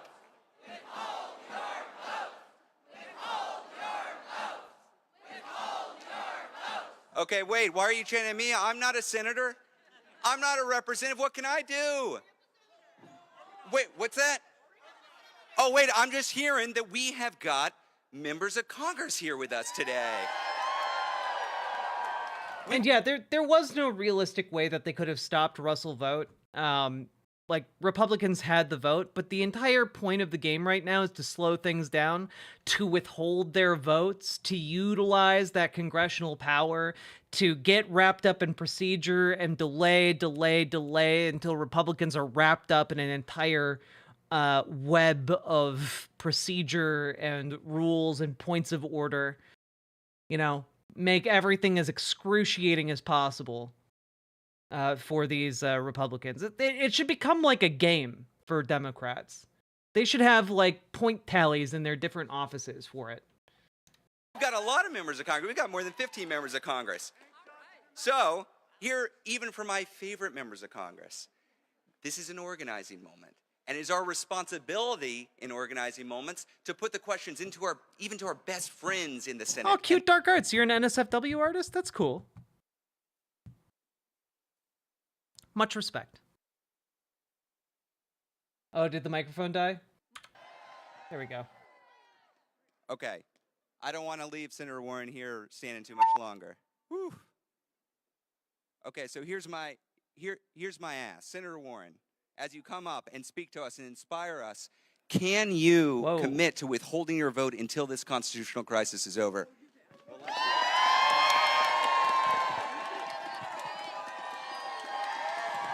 Oh, that's a cute coat. Look at her go. I am so glad to be here with you today. Okay, full disclosure, I have watched her speech and it's kind of fire, I'm not gonna lie. Not gonna lie. Senator and rep with calls but feels useless sometimes. Oh, Zia Spots, never feel like it's worthless, okay? Currently, Congress for like the last several days, like every single, like the Congressional switchboard has been completely overwhelmed. And like folks have been getting like, oh man, like the voicemail hung up on me. They set it up so that it would hang up. And that's not actually the case. The Congressional switchboard has just been overwhelmed with the volume of calls. Okay? It is a good use of your time to call and pressure Republicans, especially. You don't have to tell them you're a lefty communist. You don't have to tell them you're a Democrat. All you got to say is that you are a concerned citizen who loves the Constitution and you are deeply concerned about the constitutional crisis unfolding right now. And like ultimately, that is worth your time. Do it. My name is Elizabeth Warren, and I am here with you to fight for our Consumer Financial Protection Bureau. The CFPB is the cop on the beat. Not the best framing, but is the one that caught the crooks and so far has made them give back $21 billion.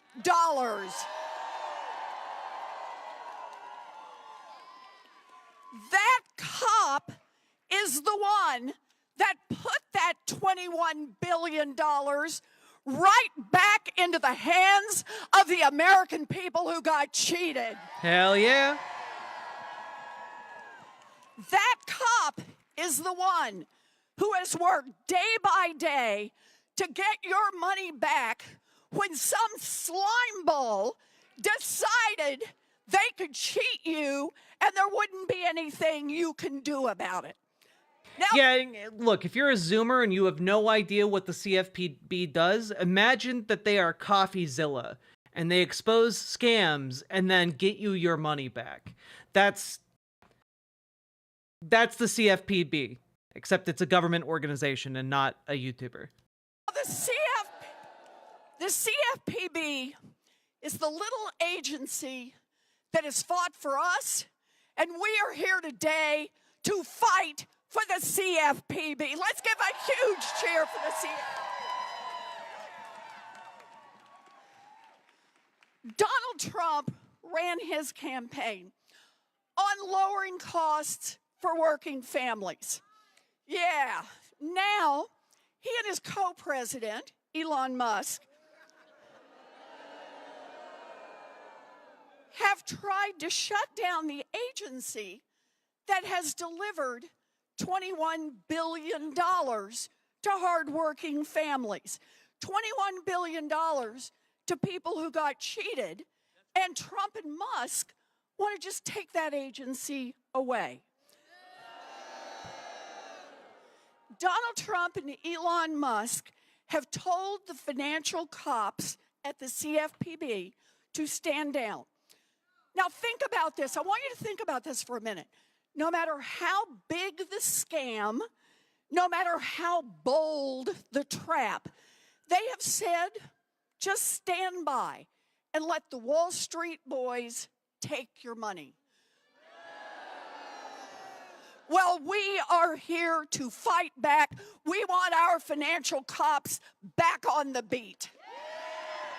CoffeeZilla Financial Protection Bureau. That's what the C stands for, really. This is a fight, and I want you to watch who this fight is between.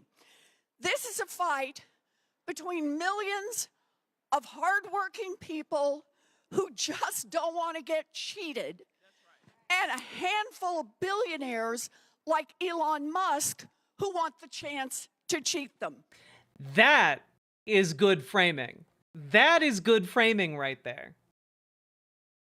That's what I want to see more of this.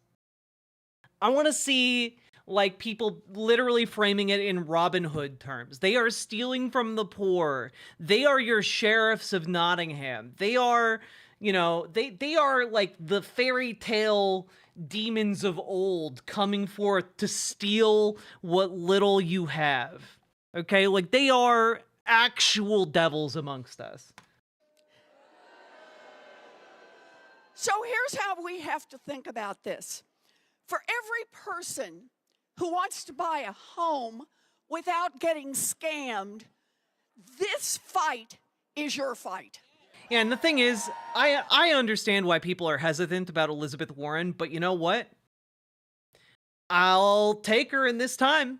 There are a lot worse allies than Elizabeth Warren right now, folks. I get it.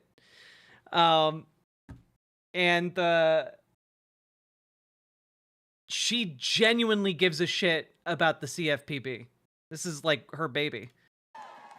For every family that doesn't want to get put out on the street in an illegal foreclosure, this is your fight.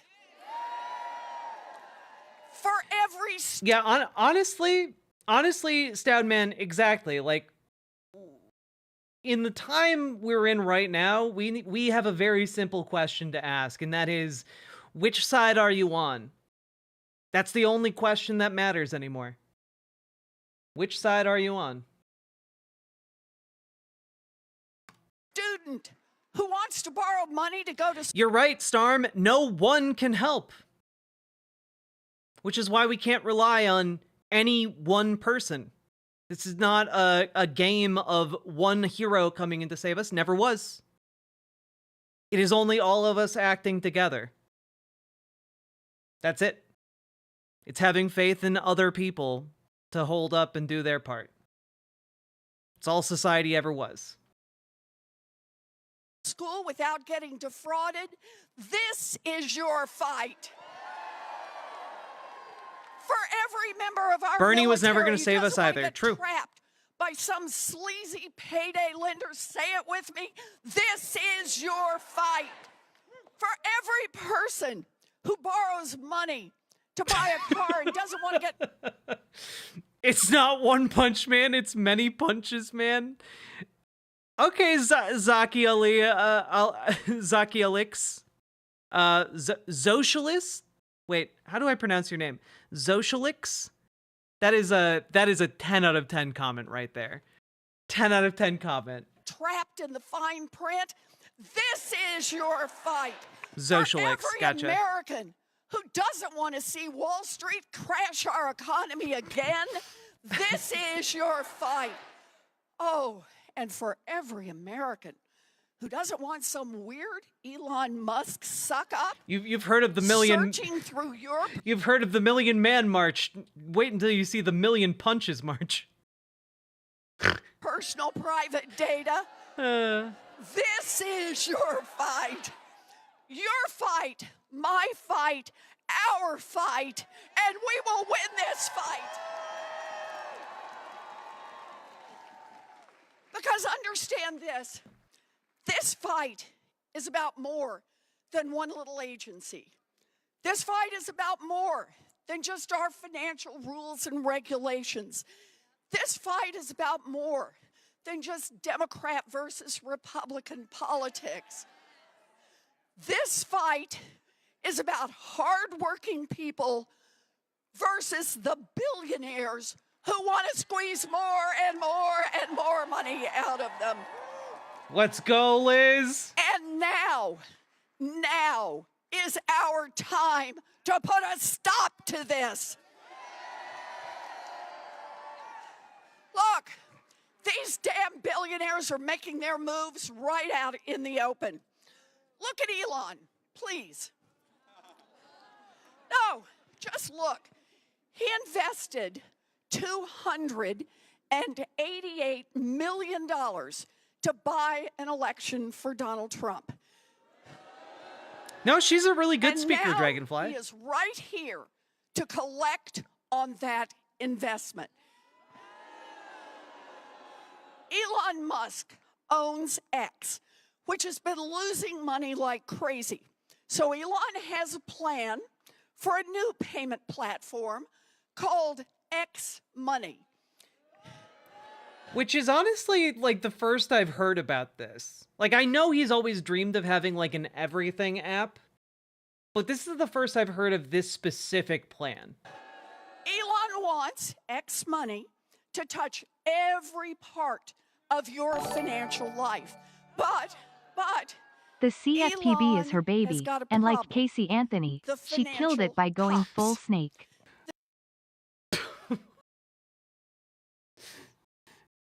Thank you, You Saka got your Tanuki. sunrise. You caught a prize. You're making your Johnson. Party nights, summer whites. Your friends, and your Johnson. Rooster tails, water trails. Your kids, and your Johnson. Saturday nights, distant lights. Your girl, and your Johnson. You and your Johnson, a way of life for over 50 years. A way of life for over 50 years. All right, back to these regularly scheduled broadcasts. The CFPB is there to make sure that Elon's new project can't scam you or steal your sensitive personal data. So Elon's solution, get rid of the cops, kill the CFPB. This is like a bank robber trying to fire the cops and turn off the alarms just before he strolls into the lobby. We are here to fight back. So I gotta ask, are you ready to stand up to the scammers? Are you ready to push back against the fraudsters? Are you ready to say no to Elon Musk?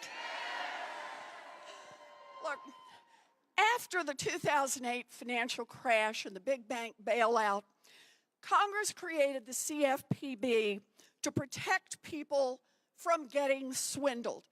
Congress built it, and no one other than Congress, not Donald Trump, not Elon Musk, no one can fire the financial cops. I think you meant the financial coffeezillas, ma'am. We are fighting back, and understand this. There is power in fighting back. Real power. We, the people, not Elon Musk, we, the people, have the real power in this country, and we are going to use that power. There's power in a union, you say. So here it is. Are you ready to fight for the little agency that fights for us? Are you ready to fight the billionaires who are trying to take over this country? Are you ready to say no to Elon Musk?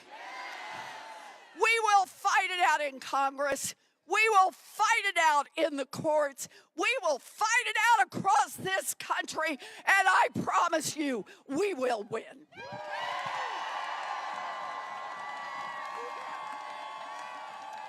Not a bad opening for this event. Not gonna lie. Give it up for Senator Elizabeth Warren. Okay, we've got a lot of champions here tonight. We have another senator coming up, and remind me, what are we asking our elected officials right now? Something about withholding something. withhold your vote.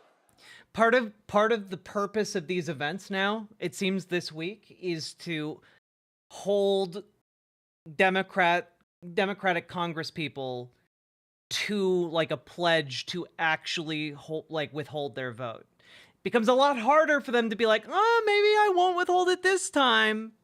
You know, they offered me a nice concession. It makes it a lot harder if they just promise to withhold their vote.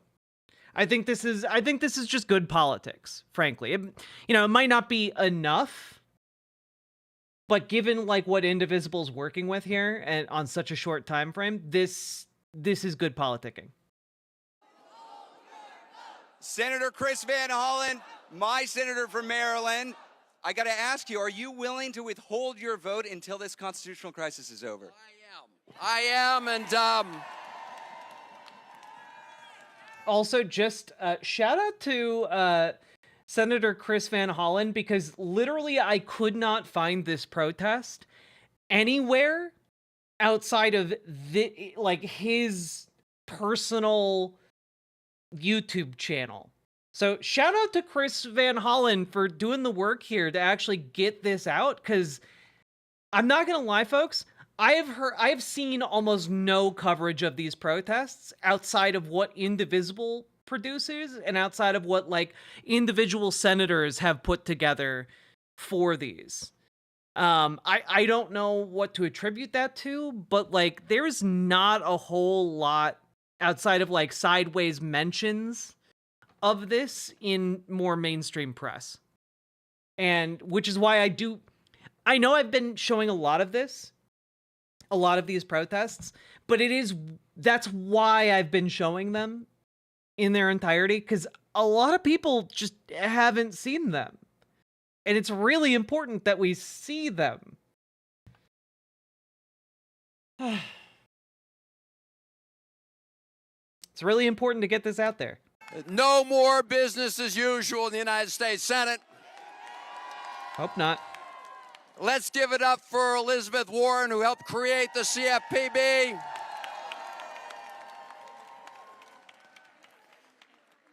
So Elon Musk wants to shut down the CFPB, but we're here to say we're going to shut down Elon Musk's illegal operation.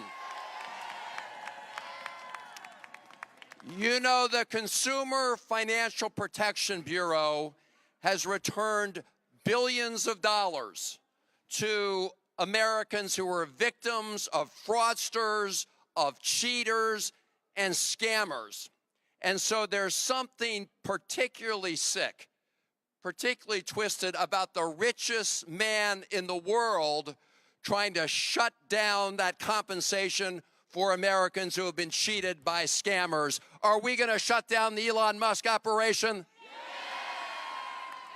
You bet we are, because as Elizabeth Warren said, and you know, this is a small organization, and it's taken on some very powerful interests. It's the cop on the beat, but all those cheaters and scammers, they don't want it to succeed. And so that's why they brought Elon Musk in to do their dirty work for them. Are we going to let them get away with that? No. Hell no. This is the most corrupt bargain in American history. Elon Musk spent over $280 million to elect Donald Trump, and Donald Trump has given Elon Musk the keys to the United States government. Are we going to let that stand? This is a takeover. You see what they're doing here at the CFPB. You saw what happened over the Treasury Department. The biggest heist of Americans' sensitive personal information that we've ever seen. Are we going to let that stand? No. They access Social Security information. They access banking information. A judge told them to cut it out. And you probably heard the Vice President of the United States saying, I'm not sure a judge has that power. Well, judges have that power. They have the power to apply the law. So all of us need to do what we're doing right here. Stand, unite, and fight democracy over oligarchy. Stop the billionaire grift. Nobody elected Elon, and that's why it's important that the American people gather here, because I will close with this. Their ultimate goal is to shut down important services for the American people. They just shut down and they just deeply cut monies that are spent in medical research to help develop cures and treatments for cancer. They shut down funds for the Agency for International Development that helps. Are we winning yet? Absolutely not. Stop the spread of diseases overseas, which not only saves lives overseas, but stop those diseases from spreading here in the United States. And when they cut all those important programs for the American people, they've been at the Department of Education, they've been over at CMS with the Medicare files, they've been throughout the government. What they want to do is they then want to give this big, fat tax cut to Elon Musk and the billionaires. Are we going to let them do that? Hell no, we're not going to let them do that, because when Donald Trump on Inauguration Day said it's going to be a new golden age for America, he did not mean the people he said he had campaigned for. He didn't mean the forgotten Americans. He meant Elon Musk and the tech titans who are standing right behind him. So this is a great fraud. This is the great betrayal we're seeing in the first 21 days. And we're here to blow the whistle and say, hell no, we're going to shut down the Elon Musk operation. Are we going to do that? Let's do it together. All right. And now, one of my great heroes, Maxine Waters. Wow, wow, wow.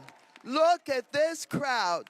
Elon Musk, where are you? Bring your ass over here so you can see who's here and what we're doing. We're not afraid of you. We know that you are the co-president now of the United States of America. But ladies and gentlemen, I want you to follow very closely what he... Okay. Also, full disclosure, I watched her speech earlier, and it's kind of fire. I'm not gonna lie. He's doing and how he has done it. First of all, we're here at the Consumer Financial Protection Bureau. What is it? This is so important. Prior to this being organized in the Dodd-Frank reforms, consumers didn't have any place to really file complaints. They didn't have anywhere to go when the biggest banks in America was ripping them off. The student loans were being undermined. They didn't have any place to go. But guess what? The Consumer Financial Protection Bureau was organized in a way to deal with people who are the victims of fraud by the biggest corporations in America. And good, Storm. What do? They're holding mega banks accountable for violating the law. They're protecting service members from illegal fees, high interest loans, and false advertising. Stops discrimination in housing and the U.S. economy. Protects students from scams. Why does Elon Musk want to get rid of all of this? Because he's a thief. He's a gangster. He brings his billionaire friends along with him because they think that they can take over this country. And Trump has said, you give me enough money, you can have it. And that's what he has done. We need to see this being screamed on every single mainstream network. Whenever these people go out, they need to say this shit. It's incredible that we're like a week and a half into this, and this is like the first time we're really hearing like someone lay it out. Like, there have been a few exceptions like AOC, but like this is the first time I've seen like congressional Dems who are, like Maxine Waters, liberals, say this shit. Turned over our country to Elon Musk. We didn't elect him. We didn't select him. We didn't ask for him, and we don't want him. And so, If he thinks we're pushovers, he got another thought coming.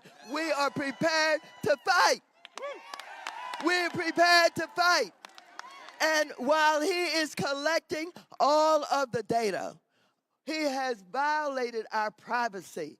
He has violated our privacy, and he keeps going. Well, you know, we fought him over at Treasury. Remember, he took his little gangsters in, and they stole our private information, and we organized in the way that we're doing today. He was surprised as hell. He didn't know that we would come together in the way that we're doing. USAID, he went in there. Why did he go? It is my understanding he was already under investigation by you. And so he went in there to steal all of the records, to get all of the data. But guess what? It's something bigger going on with him and Trump. Elon is over in South Africa, threatening Ramaphosa, the president of South Africa, and telling him, we are coming in here. I'm going to create a whole battery factory. But this is the first I've heard of this too, and like I've been paying very close attention. This is kind of insane.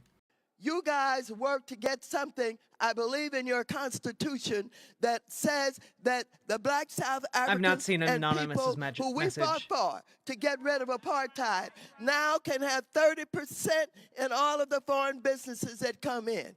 Elon Musk said, I'm going to build a battery factory. I want you to get rid of that 30%.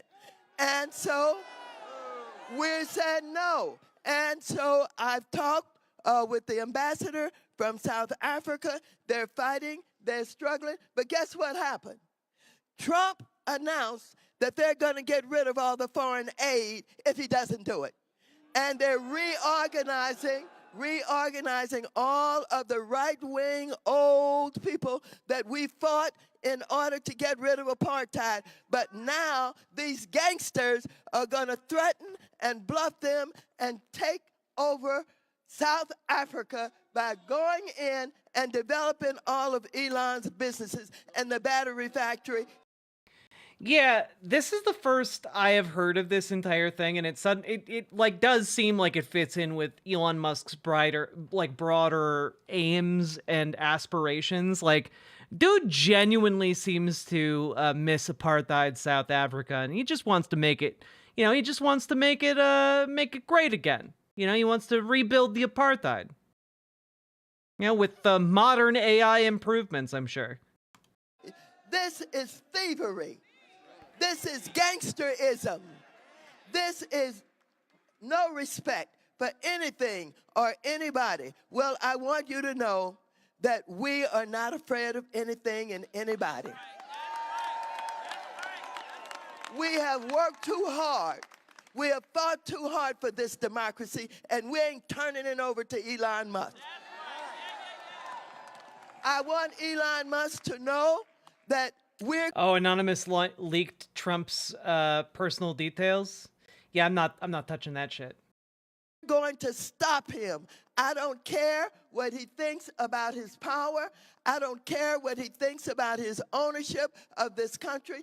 First of all, I want you to applaud the courts. They're doing a pretty damn good job right now. They're doing a pretty damn good job, but they will be as strong as we are. When we show up in the numbers like we're doing today. What details? Like, I'm not it sends a message to the court. You can't trick me. We mean business. Do we mean business? Now, ladies and gentlemen. Like, I'm not gonna lie, Maxine Waters like 1 billion years old, but you know what? She can still kind of belt it. Not gonna lie. We gotta send another message out here, and the message is for all of you who voted for him. You did. Elon Musk is unironically Crystal Malik from Psychonauts 2. Grulovia Grulovia, this song is full of cope. It's true. Grulovia Grulovia, the song is full of cope indeed. Elon Musk is unironically Crystal Malik from Psychonauts 2. Grulovia Grulovia, this song is full of cope. Now, folks, I think I speak for all of us when I say thank you, Sake Tanuki, for the 5 gifted tier 1 subs, and also... You've got your sunrise, you caught a prize. You're making your Johnson. Party nights, summer whites, your friends and your Johnson. Rooster tails, water trails, your kids and your Johnson. Saturday nights, distant lights, your girl and your Johnson. You and your Johnson, a way of life for over 50 years. Good times. I remember my time with my Johnson. Didn't know he was going to get you too. And so we want you to come forward, and I want you to say, I voted, but I changed my mind. I didn't know that he was going to get me too. I didn't know that he was going to make sure that anybody in any of these agencies where we want to go in and capture all of this data, which we will monetize. He's all about money. All of it will be monetized. I'm so proud to be here with you today. One of the greatest achievements of my career has been the Consumer Financial Protection Bureau. And let me just wrap this up by saying I was there when we created the Consumer Financial Protection Bureau. In the Dodd-Frank reforms, remember that? And we created that, and I've worked with it. They have fought us. The Republicans have tried to destroy it. We have won in the Supreme Court, but we were smart. When we organized it, we made sure they didn't have to go through the appropriations process. They get their funding directly from the feds. And just as we work to protect it so that their money would not be taken from them in the appropriations process, we're going to work now to make sure that he's not going to kill the Consumer Financial Protection Bureau. We're not going to allow it. They lied on us when we were over at the Department of Education. They said, that's what Trump said. He said that we were breaking in. We ain't breaking in nowhere. We're using our power. We're using our collective power. We're standing up. We're speaking out. And this is our country, and we're not going to let Elon Musk have it. He can't have it. So, Elon, come here and face us. Bring your ass on over here. Come on over here and face us so you can hear from us. You can see us. You can look us in the eye. We're not afraid. Are we going to fight? Are we going to win? Is this our country? Are we going to let it be sold? No. Are we going to tell Trump, get out of the way and take your thieving Elon Musk with you? Thank you very much. Honestly, I really like the idea of framing Elon Musk as like a petty thief, you know? I think it's the kind of thing that gets him under his skin because he loves being like a super special, like, genius. You know, he wants to be the specialist boy. You know, he's not a thief, he's an exceptional thief. You know, he's got the Hans Gruber mentality, you know? But he's just a little bitch boy. He's not even cool like Alan Rickman.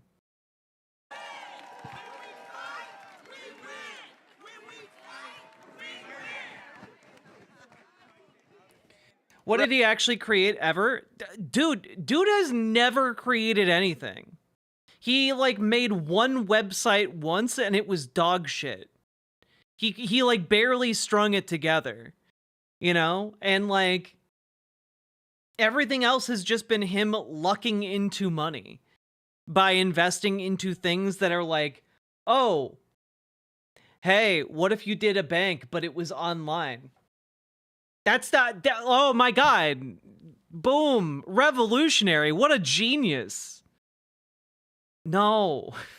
It's just him lucking into money with his other similarly wealthy friends. Representative Maxine Waters, everybody. Incredible. Hans Gruber, true. Okay, we've got a lineup here of a lot of fighters. And what do we want to see from our fighters? We've got Frank Pallone from New Jersey. Representative Pallone, can I ask you, are you willing to withhold your vote until this constitutional crisis is over? I'm absolutely withholding my vote. And we just want to thank you. We got We got a lot of Democratic members of Congress here from all over the country, and we just want to thank you all because you have the power, and it's just great to see so many people here today united to fight against Elon Musk and Trump and what they're trying to do with the consumer agency. Now, I just want to say very briefly, in my home state of New Jersey, last year, there were 100,000 people that filed complaints with the CFPB. And as has been mentioned, if it didn't exist and if it wasn't really robust, they would not have a place to go. And that's why this is so important, because the billionaires have a place to go, but the little guy often does not. And they have it here in this agency. And I want to tell you, back in my district, I don't care if it's payday lenders or it's medical debt or it's overdraft fees. People are hurting. And it's only because of this agency that they have someone to fight for them against all these predatory practices. So once again, thank you again. Thank you for what you do, and we're going to continue the fight. Thanks. You did it short and sweet, son. Good job coming out here. You go get some rest, all right? You did good. We got an old white man telling us we're doing a good job. Good, everyone feel good about yourselves now, okay? When we fight, when we fight. Okay, I'm really pleased to introduce our next speaker. Representative Ayanna Pressley is in the house. Where's Ayanna? I think I know the answer to this, but Representative Pressley, are you willing to withhold your vote until this constitutional crisis is over? Absolutely.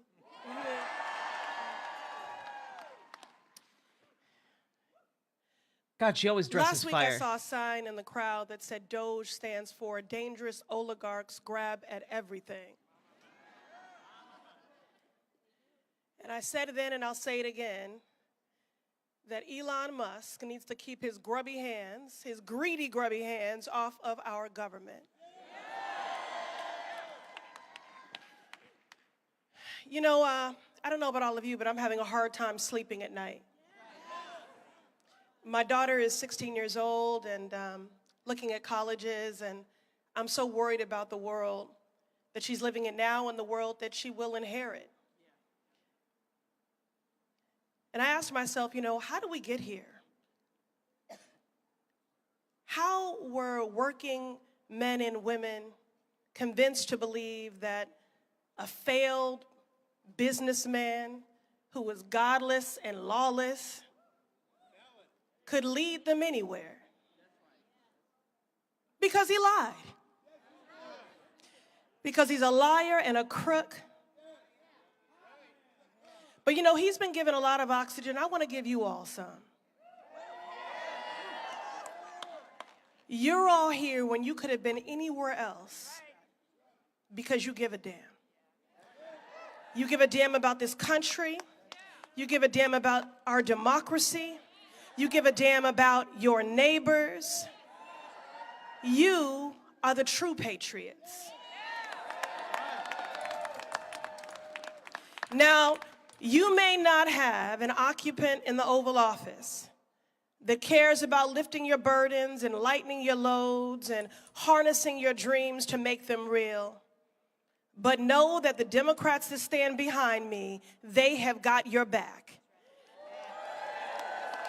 And we will stand up and we will fight until they stand down, because we are going to match their energy.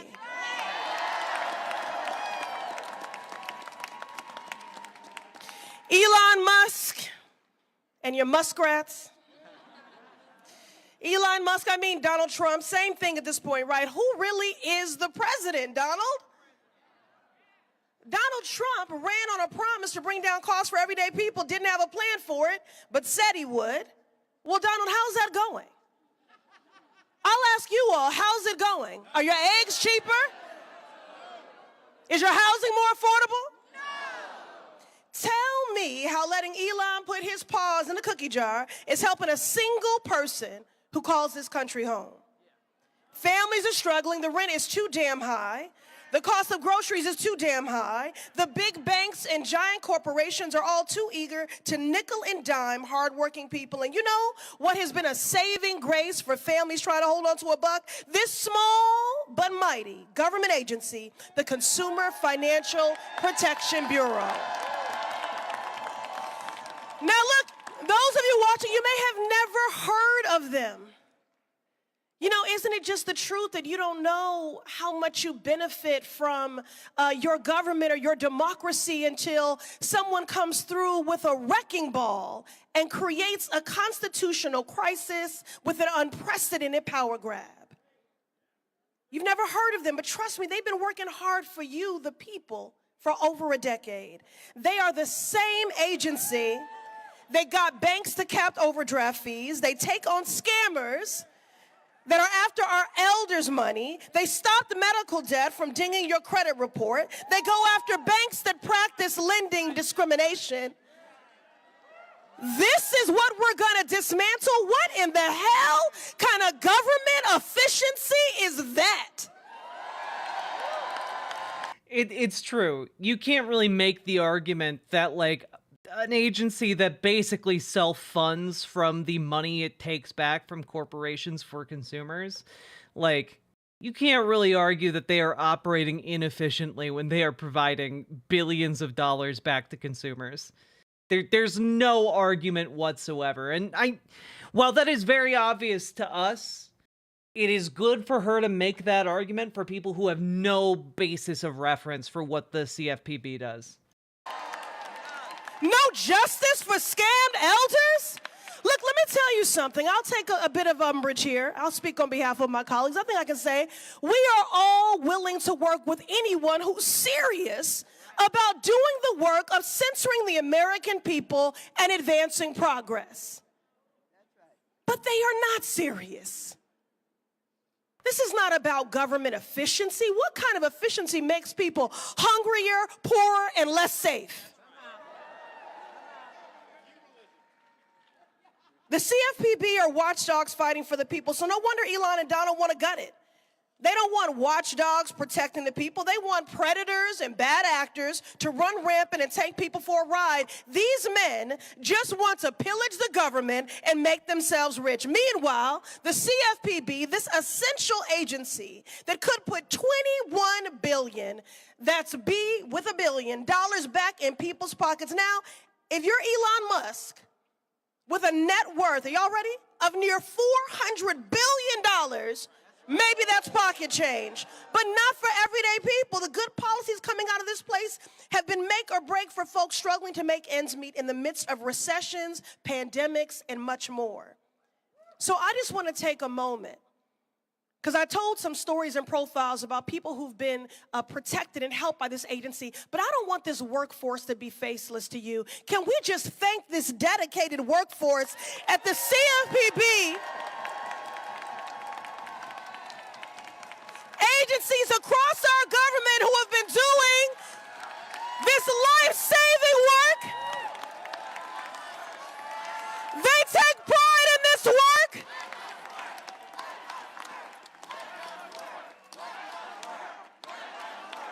That's right. That's right.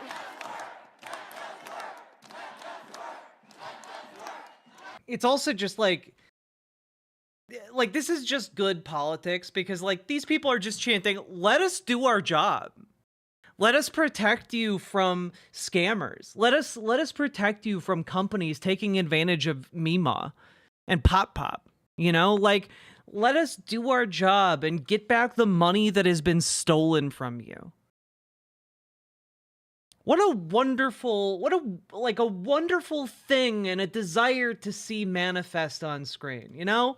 What a wonderful, like, creation we've made as a society, that we just have a group of people who are dedicated and passionate enough about doing the task of getting money back from, like, right bastards.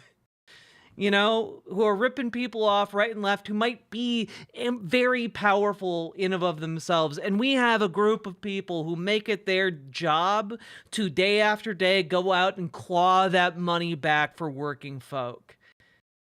And that's the organization that gets cut by Elon Musk. Really tells you what he intends to do, doesn't it?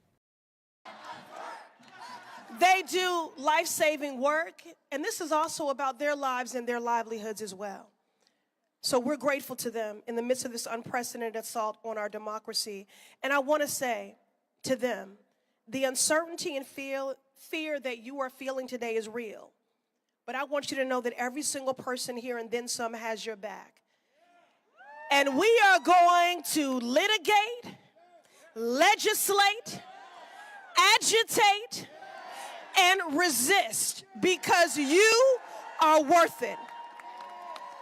So we will see you in Congress, in the courts, and in the streets. And I'll close it out here. Again, as I think about my 16-year-old daughter. A movement sibling of all of ours, Cecile Richards, an incredible warrior for justice, recently transitioned. And in the midst of battling cancer, she was still out in these streets organizing and resisting. And she was asked, "What are you doing here? You're still fighting when you're in a fight for your life." And her response was, the question will be asked, when everything was at stake for the country, what did you do? And the only acceptable answer will be, everything that I could. It's true. If you've ever looked at a history book and wondered to yourself, what would you do in times like those? In times that are too interesting, in times that are, you know, full of danger, despair, suffering. What would you do? You're finding out right now. You're finding out right now. And I know I'm going to do everything I goddamn can. And I hope you guys will join me. Thank you all. Representative Ayanna Pressley, everyone. Wow. Now that is a tough act to follow, but we've got a couple of folks, Alice Cohen and Marissa Dukowski, who are consumer attorneys for the CFPB, on the front lines actually fighting for all of us. Y'all here to tell us the actual impact of this attack on Americans. Let's go, CFPB agents, let's go! We're looking for an Alice and a Marissa. Oh, here we go. Hello. Hi, everyone. My name is Marissa Dukowski. I'm a multiply disabled attorney and activist on the Disabilities Community Project staff attorney at SEDEC DC, an independent public interest law center. We've represented numerous clients who have come to us after Comerica Bank refused to reverse unauthorized charges on their Direct Express cards, which are used by over 3 million people to receive payments for Social Security, veteran pensions, and disability benefits. Jesus. Many of these folks have disabilities or are over 65. In one case, an 87-year-old disabled client whose only source of income was Social Security came to us for help in disputing charges for online purchases taken out of her Social Security payment. She didn't even know how to use a computer. We attempted to contact Comerica Bank and were on hold for at least an hour if we could even get through. Each time we called, about 5 times. To make matters worse, our client relied on a prepaid phone, so each call required my client. I have schizoaffective disorder and live on disability. How hard do I need to worry? A lot. Very, very hard. If you are not... let me put it this way. If you live in America and you are not currently worried about this, you need to be worried about this. Like, their main goal is to rob from Medicare, Medicaid, and Social Security in order to pay for the biggest tax cuts ever seen on the face of the earth to the richest people who have ever existed. That is their plan. And if some of us need to die in order for that to happen, they are willing for that to happen. They're cold motherfuckers. To spend resources she simply did not have. When we could get someone on the line, the agent would often hang up upon learning that an attorney was on the call. Once an agent promised to send her a fraud questionnaire, but surprise, surprise, never did. After about a month and a half of disputing the fraudulent claims with Comerica, it became more expensive for our client to call Direct Express repeatedly on her prepaid phone than it was for her to stop disputing the final fraudulent charge and assume liability for this loss. That's why the CFPB just 2 months ago sued Comerica Bank for conduct that includes deliberately disconnecting 24 million customer service calls and mishandling fraud complaints. But work on that case has now halted. Yes, Boo is right. The CFPB's move to hold Comerica accountable for violations of federal laws and regulations was so critical. Not everyone has a lawyer to support them, and even those who do can't always get the relief they're looking for. Lawsuits like this one, addressing systemic violations, help to keep consumers like my client safe. Thank you. Thank you. Thank you. You had trouble donating today through Streamlabs? Oh, I can take a look at that.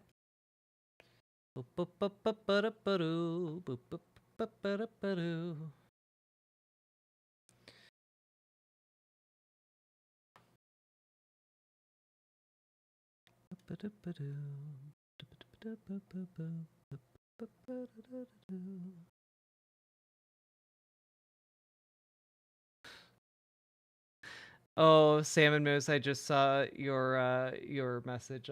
I appreciate that very much. All right, odds and ends picks. Let's take a look here.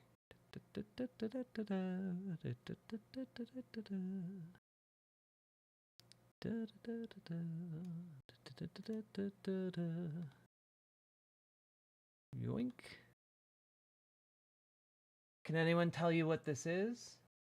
Yeah, that's Streamlabs asking for access to your Twitch account, which, like, they do so that, like, your Twitch and your Streamlabs account, like, can talk to each other.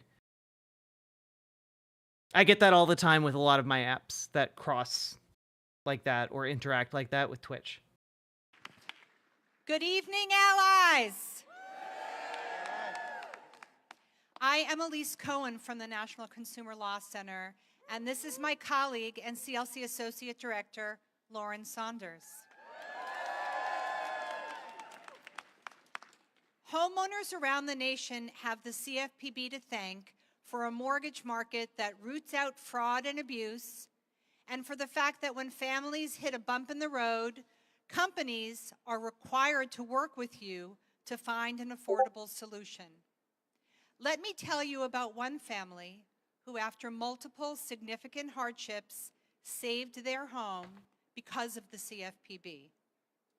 The son of elderly homeowners in a rural county in Maine, scattered with family farms, bought his parents' home so they could live out the rest of their lives there and he could live with and care for them. Due to medical issues and job loss, he soon after lost his salary and instead received Social Security disability and food stamps. He fell behind on the mortgage. He cut back on everything he could: groceries, heat, hot water, gifts, going out. He felt overcome with guilt that he could not make the payments and suffered from depression. He saw that his mother suffered from anxiety around losing the home too, and that made him feel more guilt and shame. When he asked for mortgage help, his loan company... Yeah, Mithril, I understand the impulse to doom because, like, holy shit, we're on the precipice of something truly terrible. But also, like, the only way we get through this is by holding on to each other. And so either way, the thing we have to do doesn't really change that much. We work together, we organize together, we hold together. And then when the worst happens, we respond to that the best we can, you know? But that response is going to be a lot easier and a lot more powerful if we're able to respond together as opposed to by ourselves. I don't want anyone in this community to feel like they are on their own. A company that the CFPB has sued offered him an expensive plan that set him up to fail instead of the affordable one their policies required. The monthly payment was 150% of his monthly income on disability, and it required an initial payment that was 200% of his monthly income. The son and his parents pooled their resources and made payments, but this was not sustainable. During these times, his mother passed away, and he cared for his father, who had dementia. The mortgage company should have given this family the payment they could afford, the one their policies required, but instead they gave them years of hardship. Later, the family was able to get help, and because the CFPB's rules made the difference, they were able to get that affordable payment, the one they should have been offered years earlier.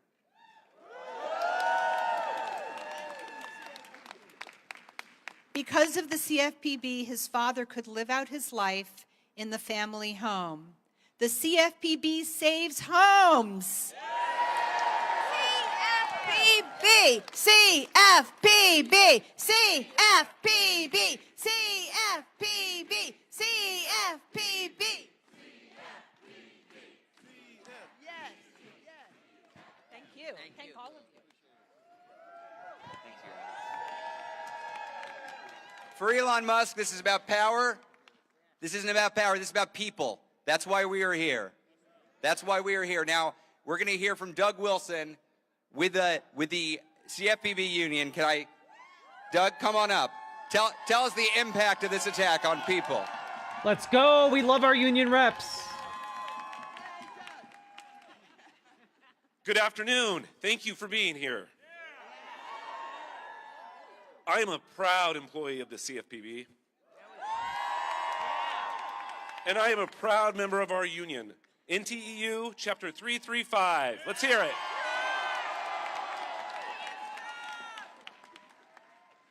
We just want to do our jobs. Our work at the CFPB touches the lives of almost every American.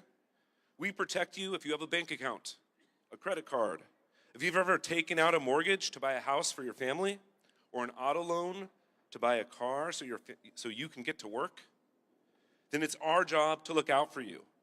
We are on the side of the American consumer. We are the only federal agency solely focused on protecting consumers. Blessings.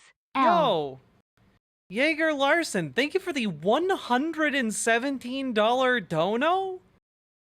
Holy moly, thank you very, very much. God damn! Thank you. I really appreciate that. Especially, I know when we tend to get deeper into the night, the donos slow down, so I really appreciate that. Thank you. In the financial marketplace. When payday lenders charge 400% interest, when debt collectors harass people at work, when credit reporting companies lose your data, we're the ones who step in and make it right. So what happens if the CFPB disappears? Who will fight for service members targeted by predatory car loans? Who will stand up for seniors getting scammed out of their retirement savings? Not Elon fucking Musk. Who will ensure that mortgage lenders don't discriminate? My colleagues and I, we just want to get back to work. The CFPB has protected consumers under Republican and Democratic presidents. We just need to keep doing this work. If you're standing with us today, we need your support more than ever. The CFPB's mission to protect consumers isn't just our job, It's a commitment that we share with every American who believes in fair financial markets and a fair shake in life. Please tell your friends and family about the CFPB's work. Share our stories. Contact your elected representatives and let them know that a strong, independent CFPB is essential. Your voice makes a difference in this fight. Together, we can ensure that the CFPB continues to stand up for consumers across America. And to my brothers and sisters in the NTEU, we are not giving up.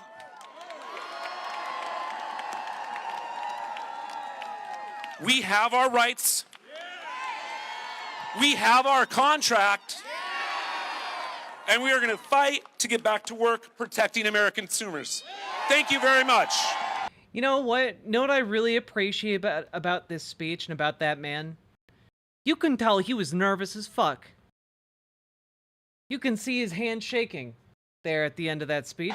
Fight to get back to work protecting American consumers. Thank you. He's trembling. You know, he's people are scared, man. But that is one of the best things about these times, is that when people come together, we get braver.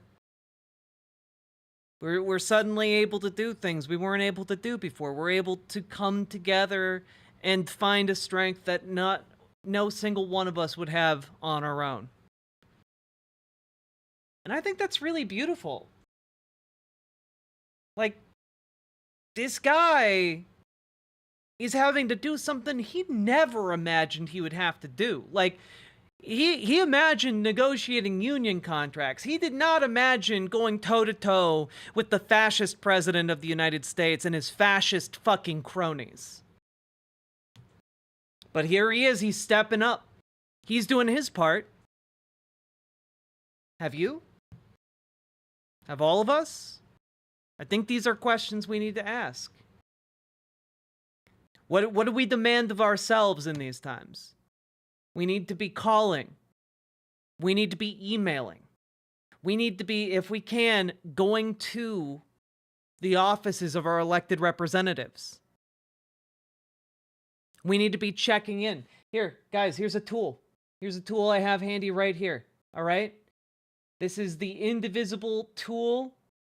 It can help you find different indivisible protests that are happening around the country. All right? And if you don't see one in your area, you can make one. And then you can share that around social media, or, you know what? You can share it in our Discord. We have a protest. We have an entire protest section for the Discord. Go share it in there. Get other people to share it around. You aren't checking that part of the Discord? Start checking it. We need to start doing our part to make sure more people know that there are mobilization efforts, that you are not alone, and that people are out there who will fight for you, who will fight for your loved ones, who will fight for all of us. Spam that shit wherever you hang out.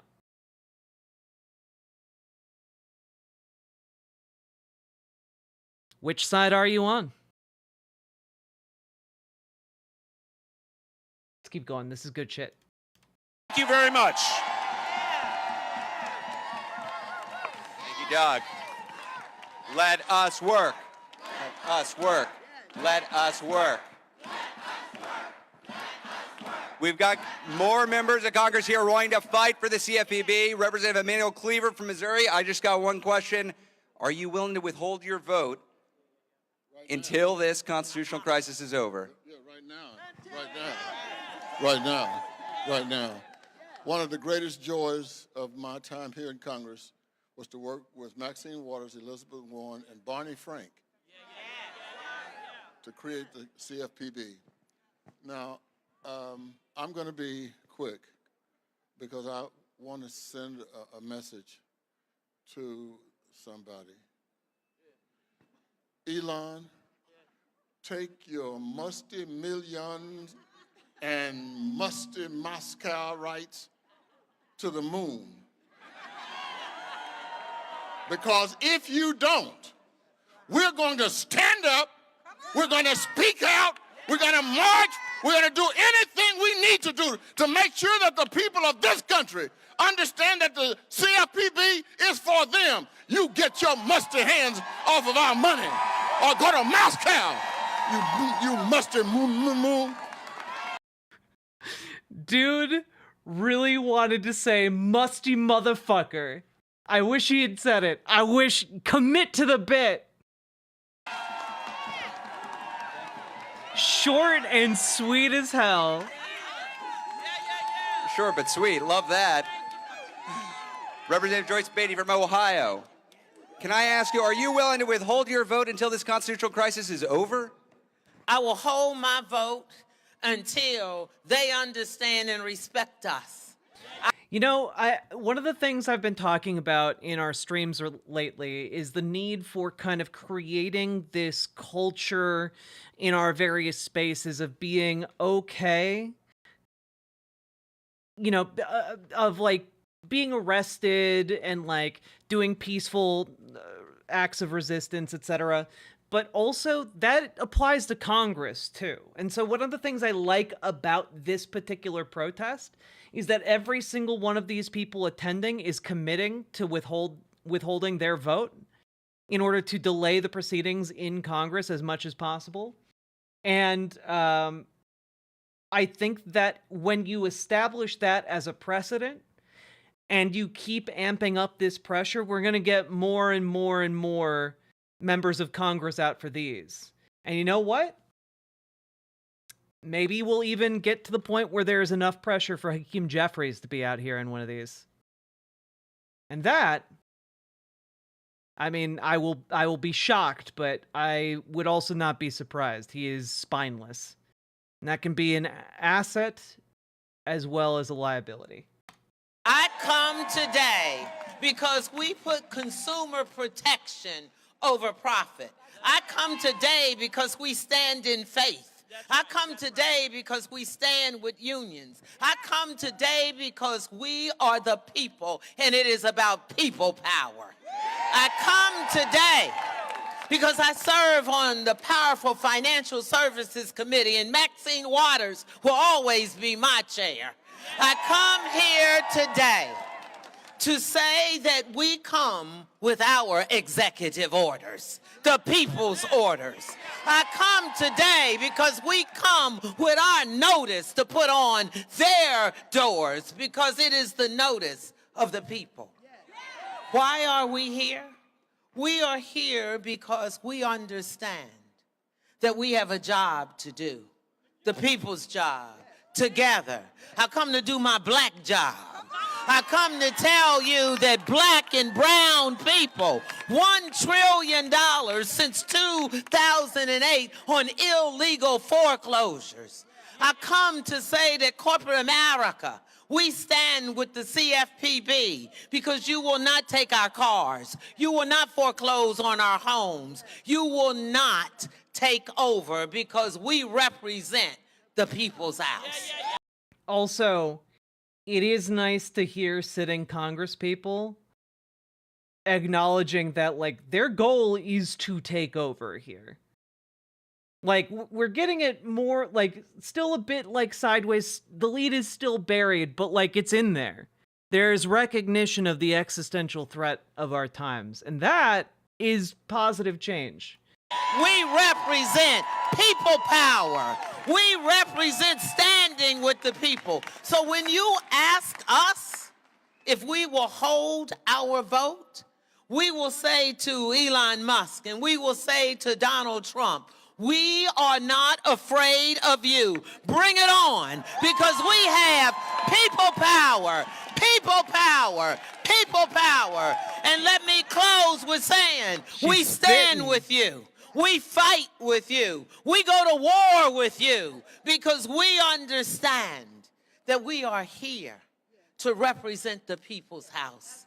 And you can trust us because we stand with you every day. When we go into that committee, every day our job is to make somebody uncomfortable because they're trying to take away our power. And let me say to the Republicans on the other side, where are you? When we think 4 out of 5 people stand with the CFPB, 77% of them are Republicans. So where are they today? Let's go knock on their door. Let's go tell them we're coming with people power. We're coming after everyone who does not stand with us. Because we stand with you. This is the kind of fucking energy we need. Fuck yes. See what I mean, guys? We need to be watching this because, like, holy shit, we need this. We need this so badly. This is the kind of, like, actual language and mobilization effort and energy we need. The messages you hear today, they're not an idle threat. We come today because this nation is hurting. We come today because we care about people. We come today because no one elected Elon Musk. We come today because Donald Trump can't lead this nation. And he is allowing someone not elected to do the job that he's supposed to do. So Donald Trump, what does that say about you? You don't have power, but we have people power, and we're coming after you. We're coming after you with our people power. Thank you, God bless you, and I'm Congresswoman Joyce Beatty, and I approve this message. God bless you. What a queen.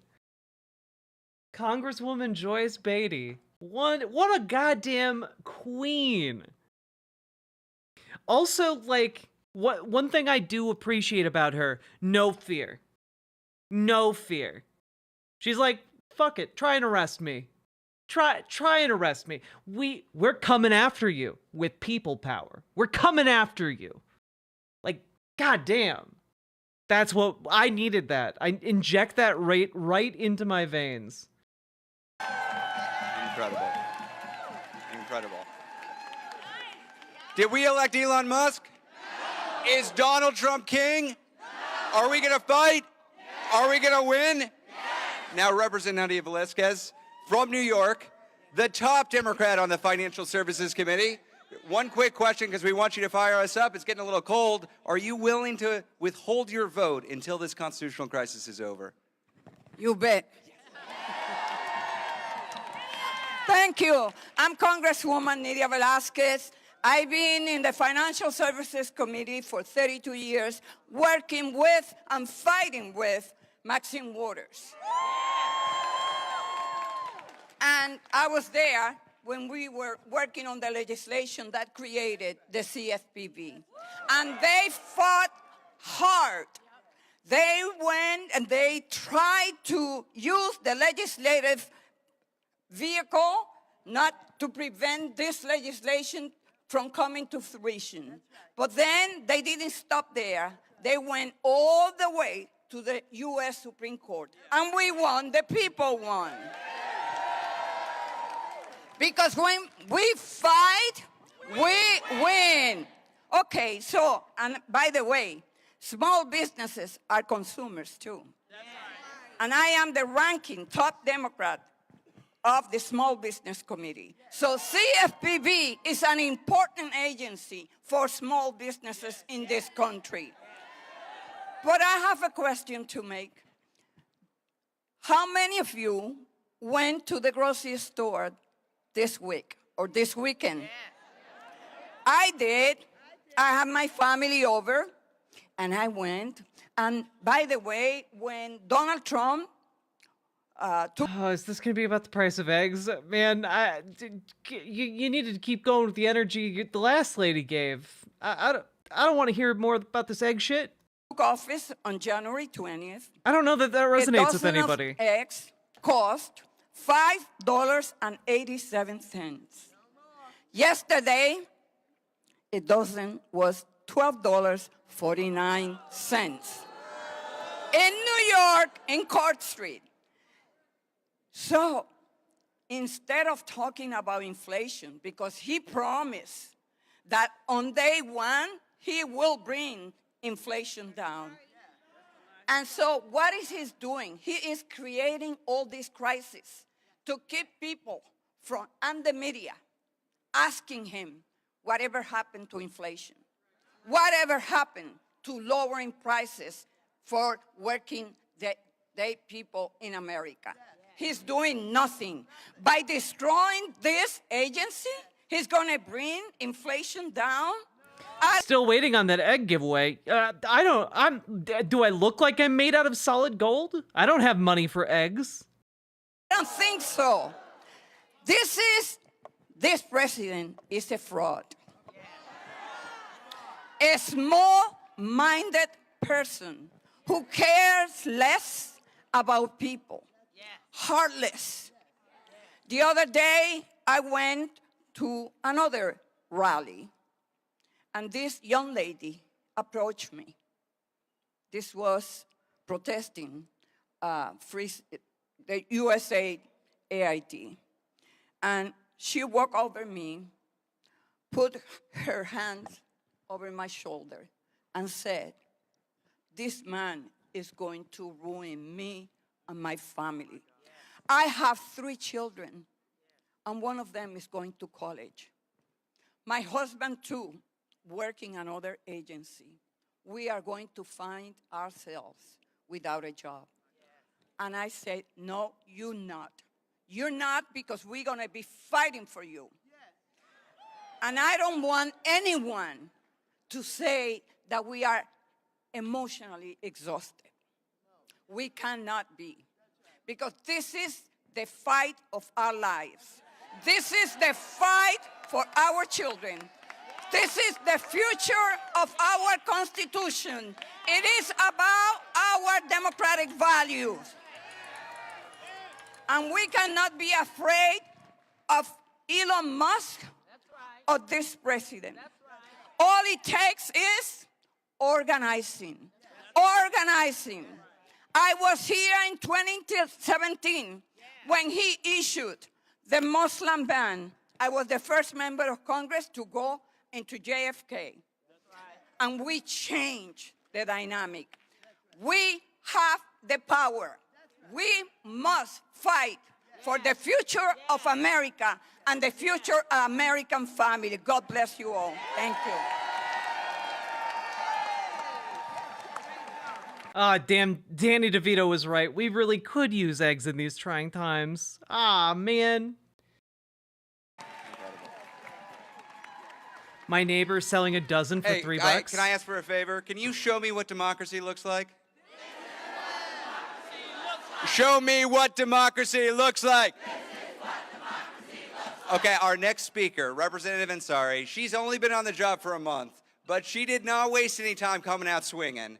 One question, are you willing to withhold your vote until this constitutional crisis ends? Thank you. Good evening, everyone. Let's First go. of all, such an honor to have these 2 incredible women who have literally spent their entire lives fighting for this agency. Please give them another round of applause. I'm Congresswoman Yasamin Ansari. I proudly represent Phoenix, Glendale, and Guadalupe in Congress. And these hardworking individuals sent me here to fight for them, for their grocery prices, for their cost of living, and every single thing that we have seen from this administration is the exact opposite. It has been just over 20 days since Donald Trump has been inaugurated as president and since he has pretty much handed over the entirety of our government to Elon Musk. And I don't know about you, for me it has felt like so much longer than that, because we know that their entire purpose and their agenda is to wear us down and to paralyze us into fear and into feeling like there's nothing we can do. I am the proud daughter of immigrants, and I assure you that I grew up hearing about, from my parents who fled an authoritarian regime, the habits and the characteristics of what authoritarian regimes act like, right? First of all, they take over everything. They take over the agencies, they take over the media, they take over every sphere of influence in public life, and they create this culture of fear. And that is the absolute last thing that we, as the people in this country, can let happen in this situation. This is a war for the soul of our country, and we have to fight back. Last week, I'm dying. I'm dying for more rhetoric like this. Please, please, I need to see more recognition of the severity of the issue that we're dealing with now. I need to see that, like, for my own sanity. we have to fight back. Never in my life did I think that within 1 week we would see an all-out assault on U.S. aid, on the Treasury, on the Environmental Protection Agency, on the Department of Education, and now the agency that is literally designed to support and protect working people from fraud and abuse and predatory lenders. I can tell you in Arizona, this agency went after a brokerage firm that was literally purposefully preventing people from seeing competition when it came to housing options. And in the middle of a housing crisis in Phoenix, Arizona, and across the United States, that is exactly the kind of scheme that we have to fight back against. And that's why I'm here today. That's why we cannot stop fighting and using every tool in our toolbox. We have to stop, stall, and sue until we take back our country for the better. Thank you for being here. Thank you, Rep. Ansari. Stop, stall, sue. Stop, stall, sue. Stop, stall, sue. We've got another representative coming up. Tell us how we're going to fight back. Representative Bill Foster from Illinois. Let's go, One Bill. question, Representative. Are you willing to withhold your vote until this constitutional crisis is over? That's the power we have, and we're going to use it. I respect this man for clearly holding on to this tie for the last 30 years and still wanting to wear it. This is very clearly his power tie. It's meant to project his chakras out into the world and influence people. Look at it. Look at that thing. Let me tell you, I'm Congressman Bill Foster. I'm Congress's token PhD physicist. Hey, lovely pariah. Yeah, well, you can applaud or you can cry. But that's the way it is. He's a physicist. That explains the physics of that tie, defying all known gravitational conundrums. But, back in 2008, I was a young member of Congress. Good night, KG Bagula. A junior member of Congress. And like every member of Congress who entered then, we were holding workshops for all of the people we represented who had lost their homes because of fraudulent mortgages. Everyone who had been screwed over by businesses, who, on signing contracts they didn't understand. Credit card companies that had an incredible strategy of just fee after fee after fee, restructuring the order of payments to generate fraudulent failures to pay, a long list of things. And so when this happened, we took a bunch of emergency actions to save the economy so that people, at least we could survive. And then every one of us made a pledge that we would establish the rules of the road so that this sort of disaster would never happen again. And that became the Dodd-Frank Wall Street Reform, everyone knows that, and Consumer Protection Act. And that second part is just as important as the Wall Street Reform part. So I'm very proud. I was 10 for 10 in getting my amendments in the Dodd-Frank bill. And it was, and Barney Frank made an observation. When members of Congress came to him and said, how the hell did this happen? Why is it okay that people signed these things? He said, well, I tell you what, if you ask who's in charge of consumer protection, it was the Federal Reserve. And Barney's observation is, if you're serious about that, the Federal Reserve is not the right organization. You need people like you who drive to work every day thinking about how to protect people against fraud. And that's what we're fighting for. So, I have to confess, I'm not going to be able to finish this with a great rhythmic cheer. I bring all the charisma of the usual physicist to this job. But I just want to thank every one of you who spent the last decade and more making life better for ordinary Americans. And we're on your side. Representative Foster, thank you. Thank you. Let us work. Let us work. Let us work. I'm really excited to introduce Latifah Simon, new representative from California. Representative Simon, one question. Are you willing to withhold your vote until this constitutional crisis is over? Every damn day. Hell yeah, let's go. What an amazing opportunity to be here. And you know, we do drown out noise of evil.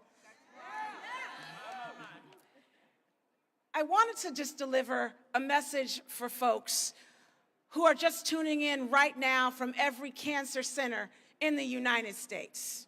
The mother who is literally waiting on a new treatment for her daughter. The father who is literally signing his whole life savings so that his son could go through stem cell transplant. See, I have been there. I buried my husband over 10 years ago. He died on Father's Day of 2014, and I told him that night that I would tell our story every living day of my life. You see, when Kevin, who was a young black journalist, when we got married and we had our baby, we deeply believed that everything was in front of us. I, a young organizer, he, a journalist. He got a fellowship at Stanford, and 3 days before he was set to teach, he got a diagnosis that changed us forever. He was diagnosed with T-cell prolymphocytic leukemia, and he was given 3 days to live. We took the baby to grandma's, and I sat in his hospital bed every single day for those 3 days, and Lord, I thank every single doctor and healer who surrounded us.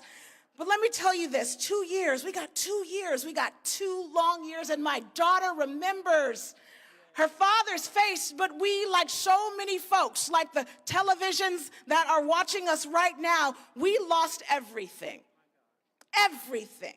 The last thing we had left was Kevin's car after burying him, and it was impounded. I don't drive, I am legally blind, one of the disabled organizers in this country who will not give up. But when I think about folks like me who have filed for bankruptcy and who gave all that they have, and I think of the work of the CFPB, I have to tell folks, you have a Calvary, so let them work. Let's go. So let them work. The CFPB has brought home $21 billion to low-income and working-class families across this country. They have made sure for families like mine that their medical debt didn't harbor them their ability to get student loans or get a cell phone or rent a car.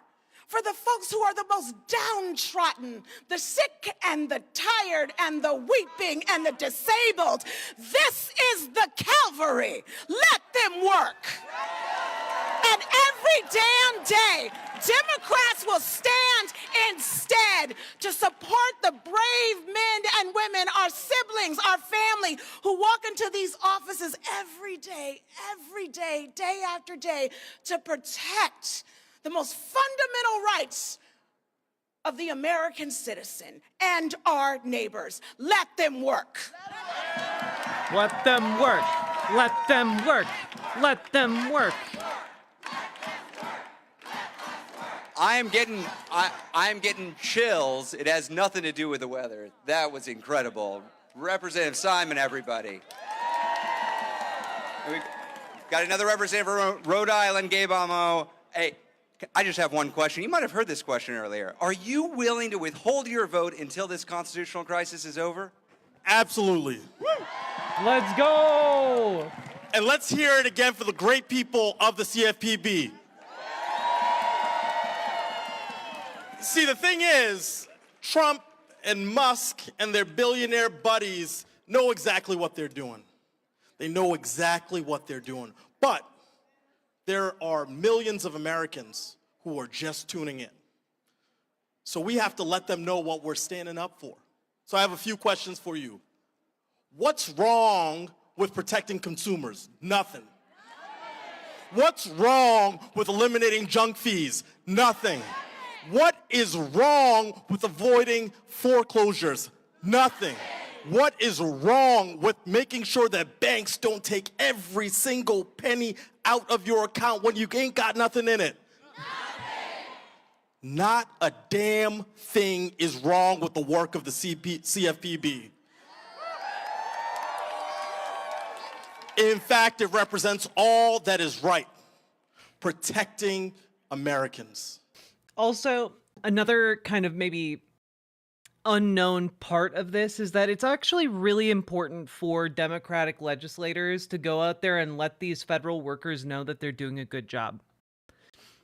That they're doing what they're supposed to do. That they are, in fact, good.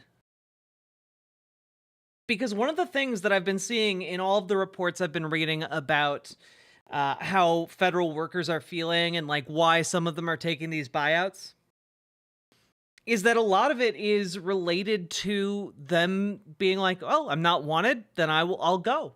You know, they're being labeled. There is like a concerted disinformation campaign to demotivate federal workers and to get them to quit. So this is all really, really important. And Forlorn79, thank you for gifting a sub to Tofu Ghost. I appreciate that. And so I say to Elon, take your hands off. Take your hands off the CFPB because the American people are watching. And we're not just watching. We are getting loud. We are on the streets. We are going to be everywhere, making it heard that we are not going to stand for an America run by billionaires. So I end with this. We are just getting started. And let's stay at it. Let's stay at it in this fight because the American people are depending on us for the future of our democracy. Thank you. You remember Trump's tiny little hands? You remember that? When I say tiny hands, you say hands up. Tiny hands. Tiny hands. Okay, we're having fun. You gotta have fun. You gotta have a little fun. On here. We've got Representative Gregory Meeks from New York. I've got one question, Representative Meeks. Are you willing to withhold your vote? Yes. Didn't even need that. Oh, I love his energy. Love his hat. He's owning that shit. Let me first thank all of the men and women who are working here at CFPB for you and what you stand for and what you do on a regular basis, trying to make sure that the average, everyday American gets a break and gets justice. Thank you for all the hard work that you do. And let there be no question that we are not going to allow the oligarchs that are around the person that is now the President of the United States to control and destroy who we are as American citizens. We are going to stand and we're going to fight, and our voices are going to be heard until we get done what is right, what is just for everyone. Now, I happen to be here in Congress when Maxine Waters and I and others decided that it was important to have a bureau that was focused on one thing, the consumer. We have right, Billy Zane fan. Like the fact that this is not plastered over Democratic comms is baffling to me. This should be everywhere that the Democrats have ties. Anywhere in the press that they have polled. Like, this stuff should be going. This should be clipped to hell. Honestly, and I mean this very sincerely, if any of you want to clip this up and put it out there on social media and, like, maybe put it in the Discord for us to share around these clips, that would unironically be very helpful to spread on social media. If any of you have the skill set or time to do that. Agencies and we have bureaus that are focused on everything else. We had nothing for the consumer. And what we had was the greatest financial crisis since the Great Depression, when hundreds of thousands of Americans. If you put it in the Discord, if somebody is able to do this, to cut up this stuff, if you need a link, I can get it to you guys. Here, I'll post it in chat. I'll do you one better. Post it in every single one of these chats. Okay? If you want to download this, cut it up into like the different speeches, and post those in the Discord, Dragonfly can make sure that every Dem in her state sees these speeches, okay? And shares them around. Can it go up in a place like TikTok? Absolutely. We should be sharing these as far and as wide as we can. Lost their homes and their livelihood. I'm not good at it, but I can cut clips together and I'll try my best. Code mode? Your best is more than good enough. Give it a shot. Let's go. Let's make some fucking Tic Tacs. Went bankrupt with no agency or anything or anyone there to protect them. They were defrauded. Now we happen to know that the person that is now the head of the United States of America happens to have committed fraud and some other things in the past. And so what would you think that that person would do when they come back into office?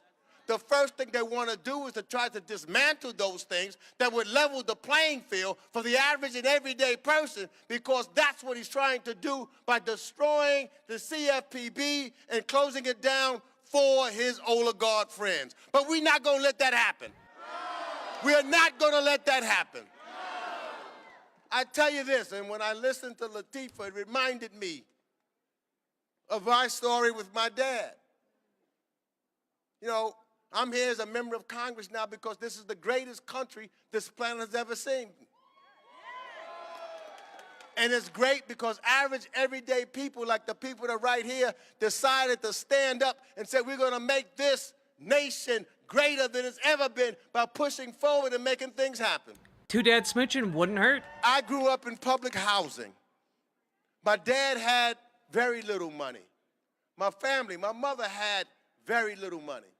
And I can recall as a child them being ripped off time and time again simply because they did not know. They did not know. That was one of the reasons why I determined that I was going to go to law school so that I could help them and give them information. Now, what's important is when you think about the work of the CFPB, the average everyday American who may not have someone who went to law school, who may not know a lawyer, who may not know someone else that can help them, because when you're living in public housing, you have everybody, that a lot of folks are in the same boat. So you need to have some place that you can go to get and seek information so that you won't get ripped off by some greedy person who wanted to take advantage of people. And what you represent is that no longer were people being taken. You saved people's homes, and you saved them so they could continue to live the American dream. You are the heroes of the United States of America. You will continue to be the heroes and sheroes to make a difference so that we can make sure that all Americans have the opportunity to get information and not ripped off by the super wealthy, but make sure that we are giving people a hand up and not trying to pull them down. Thank you. Together, we're going to make sure that Musk and Trump don't win. The people, the power belongs to the people. People's power will prevail. Together, tomorrow is going to be better today. Thank you all for being out here. God bless each and every one of you. Thank you, Representative Meeks.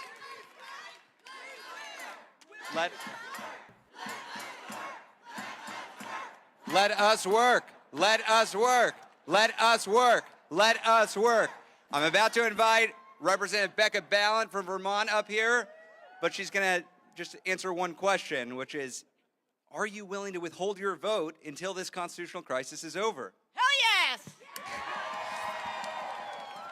See, this is the kind of energy we need to like make it like the culture of Dems in Congress come and do these events and saying, fuck yeah, I'm withholding my vote. I'm showing solidarity with my fellow lawmakers. So, I'm Becca Ballin. I represent Vermont. I'm standing up here. It's so important for me to be here today to represent rural America. Representing all of those folks back home in Vermont that cannot believe that the one place that they are looking to save money is the one place in government that is protecting all of us from the kind of fraudsters and scammers that are in the White House right now. Let's go, slurs. Yes, this is the lady who called herself a scrappy. Now, one of the things I want you to do right now, I know what. it's cold. I want you to look around at all of the people who are here today. I want you to look around, and I want you to see we are all in this together. You are not in this alone. And we are members of Congress, and we have some power. But you have the power of your voices. And we say, we have to legislate. We have to litigate. We have to agitate. And you are out here agitating for all of those people who can't be here today. All of those people living at the end of dirt roads in my home state of Vermont. Here's the thing. I need all of us to think about the way that we are thinking about and talking about our fellow Americans. I know that sometimes people will say things like, we're here sticking up for the little guy. There is no little guy. There are just Americans. Hell yeah. And everyone deserves a fair shot. Everyone deserves a fair shot. And we don't help people. They help themselves. They just want a fair shot. That's what this whole thing is about. So, I want you to think about the way you're thinking about your fellow Americans. We are with each other. We are with each other. We are standing together so that everyone, regardless of where you live in this country, you know you have a chance. The same chance that every single other person has, regardless of zip code. So, here's what I want to say. Yeah, Ezra Levin is a real one. Are you with me? He's been doing a great job organizing these.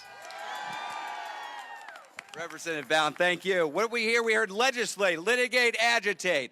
Legislate, litigate, agitate. Legislate, litigate, agitate. He's real good at this. Legislate, litigate, agitate.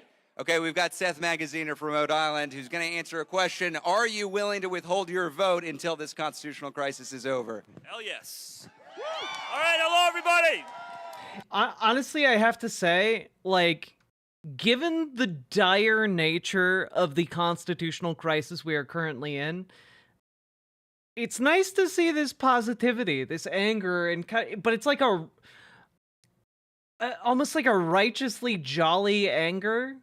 You know, like people are having fun with it, but there's still a lot of anger. It's an interesting combination of emotions playing out throughout this protest, and I'm kind of here for it. The vibe is good. I'm Seth. Who's the man in the brown jacket? That is Ezra Levin. He's one of the co-founders of Indivisible, the organization that's been putting on these protests. All of the protests that I've been showing you guys and been like hyping up, they're done through Indivisible. It's the organization earlier I linked in chat that you can actually organize a protest of your own through Indivisible in your local area, or look for other protests in your local area that you can make it to that were made in Indivisible. So I'd highly recommend checking that out. And again, I'm more than willing to rep that here real quick. Copy, paste. There we go. There we go. There we go. In all the chats. All right. Magaziner from Rhode Island, former state treasurer. And as a former state treasurer, I can tell you firsthand that the grifters and the scammers will never stop trying to get rich off of the back of working people. We have seen that over and over again. We have seen how they will load up working people with overdraft fees and medical debt and subprime mortgages unless there is someone standing in their way. And that is the CFPB. The CFPB is the cop on the block to make sure that the people are looked out for. The only cop I support on my block. Now, Donald Trump and Elon Musk don't see it that way. They want a government of, by, and for the billionaires.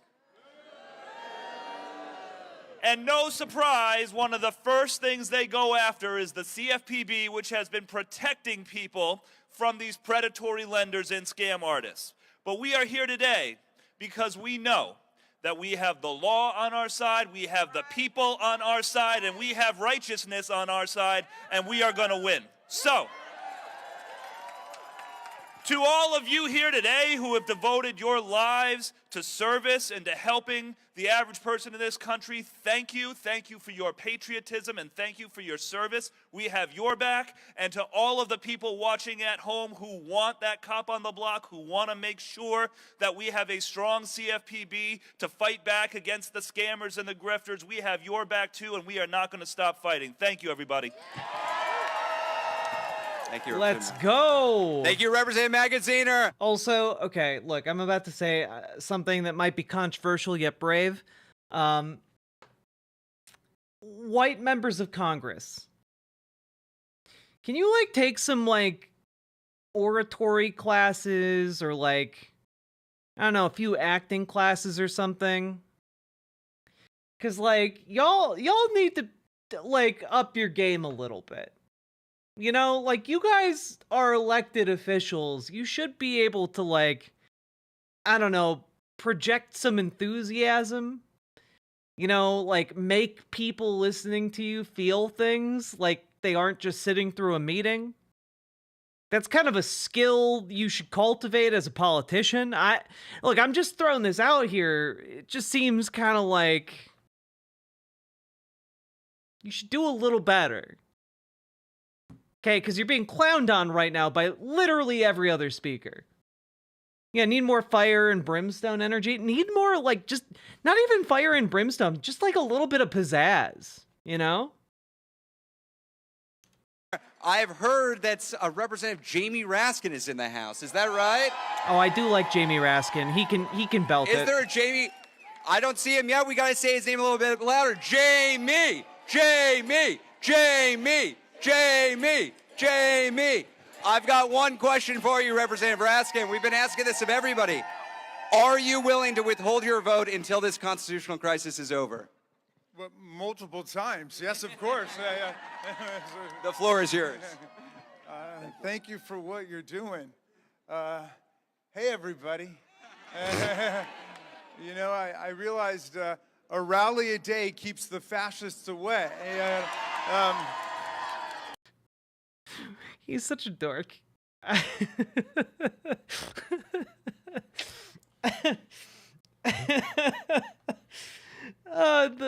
You know what really sold that was the delivery.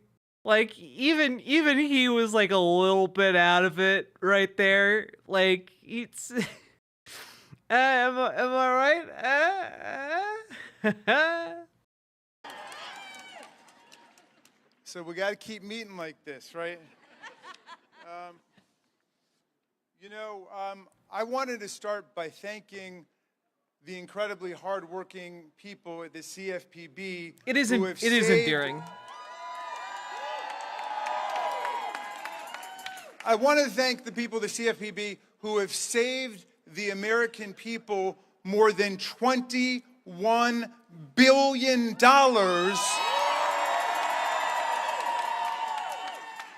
from con men and scam artists like Donald Trump.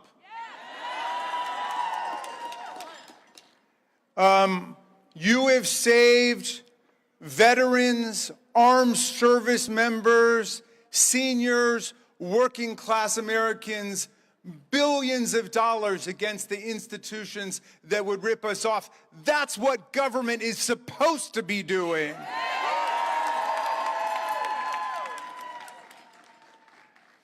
If you are saving billions of dollars right now for the plutocrats and the autocrats and the theocrats, the dictators and the bullies and the rip-off artists, they'd be putting you on the board of the Kennedy Center tonight. These people need a basic lesson in the U.S. Constitution. Elon Musk didn't create the Consumer Financial Protection Bureau. The representatives of the people in the United States, Congress, created the CFPB. Hell yeah. Let's go. And if somebody's going to dismantle it and tear it apart, it would only be the Congress of the United States. But the Congress will never do it because the people of America support the CFPB.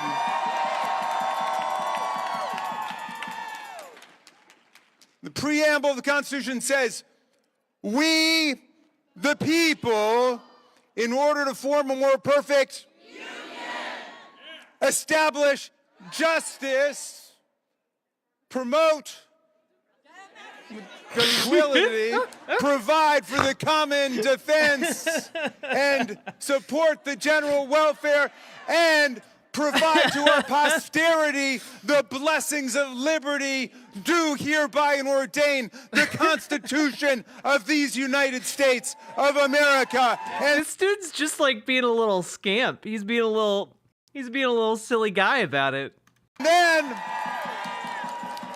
And then the Constitution in the very next sentence says, all legislative powers shall be vested in the Congress of the United States. That's Article 1. You know, I get mad at some of my colleagues, even some of my best friends, who buy this whole thing about co-equal branches, okay? First of all, the word co-equal is not a word, okay?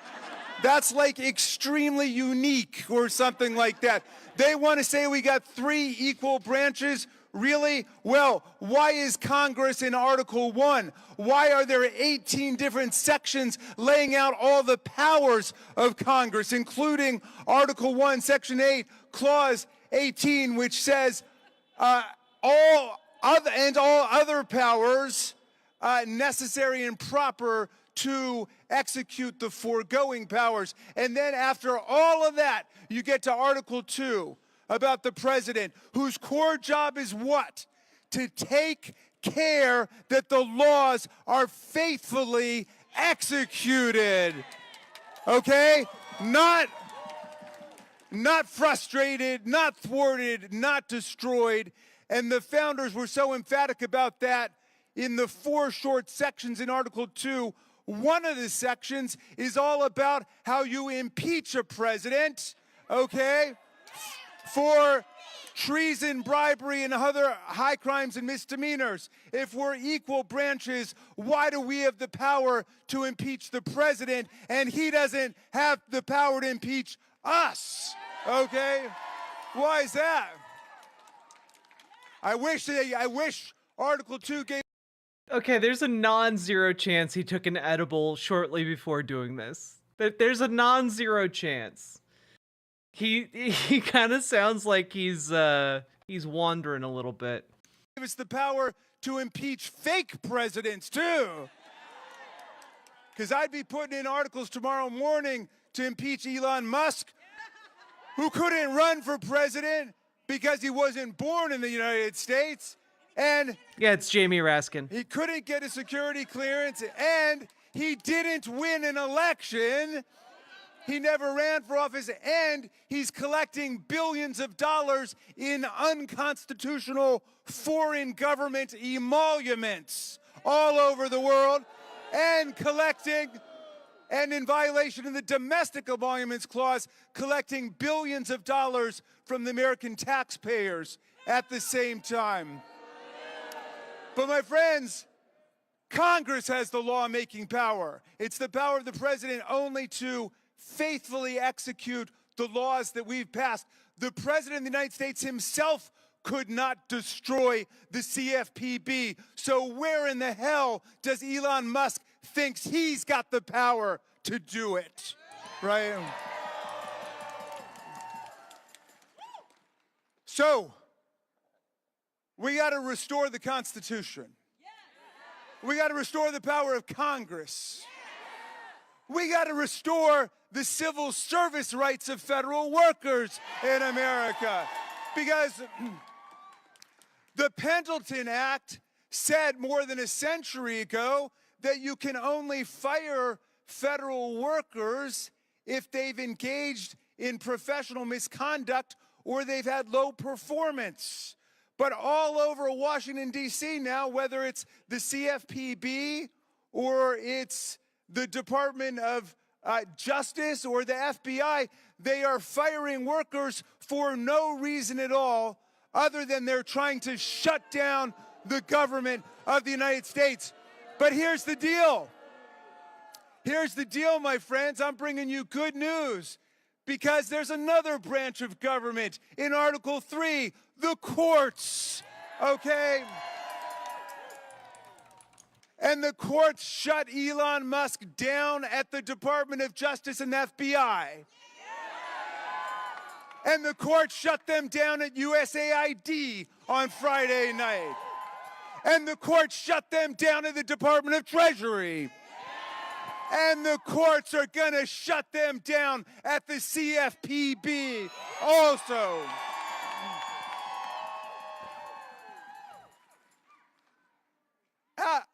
Our framers,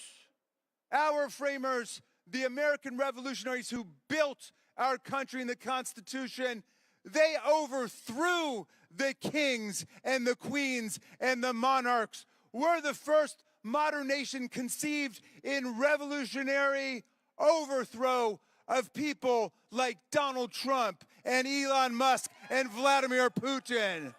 I'm not gonna lie, I'm not mad at that rhetoric entering the mix. I'm not mad at it.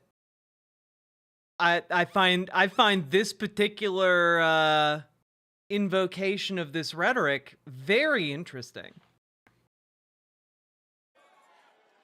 And we're going to restore constitutional government in America. Red coats out, red hats out.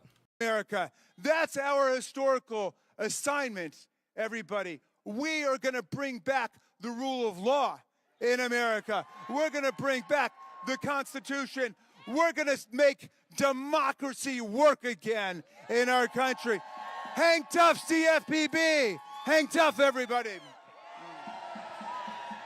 Also, not gonna lie, if I remember correctly, Jamie Raskin has had cancer like multiple times over the last 20 years. So like, it would not be surprising if he, like, you know, if he got like into the habit of like doing some medical marijuana. I would not be surprised. Thank you, Representative Raskin. I feel like I just went to school and also got in a little bit of trouble. When I say good, you say trouble. Good. Good. Good. Okay, we've got one more representative with us tonight. Representative Brad Sherman from California. One question that we've been asking everybody. Can you commit to withholding your vote until this constitutional crisis is over? Withholding my vote on what? On anything that MAGA Mike Johnson wants. Imagine this nightmare. Elon runs for president. SCOTUS approves naturalized citizens to run. Think Soy's out supporting Elon's run because he thinks he would have won president if he had this chance. Boo. You know that whatever Cenk does at this point, it's going to be the stupidest possible option available to him. But it is. He'll have to see what it is. Do we want that? No. Withhold your vote. Withhold your vote. Withhold your vote. Withhold your vote. Withhold your vote. Withhold your vote. Withhold your vote. Withhold your vote. Withhold your vote. Give him back the microphone. Withhold your vote. Also, thank you for the $5 I'm dono, Brad Gamer Sherman G. from California's best named city, Sherman Oaks. I'm late because we passed on the floor bipartisan legislation, which I wrote to help veterans in my district and around the country. Now, I'm proud. Bit awkward to be asked to withhold my vote immediately after voting. To have helped pass and to co-sponsor the bill that created the CFPB, which raises the question, why does Elon Musk and his gang of young marauders want to tear it down? Well, they would like to see unrestricted credit card fees, unrestricted overdraft. See what I mean? Like, just a little bit more riz would be nice from a lot of our white Democratic men in particular. But beyond that, imagine all of the schemes he can come up with to fleece consumers around this country if there's no one enforcing the law. Why are you smiling while you're saying that? Why? That's bad. You're not communicating right. He's a smart guy. He's a rich guy. He probably has a few ideas. But I've got news for him. First, if he shuts down the agency, all of the agency's regulations are still on the books. And second, most of them have a statute of limitations of over 4 years, and there may be new enforcement, especially when the American people ask, what's in it for us when you take away an agency that has saved us billions and billions of dollars? $21 billion in monetary compensation and principal reductions for over 200 million Americans. I'm not gonna lie, this guy does seem like he would try and run like through an archway painted on like a brick wall. That being said, I am glad he's here rather than the alternative. $5 billion in civil penalties, $6.1 billion estimated amount that will save consumers just from the change of on overdraft and NSF and the insufficient fund checks. Whose side is Trump on? Which side are you on? And whose side is Elon on? Which side are you on? Not only, of course, his own side, but the side that wants unlimited charges on credit cards, unlimited charges on. Well, to be fair, Nagma-chan, we need all of them. We need all of the members of Congress, not just the not cringy ones. We need all of them, including cringy weirdos. We need all of them. We need all of them on board the riverboat. Overdraft, unlimited gimmicks on every loan that every family needs, and they're going to need loans because even the they're not boring going to ones, be able to Mr. afford Miyagi. everything that comes in with the giant tariffs. And finally, or maybe finally, I may go on for a while. Please no. We've got this practice that Trump has. He announces that he's going to destroy somebody. Then he gets them to kiss some particularly tasty part of his body. Just say ass. I'm sorry. I know you're trying to like protect decorum or whatever, but you literally have Republican members of the House like dropping slurs in Congress. Just say ass. Just say dick. Whatever you were gonna say. You could like kiss. They want him to kiss his ass. Just do it. People like that. People like when their elected representatives say swear words. They don't like it when they say slurs. Unless they're Republican, I guess, but they do like it when you cuss.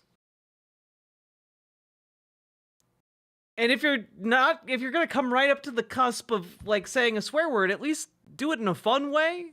Like have a little zip, have a little zazz. Then they have to agree to do something they were already doing. Like what Mexico is doing, enforcing its laws against the cartels, where hundreds and hundreds of Mexican law enforcement people have been killed trying to protect this continent from illegal drugs. Can't be boring in the fall. So they agree to do what they're already doing, and then he announces victory because he got what we already had. We saw this with Colombia. We had deported people to Colombia under the Biden administration.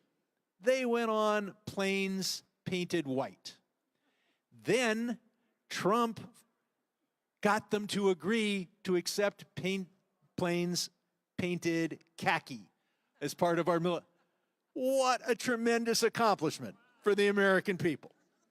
So I think it'll take a while for Americans to see through this, but I don't think... Can someone do a citizen's arrest of Elon? I don't know. If you want to try it, go ahead, I guess. I'm not a lawyer. I do know that there are some pretty stringent requirements for a citizen's arrest. That the financial institutions would be well advised to assume that they can violate the existing regulations, because there's going to this be dude has failed literally all of his charisma staff checks up as fast as this one did. The worst part is he's rolling 2s on the charisma checks.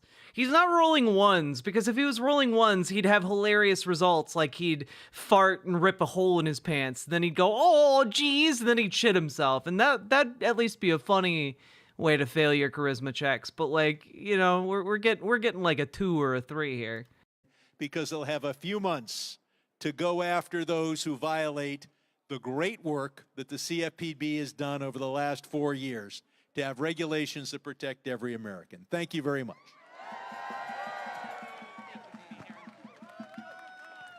Well,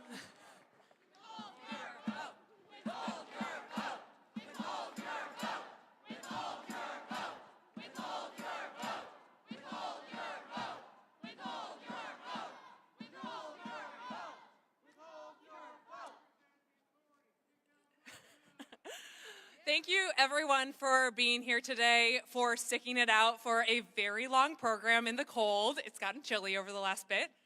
Thank you to everyone who came here to rally. Thank you to Indivisible, to Move On, to NTU 335 for all of the incredible work that you're doing and for the organizing you're doing to protect workers in this critical time. Thank you.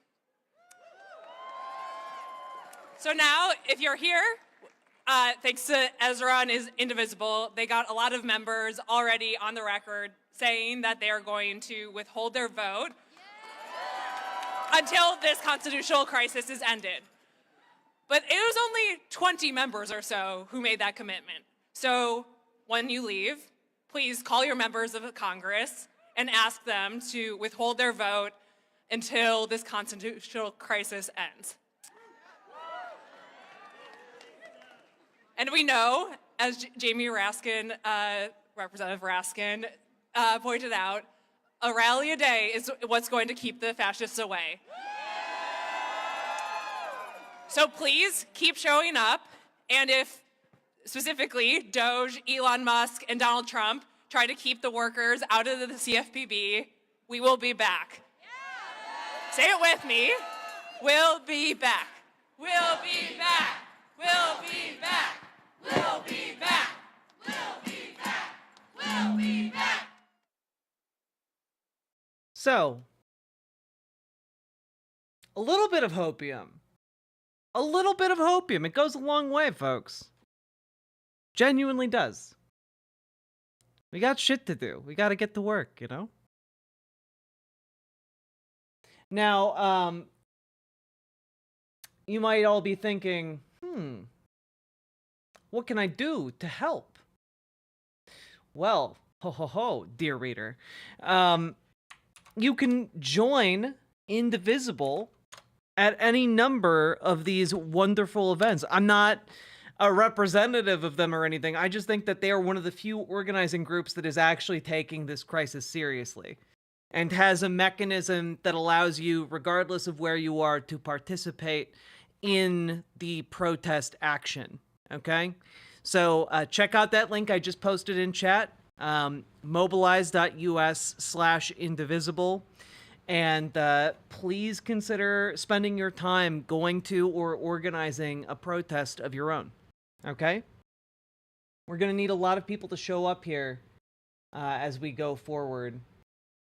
And on top of that, folks, we're not done yet. We're not done yet, okay?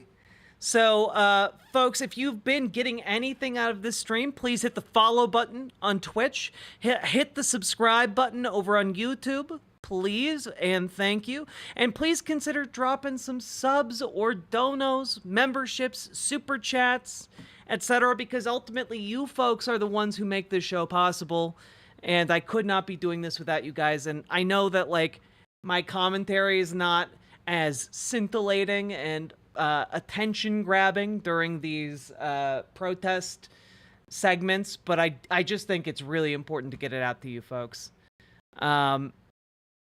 Also, we need 8 more likes to hit 300 likes on the stream, and that'd be cool as shit if you can like the stream over on YouTube.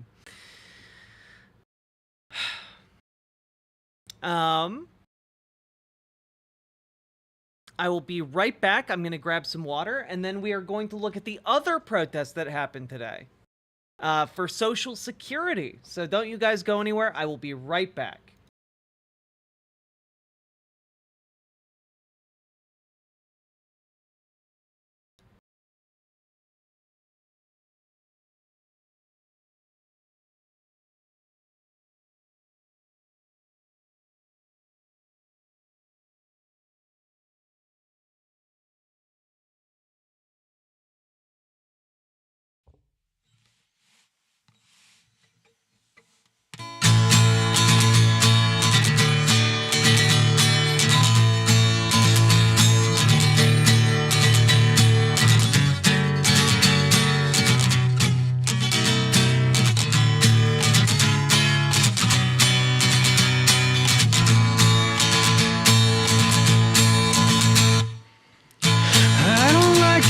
Say about me online. So I bought your favorite website. Hope that's alright. Brought back all the Nazis that you love to argue with. Now I'm waiting on my thank you for this beautiful gift. Oh, I'm a self-made man, did everything on my own. Pulled myself up on the bootstraps, just needed a small loan from the parents, couple million and a small diamond mine. Everything keeps coming up me, and I'm doing just fine.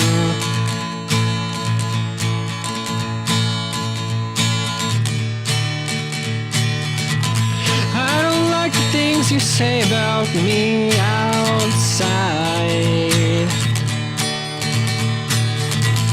So I bought myself the presidency. Hope that's alright. Staff the agencies with assholes that y'all fucking hate.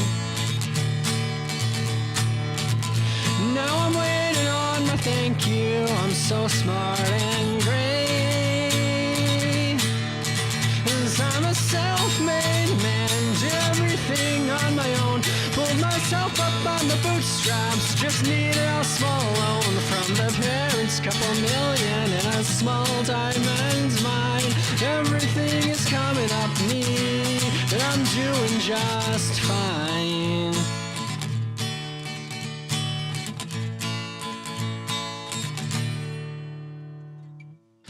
Oh, it doesn't seem you like the things I do in my life.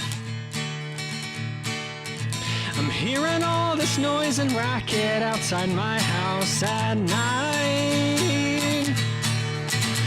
Standing tall out on the front lawn, shining bright in the sun. Everyone is coming for me. It seems my time is done. He was no self-made man, he couldn't do it on his own. He stole his wealth from all of us so he could sit on his gold throne. Maybe taxes aren't the answer, maybe France had it right.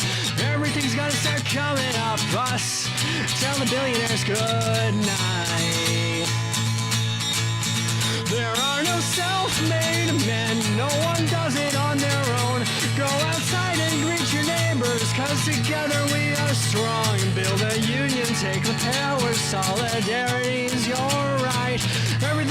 days are coming up us, and we'll be just fine.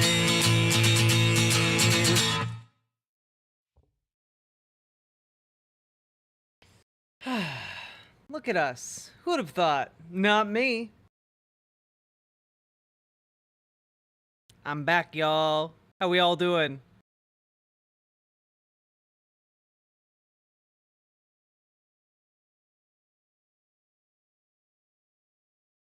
Getting late? Absolutely. But you know what?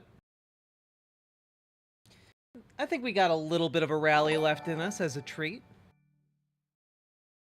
Run, rabbit run, dig that hole, forget the sun. When, at last, the work is done, don't sit down, it's time to dig another one.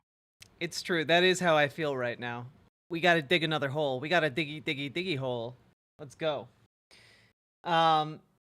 Also, thank you for the 5 gifted tier 1 salmon moose. That's how I can tell I've been streaming and talking too long. My enunciation skills The hour diminish. is late, beware the no ghost. Ethriel, thank you very much for the $5 dono. I appreciate it. Diggy hole.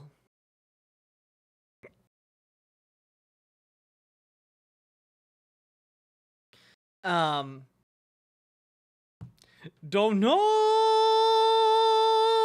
ghost. All right.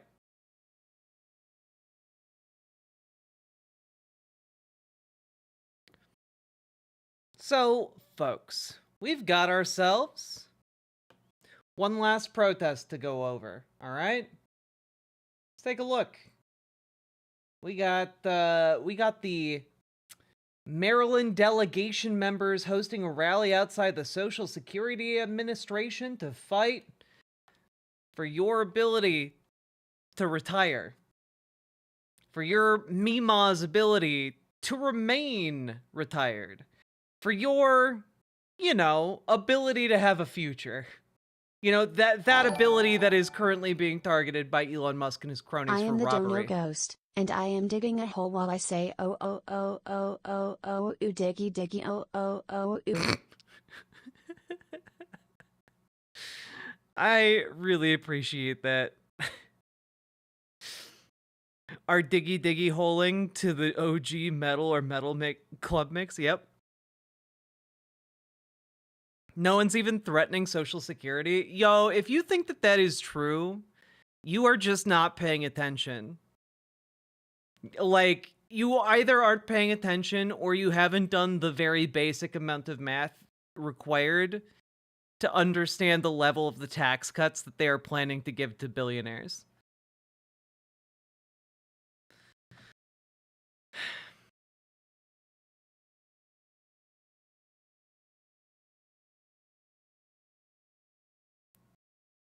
Beep, beep.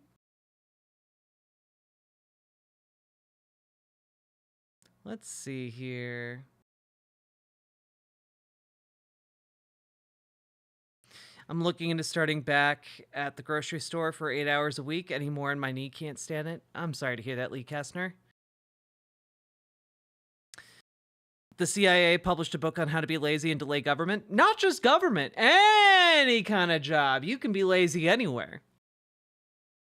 CIA stamp of approval. Stamp of approval right there. All right. Here we go, folks.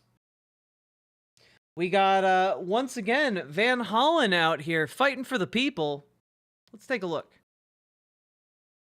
Well, welcome, everybody. Thank you all. No, we can't read the entire book on stream. It's a bit too long. I've taken a look. I've skimmed some of it. It's real good. It's real fun, but no. All for joining us here today. As you can see, we have one simple message, which is Elon Musk, keep your hands off of our Social Security.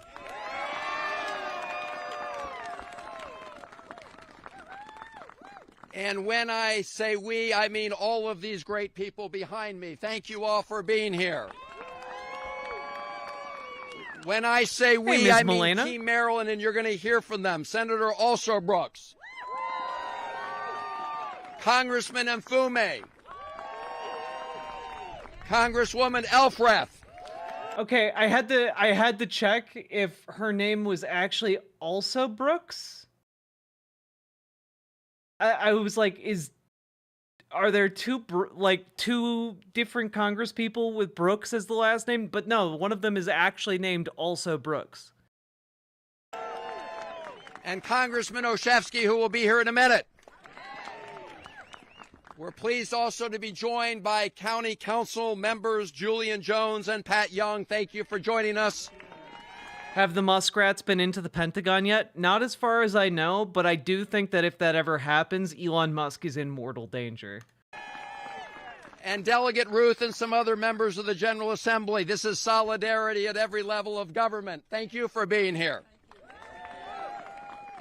And I want to thank all of the organizations that have been mobilized to save Social Security and protect Medicare. They're gathered here, including Social Security Works. Thank you for being here.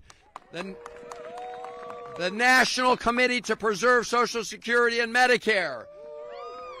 Public Citizen, People's Action, Progressive Maryland, the Alliance for Retired Americans, and Move On. Thank all of you for being here and mobilizing. And of course, most of all, I want to thank the men and the women who work every day to deliver Social Security for the American people. Thank you. To our federal workers, we're joined by the National Vice President of the Union for those workers at Social Security, AFG. Jason Anderson is here. He'll be hearing from him. And the President of Social Security Administration Council 220, Jessica Lapointe. Thank you for being here, and others. Look, over the last 21 days, we have seen Elon Musk conducting illegal raids on federal agencies with his DOGE crew. They have accessed highly sensitive personal information on Americans at the Department of Treasury, including Social Security numbers, bank accounts, and other very sensitive information.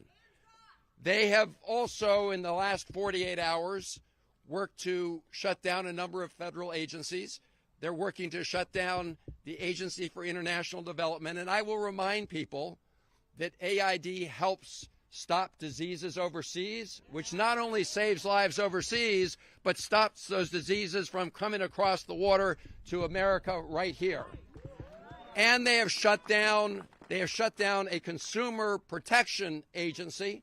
So this is the richest man in the world, shutting down a consumer protection agency that returned billions of dollars to the American people, dollars that they had been cheated out of by some corporations that engaged in fraud.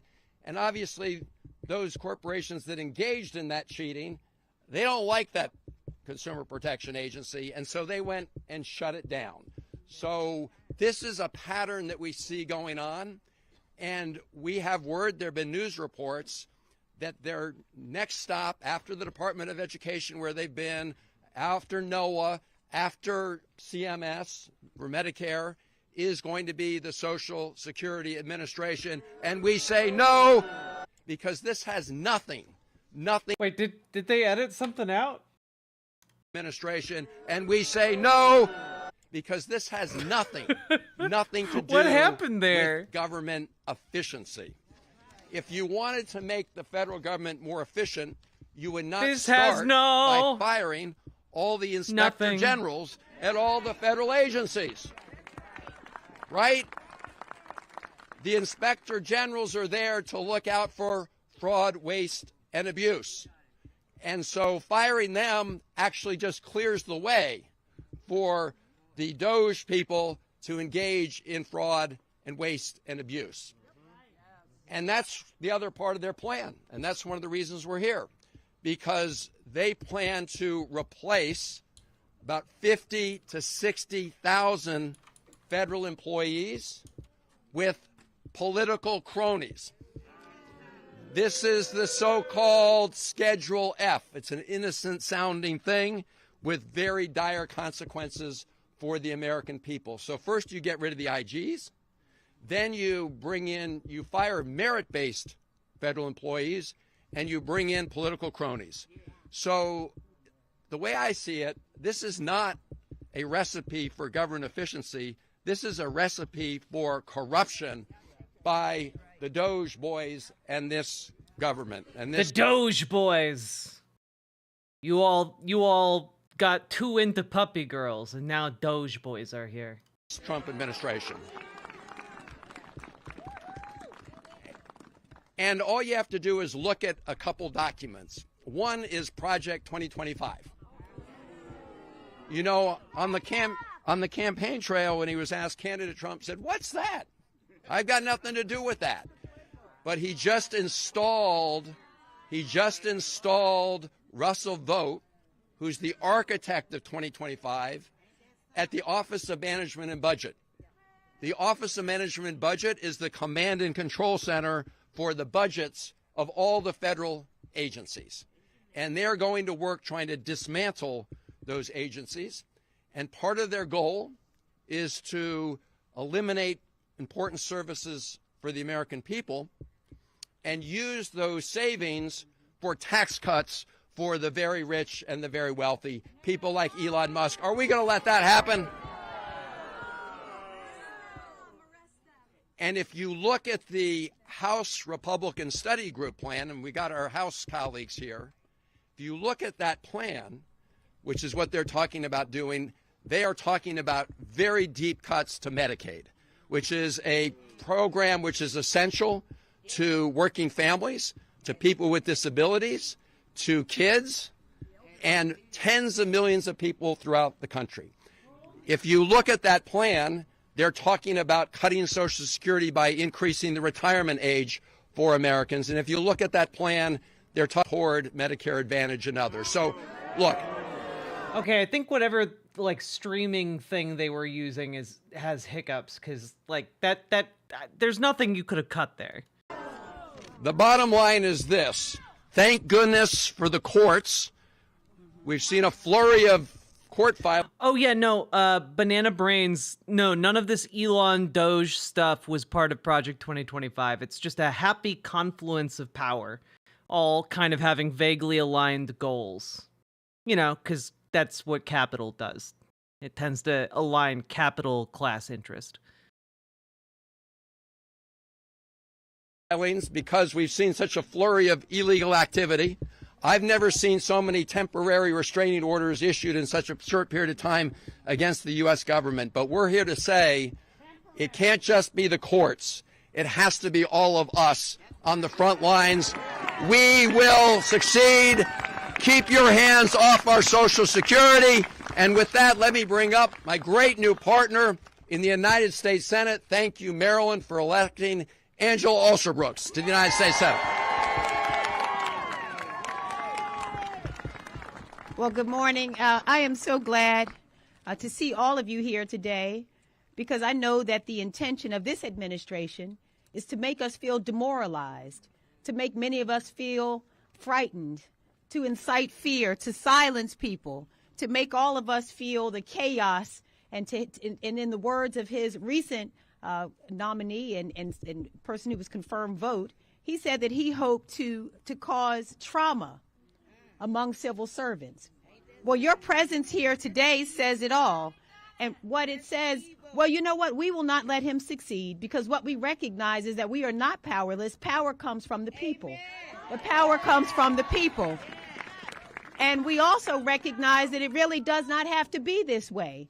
We're standing in front of the Social Security Administration, which stands as a reminder of what this could be. When we think about President Roosevelt, Franklin Roosevelt, who started the Social Security Administration, it was his words who said, it was a president who believed that in difficult times, in his words, we Americans everywhere must and shall choose the path of social justice, the path of faith, the path of hope, the path of love toward our fellow man. It is so clear that this president wants no part of this, that he doesn't believe in our humanity.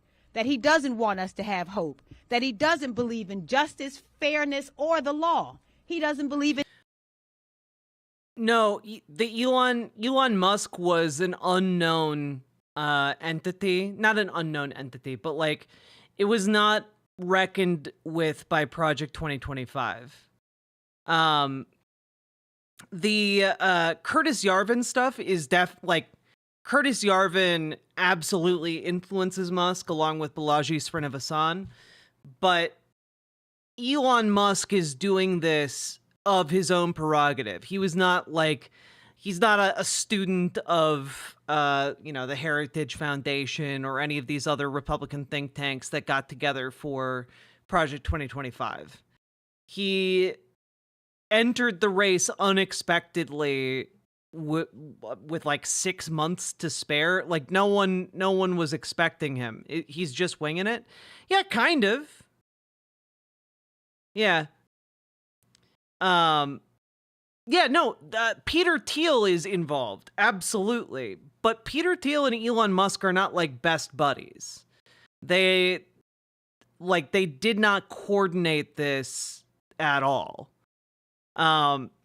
Peter Thiel definitely coordinates with a lot of other rich assholes and like the Curtis Yarvin school, like Opus Dei and all that stuff. Like they're all kind of working together with a common interest. Elon Musk, as far as I can tell, that's also the reason Elon Musk had to spend like $250 million to get into the good graces of Donald Trump. He did not have a long-term plan to do this. So that's like he's working in the same constraints and the same playing field as all of them, but they are not, maybe he's a better way of saying it is like he's a convenient lightning rod for them to scapegoat everything to, and also has a lot of money that he can give them, and like he's a useful idiot essentially. But he has tangible material interests that he is pursuing while he's doing this plan that happen to align with the interests of Project 2025 and the people pushing it. Yeah. I meant more the tech Bitcoin BS that was integrated with the Christian nationalist Project 2025 plans. Yeah, no, that's more Peter Thiel's thing. That's more Peter Thiel, more like Zuckerberg, stuff like that. Like there's definitely more Palantir in Project 2025 than there is Tesla,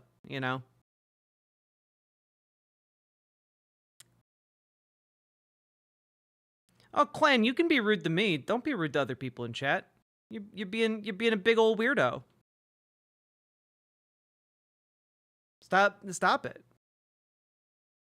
In any of those things. And so it is incumbent upon all of us to continue to raise our voices as we are today, to choose the path that President Roosevelt chose in forming a program that, let's be clear what that program is. It is one of the most important social programs of our lifetime when we think about Social Security, one of the most significant social programs of our lifetime.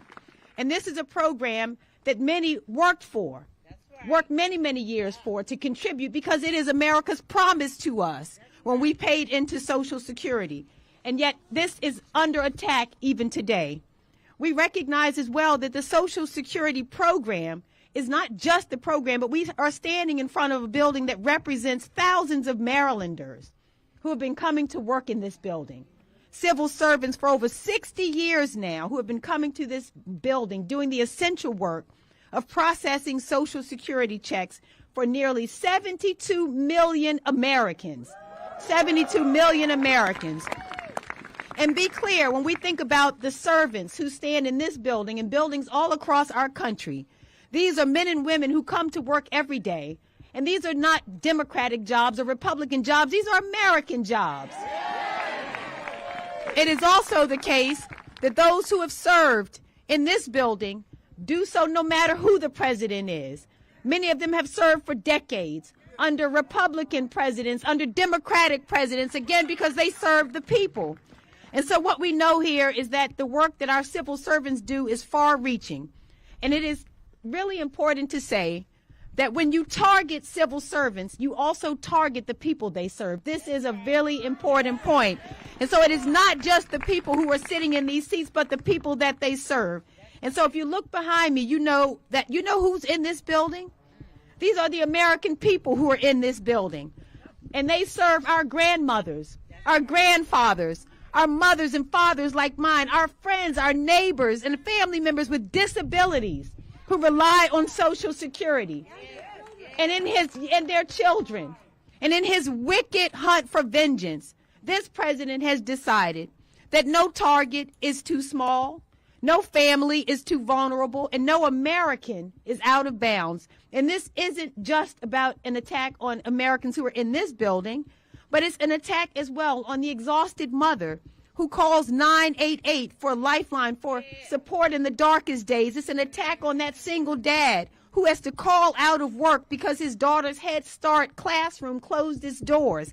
This is an attack on family businesses that didn't get their disaster relief check to rebuild after the flood receded, and an attack on the grandmother who's just trying to stretch her fixed income to feed a nourishing and to have a nourishing meal for her grandkids. It's an attack on the woman who is seeking refuge from an abusive partner just to be turned away from the local family shelter. It's an attack on that first-generation college student who has come to rely on a Pell Grant and who doesn't know how they will continue to stay in school. It's about those veterans who are looking to make sure that they're... Yeah, it does kind of seem like a speech or political rally, kind of like it was put on by some kind of organization, like maybe the organization they talked about at the beginning called Social Security Works, an organization dedicated to ensuring that Social Security continues to work.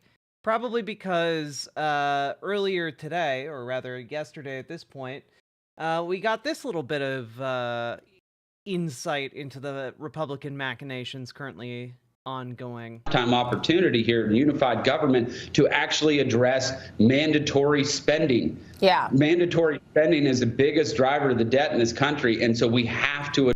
And you got to ask yourself, what's mandatory spending? When a Republican says the term mandatory spending, what is that? What does that mean? Well, that means Medicare, Medicaid, veterans benefits, and Social Security. Okay, that's interesting. Keep that in mind. That's what mandatory spending means when a Republican talks about it. Address that, and that's what the House Republicans are so solely focused on, while taking care of all these other agenda items that we've discussed, taxes and all the like. So you do believe that there will be an effort to cut into mandatory spending in order to get some offsets for some of the spending in the reconciliation bill? Yes, that's what we've been discussing. And as I said, I think this is our once-in-a-lifetime opportunity. You know, you see government shutdowns over to... Once-in-a-lifetime opportunity to rob your Social Security, to rob your Medicare, to rob your Medicaid. Wages, so many wages. You dumb motherfucker. Goddamn, like, shit for brains over here. How gullible are you? How fucking big a sap are you? If I did like the cup game in front of you, would I be able to take all of your money and the shirt off your back? Jesus. You silly little Billy. Oh, you're gonna make so much money off of the wages that who's gonna pay you? Who's paying you more wages? Exactly? Who promised to pay you more wages? Out of curiosity? Like, I love when conservative chatters come in here and they make the argument that, like, oh yeah, we'll cut all Social Security and Medicare and Medicaid, and then the companies will obviously pay us more money. Right, guys? Right? the rich people will just give us more money. Right? Are you stupid? Like, holy shit. And it's like, oh, but we'll replace so many workers with AI. You're talking about yourself, you moron. They're going to replace your job with AI. And they're not going to pay you anything more if you manage to get a new job. You're just going to be fucked in every single orifice and every single possible way. God damn.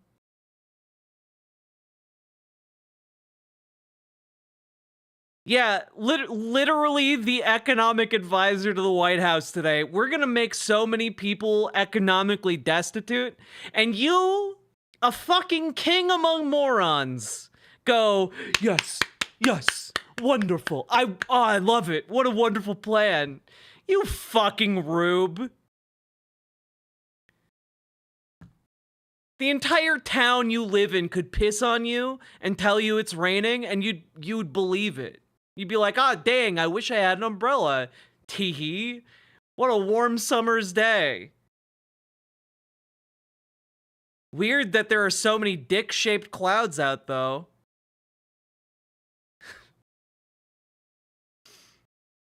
Discretionary spending all the time in the appropriations bills. Just to be clear, discretionary spending is only 26% of every dollar that's spent annually in the United States. So we got nearly you don't have a lot of choices, yeah. Mandatory, and if we don't address that, I mean, we're in a world of hurt. You got 75% of it's mandatory spending, time opportunity. Yeah, so yeah, maybe this is bad, actually. Maybe this guy feeling emboldened enough to come forward and say, essentially, yeah, we're gonna cut Social Security, probably kicked off all this shit. That's why they turned out in front of the building, you know? Additionally,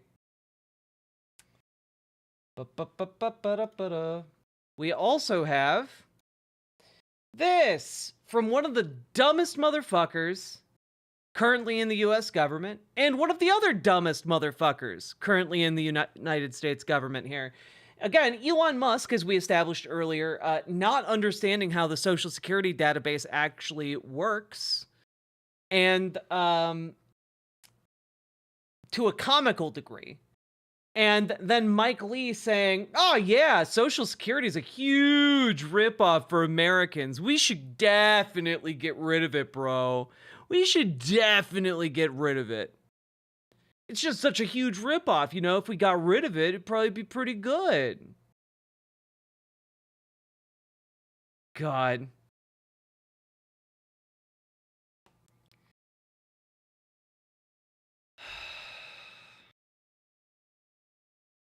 Also, yes, Lady Raincloud, they've been pushing to ban pornography in Oklahoma. Sucks.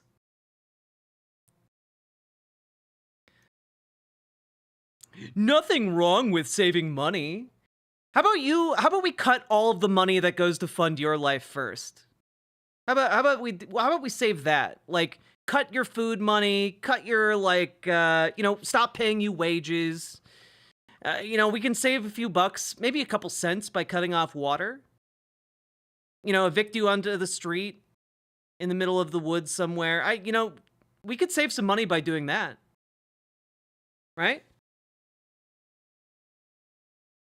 It's just a common sense cost cutting measure. Our society clearly can't support your individuality. Oh yeah, Lady Raincloud, Elon Musk has no idea how the Social Security network works.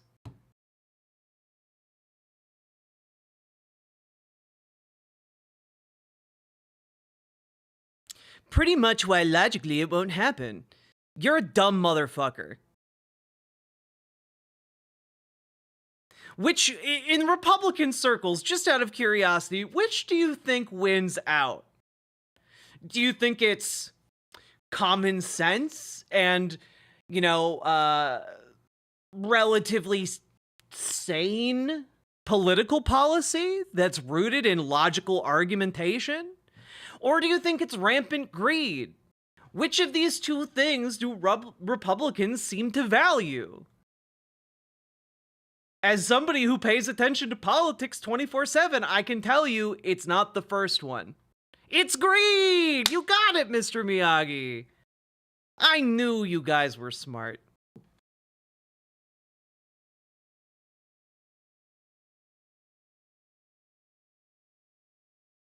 Also, I love the desire to just like gamble with your future. Like, oh yeah, I'll just be rich enough one day that I won't even need a social security account. I'll just be that wealthy someday. Fucking moron.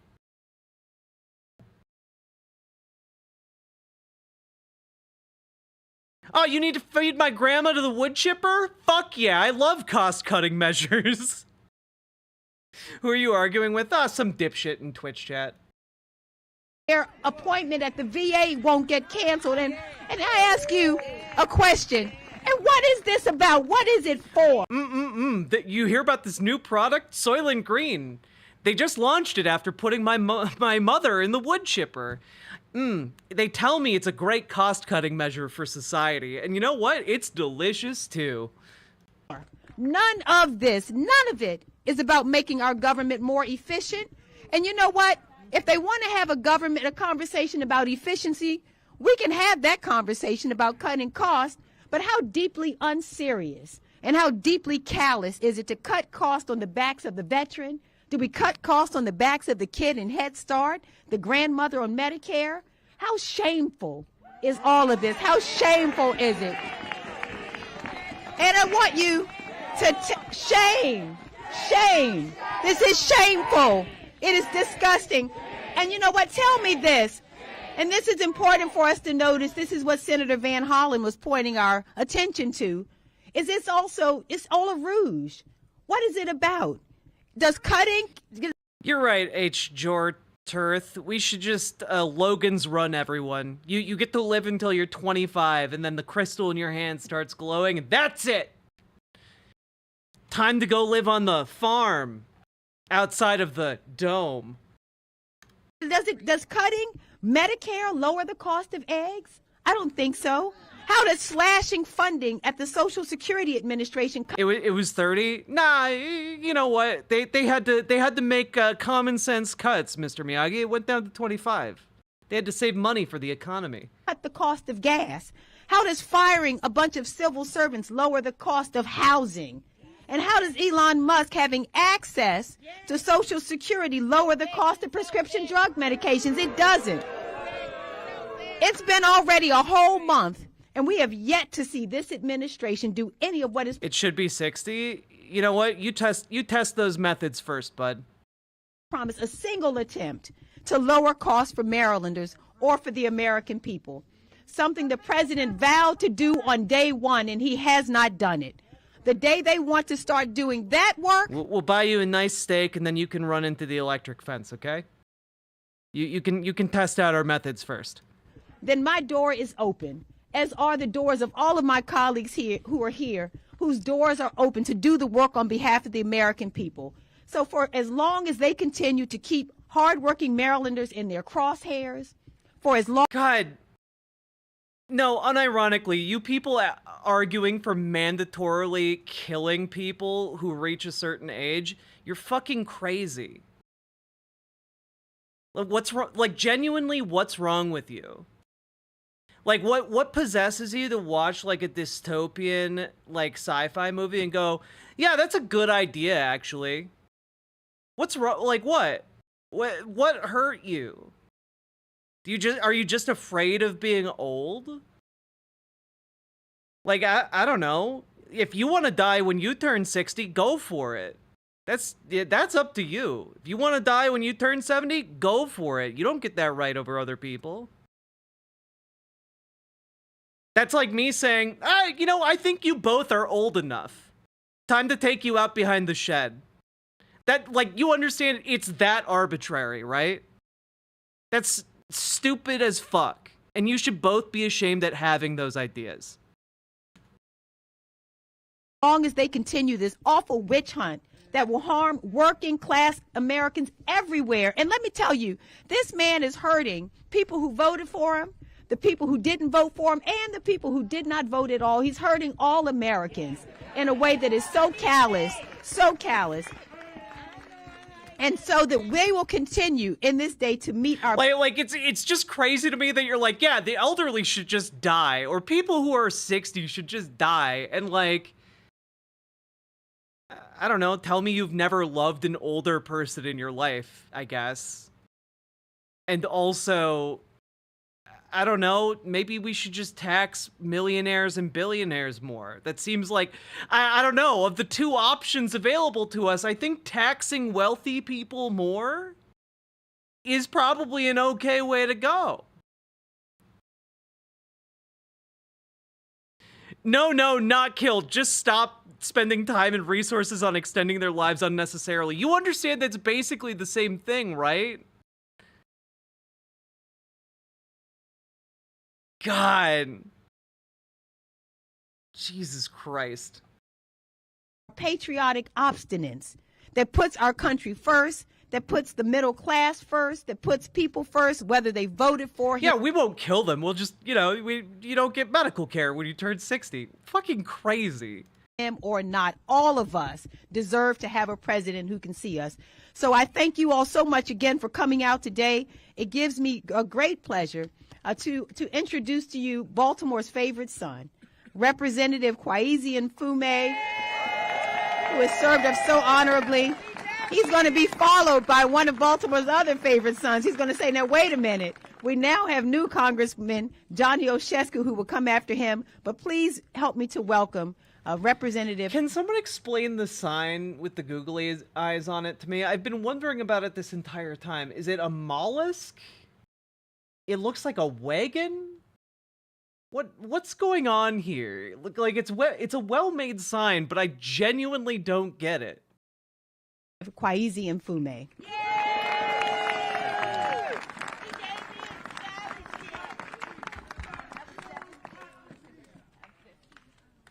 Wait, Clan, what do they get when they retire? You're already in favor of them cutting Social Security. Like you're carrying so much water for them. You clearly have a rock hard dick for it. Like what retirement do people get when they what are you talking about? First of all, good morning. When people see people like all of you who are out today, they believe differently about their own power. So every time we can assemble like this, we have to do it. And every time you run into somebody that says you can't take down that power, we have to say, yes, we can. Fuck yeah, you can. Also, Neon, I'm sorry for your loss. It's really rough. Sorry. Yes, we can. Local 220. Local 220. Where are you? Hello, Ashley the Fox. Where's the local from AFGE that worked here? Okay. I just want to make sure you're here because we got some real fighting to do. Let me just say this. For 50 years, 50, I've been in fights like this. And for 50 years, I've seen fights like this become victorious. Death tax? No, just tax them after they die. That's silly.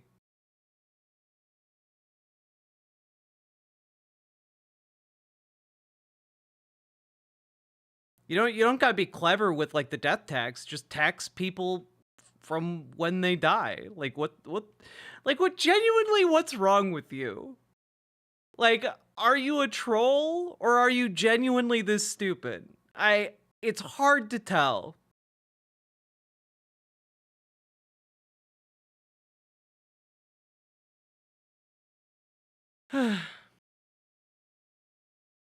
We're already taxed to heck when we pass. And you know what? I don't give a shit. I'm gonna be dead.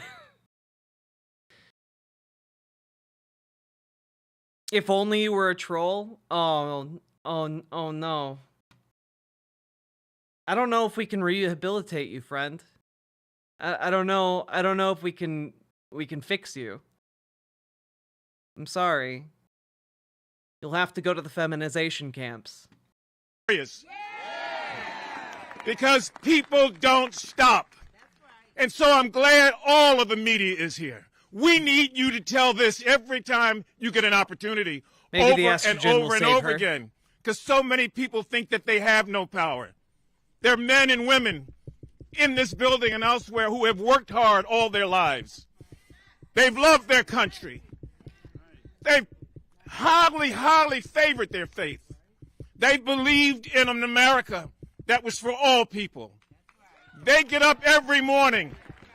They put on their clothes and they come to buildings like this all put on over their the pants country one leg at a to time. do a simple, nonpartisan job, and that is to serve the people of America with the best service they can provide. John Smith, plan to be here for a long time. Let's Yes, keep they going work together. hard. Yes, they play by the rules. Yes, they love their country. Yes, they cherish their faith. And yes, they want to... What do you mean they waited for the cameras, you absolute micro-brained moron? They put this event together. Do you think that this was a spontaneous event by an organization called Social Security Works?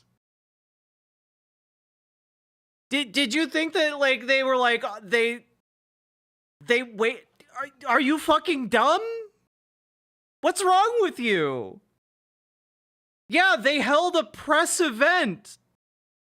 That's why there are press there. Do you not understand how that works? Like when police have like updates about ongoing like mass shootings or something, are you like, oh look, the cops waited for the cameras to get there? It's like, no, you dumbass. They hold a press event. What is wrong with you? Why can't I see this troll? Oh, they've been marked as a suspicious user, so none of you can be infected by their stupidity. It's kind of a quarantine type situation. They are shot. What we're seeing coming out of Washington is anything but that. Every time you hear DOGE, the Department of Government Efficiency, you just remember. Oh, you found the sign? It's the one floating barge that gathers garbage in a river, scooping up musk. That it feels like a deep cut. But thank you for solving the mystery, Jason Hyatt. You are the gold star chatter of today. It is the Department of Government Evil. Over. Hey, got him. I actually like that one a little bit. So you've heard from Chris Van Hollen, our senior senator, and Angela Brooks, our junior senator. Oh, can you read what they're saying? Yeah, they said, Jesus, they did wait for the cameras. V. So much astroturfing. Senator, you're going to hear from two of my colleagues in the House, Johnny Olszewski and Sarah Elfrich. But others need to hear from all of you. Everybody out here has the power to do something, and we will find a way to do it together. This fight is not for the feeble. It is not for the faithless. This will be a congressional fight, a constitutional fight, a legal fight, and on days like this, a street fight. Yes, we will stand. Oh, okay, you're too stupid to remain in chat. Bye. All right, the trolling stopped being fun when it got too obvious. All over this country, we've got to meet the wickedness where it is. Leave federal employees alone. Stop trying to steal the private information of American citizens. Help us to find a way to push back. And I do have to say, like, for trolls, do they understand they're getting fucked too? Like, I do sometimes wonder, like, to what extent trolls just kind of dissociate from, like, their environments and their worlds and, like, the material reality that they live in. Do they understand that they're also getting fucked, or are they just, like, completely detached, like, from reality? I do think about that a lot. Maybe more than I should. Good night, Two Dads Smoochin'. And beware you don't get sent to the feminization camps, otherwise you'll soon be two moms smooching. Da-da-da. And we will be victorious, because long after this day, somebody somewhere will look back through the telescope of time. Oh, lives in his mom's basement. Really looking forward to feeding his mom into the wood chipper, I guess. Another generation. Gotta and to feed say the Soylent that in engine. this time and on this day, and all of us stood for what's right and stood against all that is wrong. So give yourself a round of applause. Don't get weary. Don't get weary. And please welcome Congressman Johnny Olszewski. Give it up for Kwasi Mfume, everybody. A real fighter, champion. Oh my god, I always forget how big this man is. Look at him. All the other people come up to, like, his shoulder. He's huge.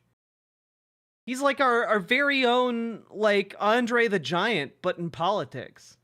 I am honored to be here with my colleague, Representative Mfume, as well as our U.S. Senators Van Hollen, also Brooks, Representative Elfreth, our friends in labor, but more importantly, all of you and the hard workers here at Social Security. That's right. You know, it's said, if you stand for nothing, you'll fall for anything. And today we are standing because we're not falling for the lies, for the stealing, for the taking of what is ours. This is a government that is of the people, by the people, and for the people. It's built on foundational principles. I'm really tall, y'all.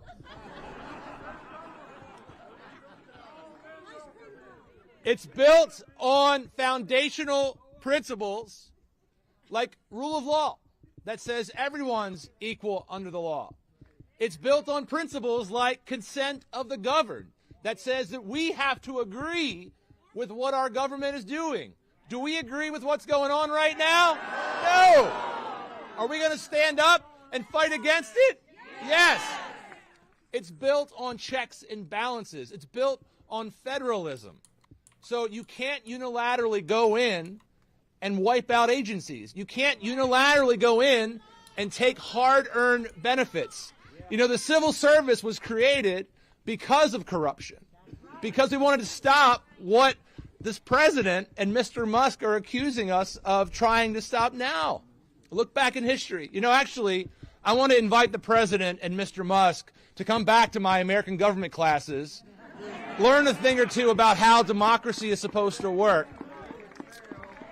I join, like Senator also Brooks, I spent quite a lot of time, and like Administrator O'Malley, we spent a lot of time as executives. We know a thing or two about finding waste, finding efficiencies, and we do welcome that conversation.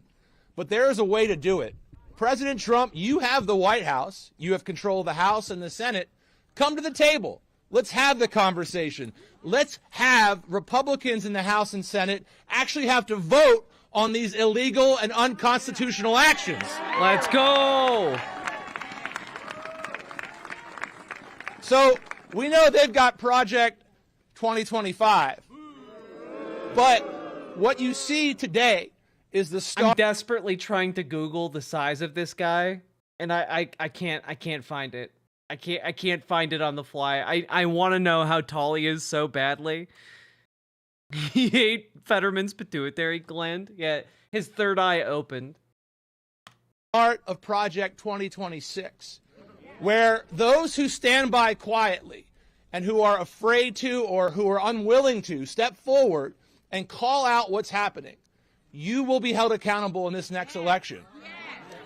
And so there are good people serving in the United States Congress who might not share the same party as myself and my peers here. There are. But we need them to step up, and we need them to speak out. Consent of the governed. The power is here. The power is in the people who aren't here because they're working, trying to process the benefits for our veterans and for those who have given their lives. Giant race. Google debunkers. No such thing. I just Googled it. Lives in service of this country. We're going to make sure that what is happening here continues. So we create that space that you either speak up or the people are going to hold you accountable.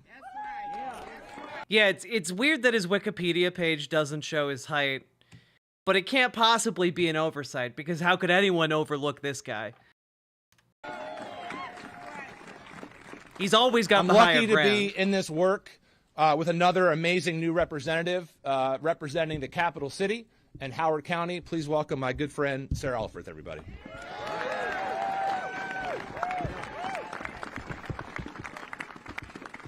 I am here in representation of 44,000 federal workers who call the 3rd Congressional District home.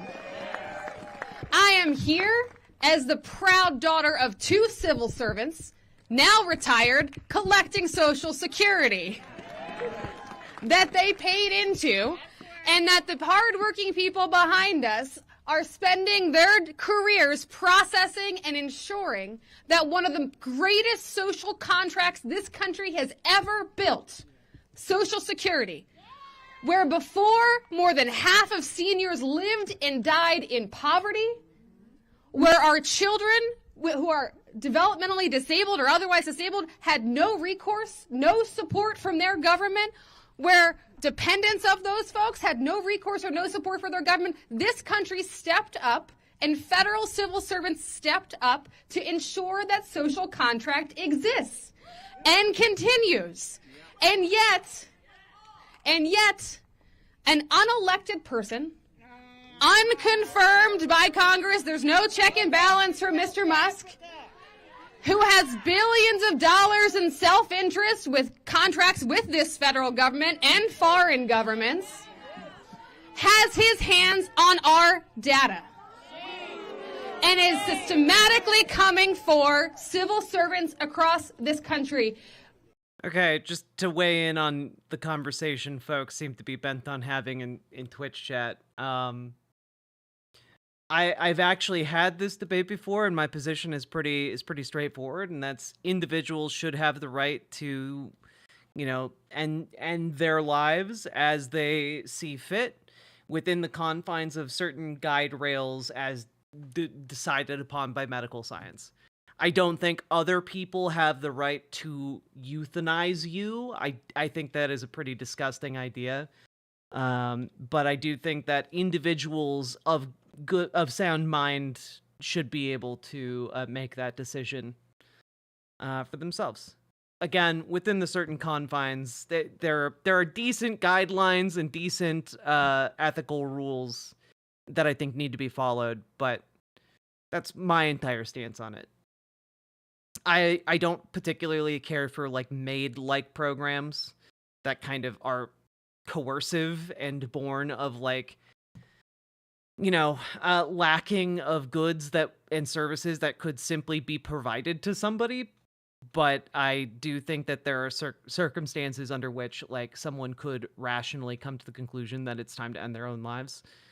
But yeah, that's in a nutshell, without going too deep into the weeds on it, that's kind of my stance on it.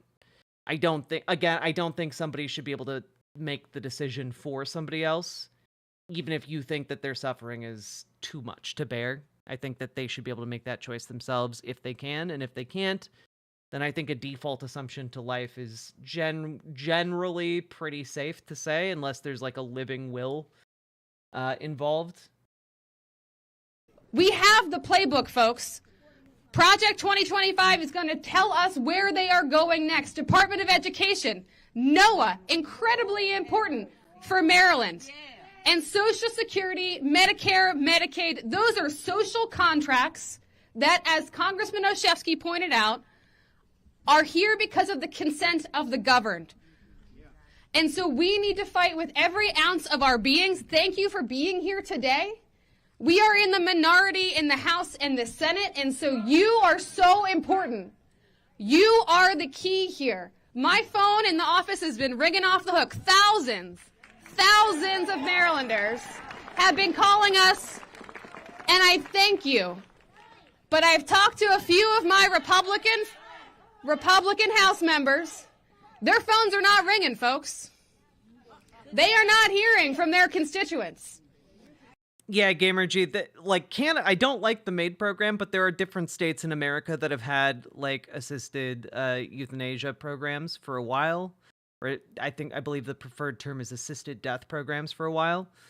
And they've been running along just fine. The guidelines for them are pretty straightforward and stringent, and I think that they're a good model to be used for elsewhere. But yeah. So the work ahead is important. We need 3. We just need 3 to see the light, want to uphold that social contract, who know that our hardworking civil servants serve the Constitution. Well, Loner Weirdo, right now the goal is to continue mobilizing people to put pressure both on Democrats to hold the line and on Republicans to break from Republicans. Because they currently only need 3 in the House to break from Republicans on any given issue in order to block Republican legislation. So the idea here is to have sustained pressure against Republicans to give them an incentive to, not go along with the party line. That's the political game in brass tack numbers. But the other part of it is we need to mobilize folks for, other reasons if things go poorly. And the people, and do not need or should never have to take a loyalty oath to the president. So thank you for being here. Thank you for fighting. Thank you for standing with us. It is an honor to represent you, and we're going to keep up the fight each and every day. And I'll bring up our Senator, Chris Van Hollen. Thank you, Sarah. Somebody asked where the workers who are part of AFG Council 220 are, and the answer is they're all working inside the building to provide Social Security benefits to hardworking Americans who earn them. But we have their representative here, their spokesperson here, and that's who you're going to hear from in a minute. And after you hear from him, you're going to hear from a former administrator for the Social Security Administration who respected the federal employees who worked for that, Martin O'Malley. But first, the representative for all those hardworking men and women, great patriots of the Social Security Administration, Council 2020 of AFG, Rich Couture. Thank you. Just as a quick aside, some breaking news here. Oh, God, Politico, are you going to do me dirty like this? You going to do me dirty like this? Going to do me dirty like this? I guess it's not breaking news. Never mind. But apparently, a judge has ruled that all of the Trump document case files need to be released. So that's cool. Come on over. So thank you, everybody.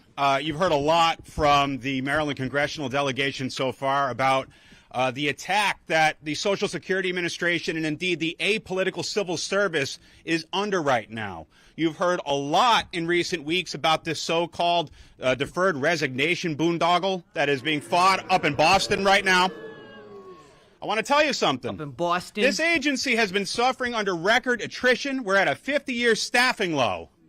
And despite all that, the hardworking people in this building behind me and the 42,000 AFG bargaining unit employees we represent all over the country made strident improvements in productivity and bringing down service delivery times, notwithstanding the fact that we suffered historic levels of attrition when we returned from the pandemic evacuation. We lost over 10% of our workforce nationwide just with a reduction of telework. We knew that if telework was taken away from our folks, and surveys have shown this, that we could lose up. Honestly, though, Zia Spots, you should also call your Republican representatives. Make their life a living hell. To half of the hardworking people who are here in this building or at the field offices, the hearing offices, the payment centers, and the 800 number offices all over the country. If you think you have service delivery problems now, just wait. Just wait. But that's the other insidious part of this. It is hard. The chaos and the confusion is the point. The cruelty is the point. We can't keep track of all of the attacks on the civil service because there are so many of them to keep track of. There's so many. One thing that hasn't been reported with the deferred resignation bit, not too much reporting, excuse me.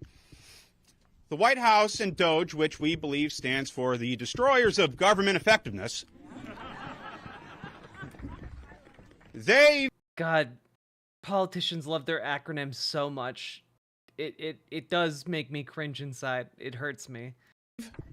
Told the General Services Administration, which is the nation's landlord, to start terminating 7,500 every single federal lease across the country.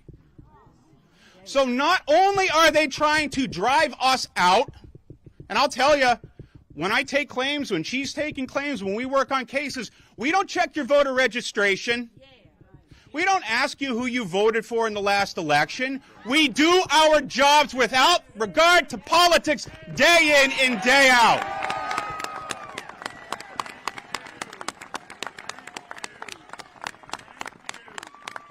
So when you think about it, them trying to drive out folks at SSA, EPA, TSA, all the alphabet soup of agencies that my union represents, it's about destroying service to the American public to open the door to, as I've heard the word uttered many times here, greed, privatization, destruction of benefits, destruction of public service. Now imagine they're ordering us all back into the office, notwithstanding we have a legally binding contract that we are going to fight to uphold. But they are, think about it, if they're making your presence on site as an employee a requirement of the job, but then they close the office you have to go to, what do you think's going to happen? What do you think's going to happen? This is all about destroying the size of the federal civil service and in eliminating our ability to serve the American people who have already paid for the service, who have already paid for the access to their benefits. At buildings like this one and at offices all over the country. So if you think you have service delivery problems now, if you think you're waiting a long time on our 800 number, if you think that you're waiting a long time to get your claim processed, if you think you have a long time waiting in an office, imagine what that service is going to be like if you've got no office to call, if you've got no office to visit, if there are no dedicated, apolitical civil servants there to serve you when you want help. We deserve better. The American people deserve better. And I hope that we all stand and fight this together. Are you with us? That was Thank good. you. That was good. He injected some actual, rhetoric there. He actually sounded like he gave a shit. It was nice. Hey, everybody say it with me. I think you agree. My name is Martin O'Malley. I'm the former Commissioner of Social Security. And I think we can all agree that there is no finer congressional delegation that any state has ever sent to the United States Congress than Maryland's congressional delegation. So as Senator Van Hollen led us off with this, the message is, Elon Musk, keep your hands off of Social Security. DOGE isn't going to go after military spending. It'd be cool if it tried, but they're not going to do that.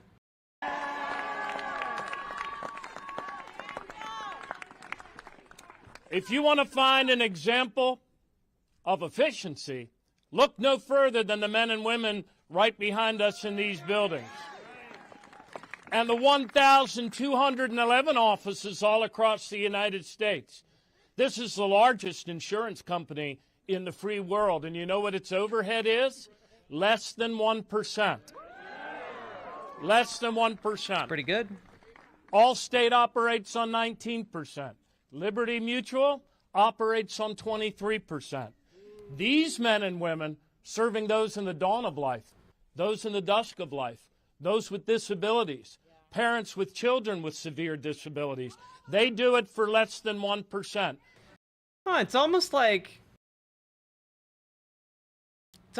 government can do a lot of things way more efficiently than private corporations. I don't know. This is making me think outside of capitalism, and I'm not sure I like it. Less than 1%.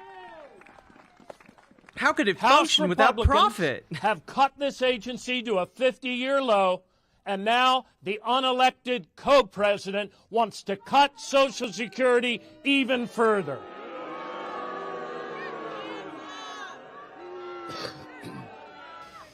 One of the bright line rules that we had here when I had the honor to lead these 70,000 men and women was that this is personal data. This is private data. This is every man and woman in America from their very first job, all of their earnings, for the benefits they work a lifetime for. That is personal data, and it was a fireable offense to go into other people's personal data when you did not have a business purpose related to that person's application. And now these boys from DOGE roll in violation of the Constitution, in violation of the law, in flagrant violation. And so we say again, Elon Musk, keep your hands off of Social Security. This is not about efficiency. This is about two things. This is about stealing the personal data of Americans, and it is about taking a lifetime of earned benefits, your Social Security benefits, and turning it into a Bitcoin bank. Right behind me in this other building, I conclude with this, is a memorial garden. There are the images of presidents, Jimmy Carter, Ronald Reagan, the Bushes, Democrats and Republicans alike. And they all agree. And they say to us from the grave, there is no more sacred promise among us and between us than Social Security. So rise up like your country depends on it. Thanks. I'm not gonna lie. That was a better speech than I was expecting from that man. Thank you, Martin O'Malley. And let's hear it again, Elon. I was not expecting a whole lot from Martin O'Malley, but like that was pretty all right. Elon Musk, keep your hands off of Social Security. Thank you all for being here. We're willing to take a few questions from the press if there are any. Any questions in the press?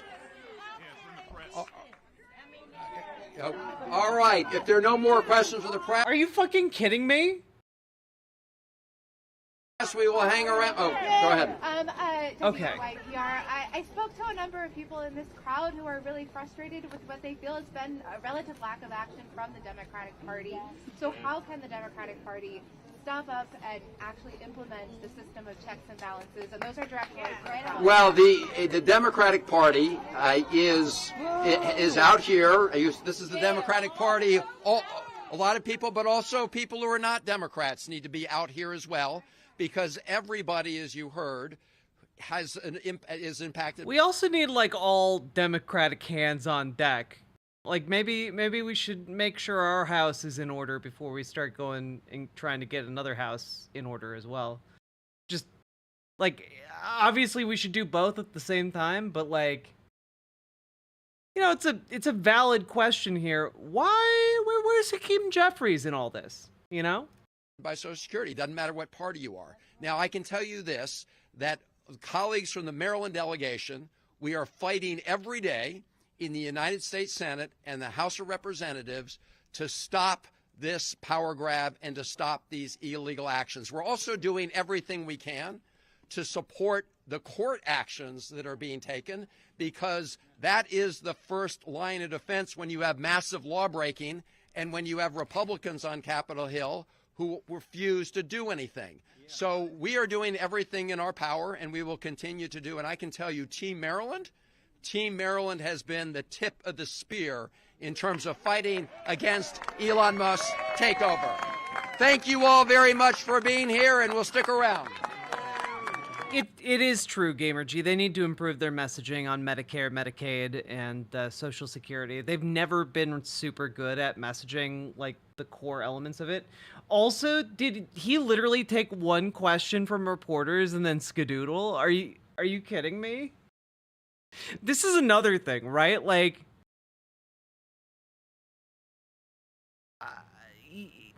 facilitate an environment where reporters will ask you questions, you know? I do think that there's a strong desire to avoid the questions. So they might not say anything uncouth, but like, are you kidding me? That was one question.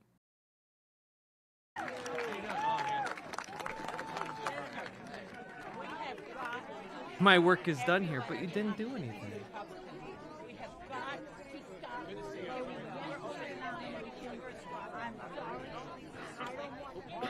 Well, that's interesting.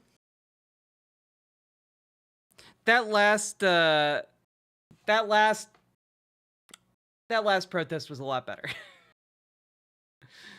Like I said, Dems don't get politics. The thing is, I think Dems get politics. I just don't think they understand power. They don't get power. You know?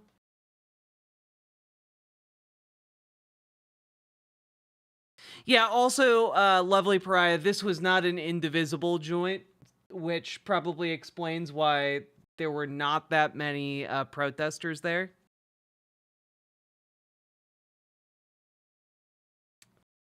Oof. Well, folks, we've been going for about 7 hours, 40 minutes.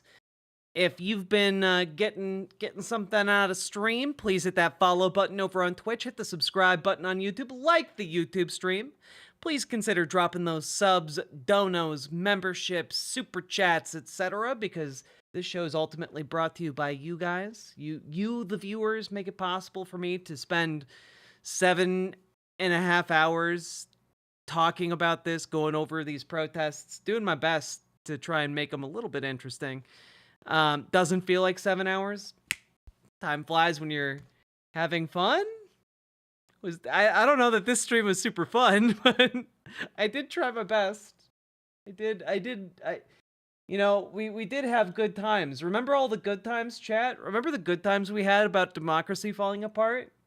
You know, because I remember. You've got your sunrise, you caught a prize, you're making your Johnson. Party nights, summer whites, you, your friends, and your Johnson. Rooster tails, water trails, you, your kids, and your Johnson. Saturday nights, distant lights, you, your girl, and your Johnson. You and your Johnson, a way of life for over 50 years. Yeah, that was all that footage was from the beginning of stream. What a ride we've had together on our Johnsons. Oh god, I'm glad you guys had fun. And you know what? We'll be back tomorrow. I'll be back tomorrow to talk about this stuff, and we'll have a good time tomorrow. We'll talk more about politics. We'll talk more about the world, and hopefully, you know, maybe things will be better tomorrow. Maybe things will be okay. Consider joining riverboat.gg/discord. And folks, if you need an action, join Indivisible. Join an Indivisible protest, okay? You are not powerless. Do not feel disempowered. Here are some protests in your local area that you can feel good about, put together by Indivisible. And also, folks, consider joining DSA, Democratic Socialists of America. join your local Dems, join ideally both your DSA and your local Dems, and then radicalize your local Dems with your DSA, and then do cool shit. Jowser, thank you for the 1,000 biddies over on Twitch. I appreciate that. Thank you so goddamn much at the end of the night. Whew. Run out of alcohol, gonna lose my mind? No!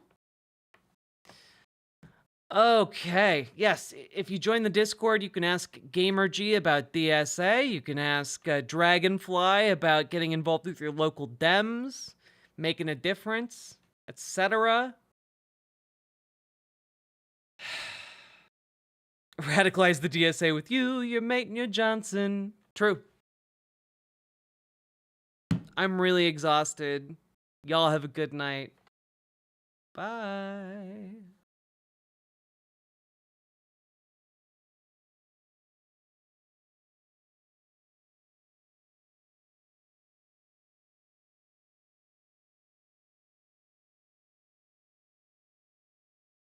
When the people's will is swayed by a con man's cheap charade, despite the crass misogyny and blatant hypocrisy, when the fascist voices swell, we hear echoes of the past. They vilify the immigrants, the leftists and outcasts, when the opposition croaks and the people just don't vote for the same old tired rhetoric of neoliberal politics. We must organize the fight for our universal rights, for democracy and empathy to permeate this life. For it's not the immigrant who labors for some bread, who's making us toil till we drop dead. No, it's not minorities or peer-reviewed authorities, or queer folks and trans folks, or a multitude of deities. I say, all are your comrades and none are your enemies, in the momentous fight against all bourgeois priorities. Freedom is not those traditional values crafted from bigotry and classist realities. Freedom is freedom to move and disobey, to rely on one another to keep would-be kings at bay. Say none of us can stand alone against their power. We must stand together and make them cower. For the laws of this land have us used and abused, owned and subordinate to our patriarchal roots. I say it's high time we reinvent this whole operation to make mutual benefit our sole occupation. Because freedom is freedom to move and disobey, to rely on one another to keep would-be kings at bay. Say none of us can stand alone against their power. We must stand together and make them cower. Here we go. Yes, freedom is freedom to move and disobey, to rely on one another to keep would-be kings at bay. Say none of us can stand alone against their power. Rise, proletariat, and make them cower.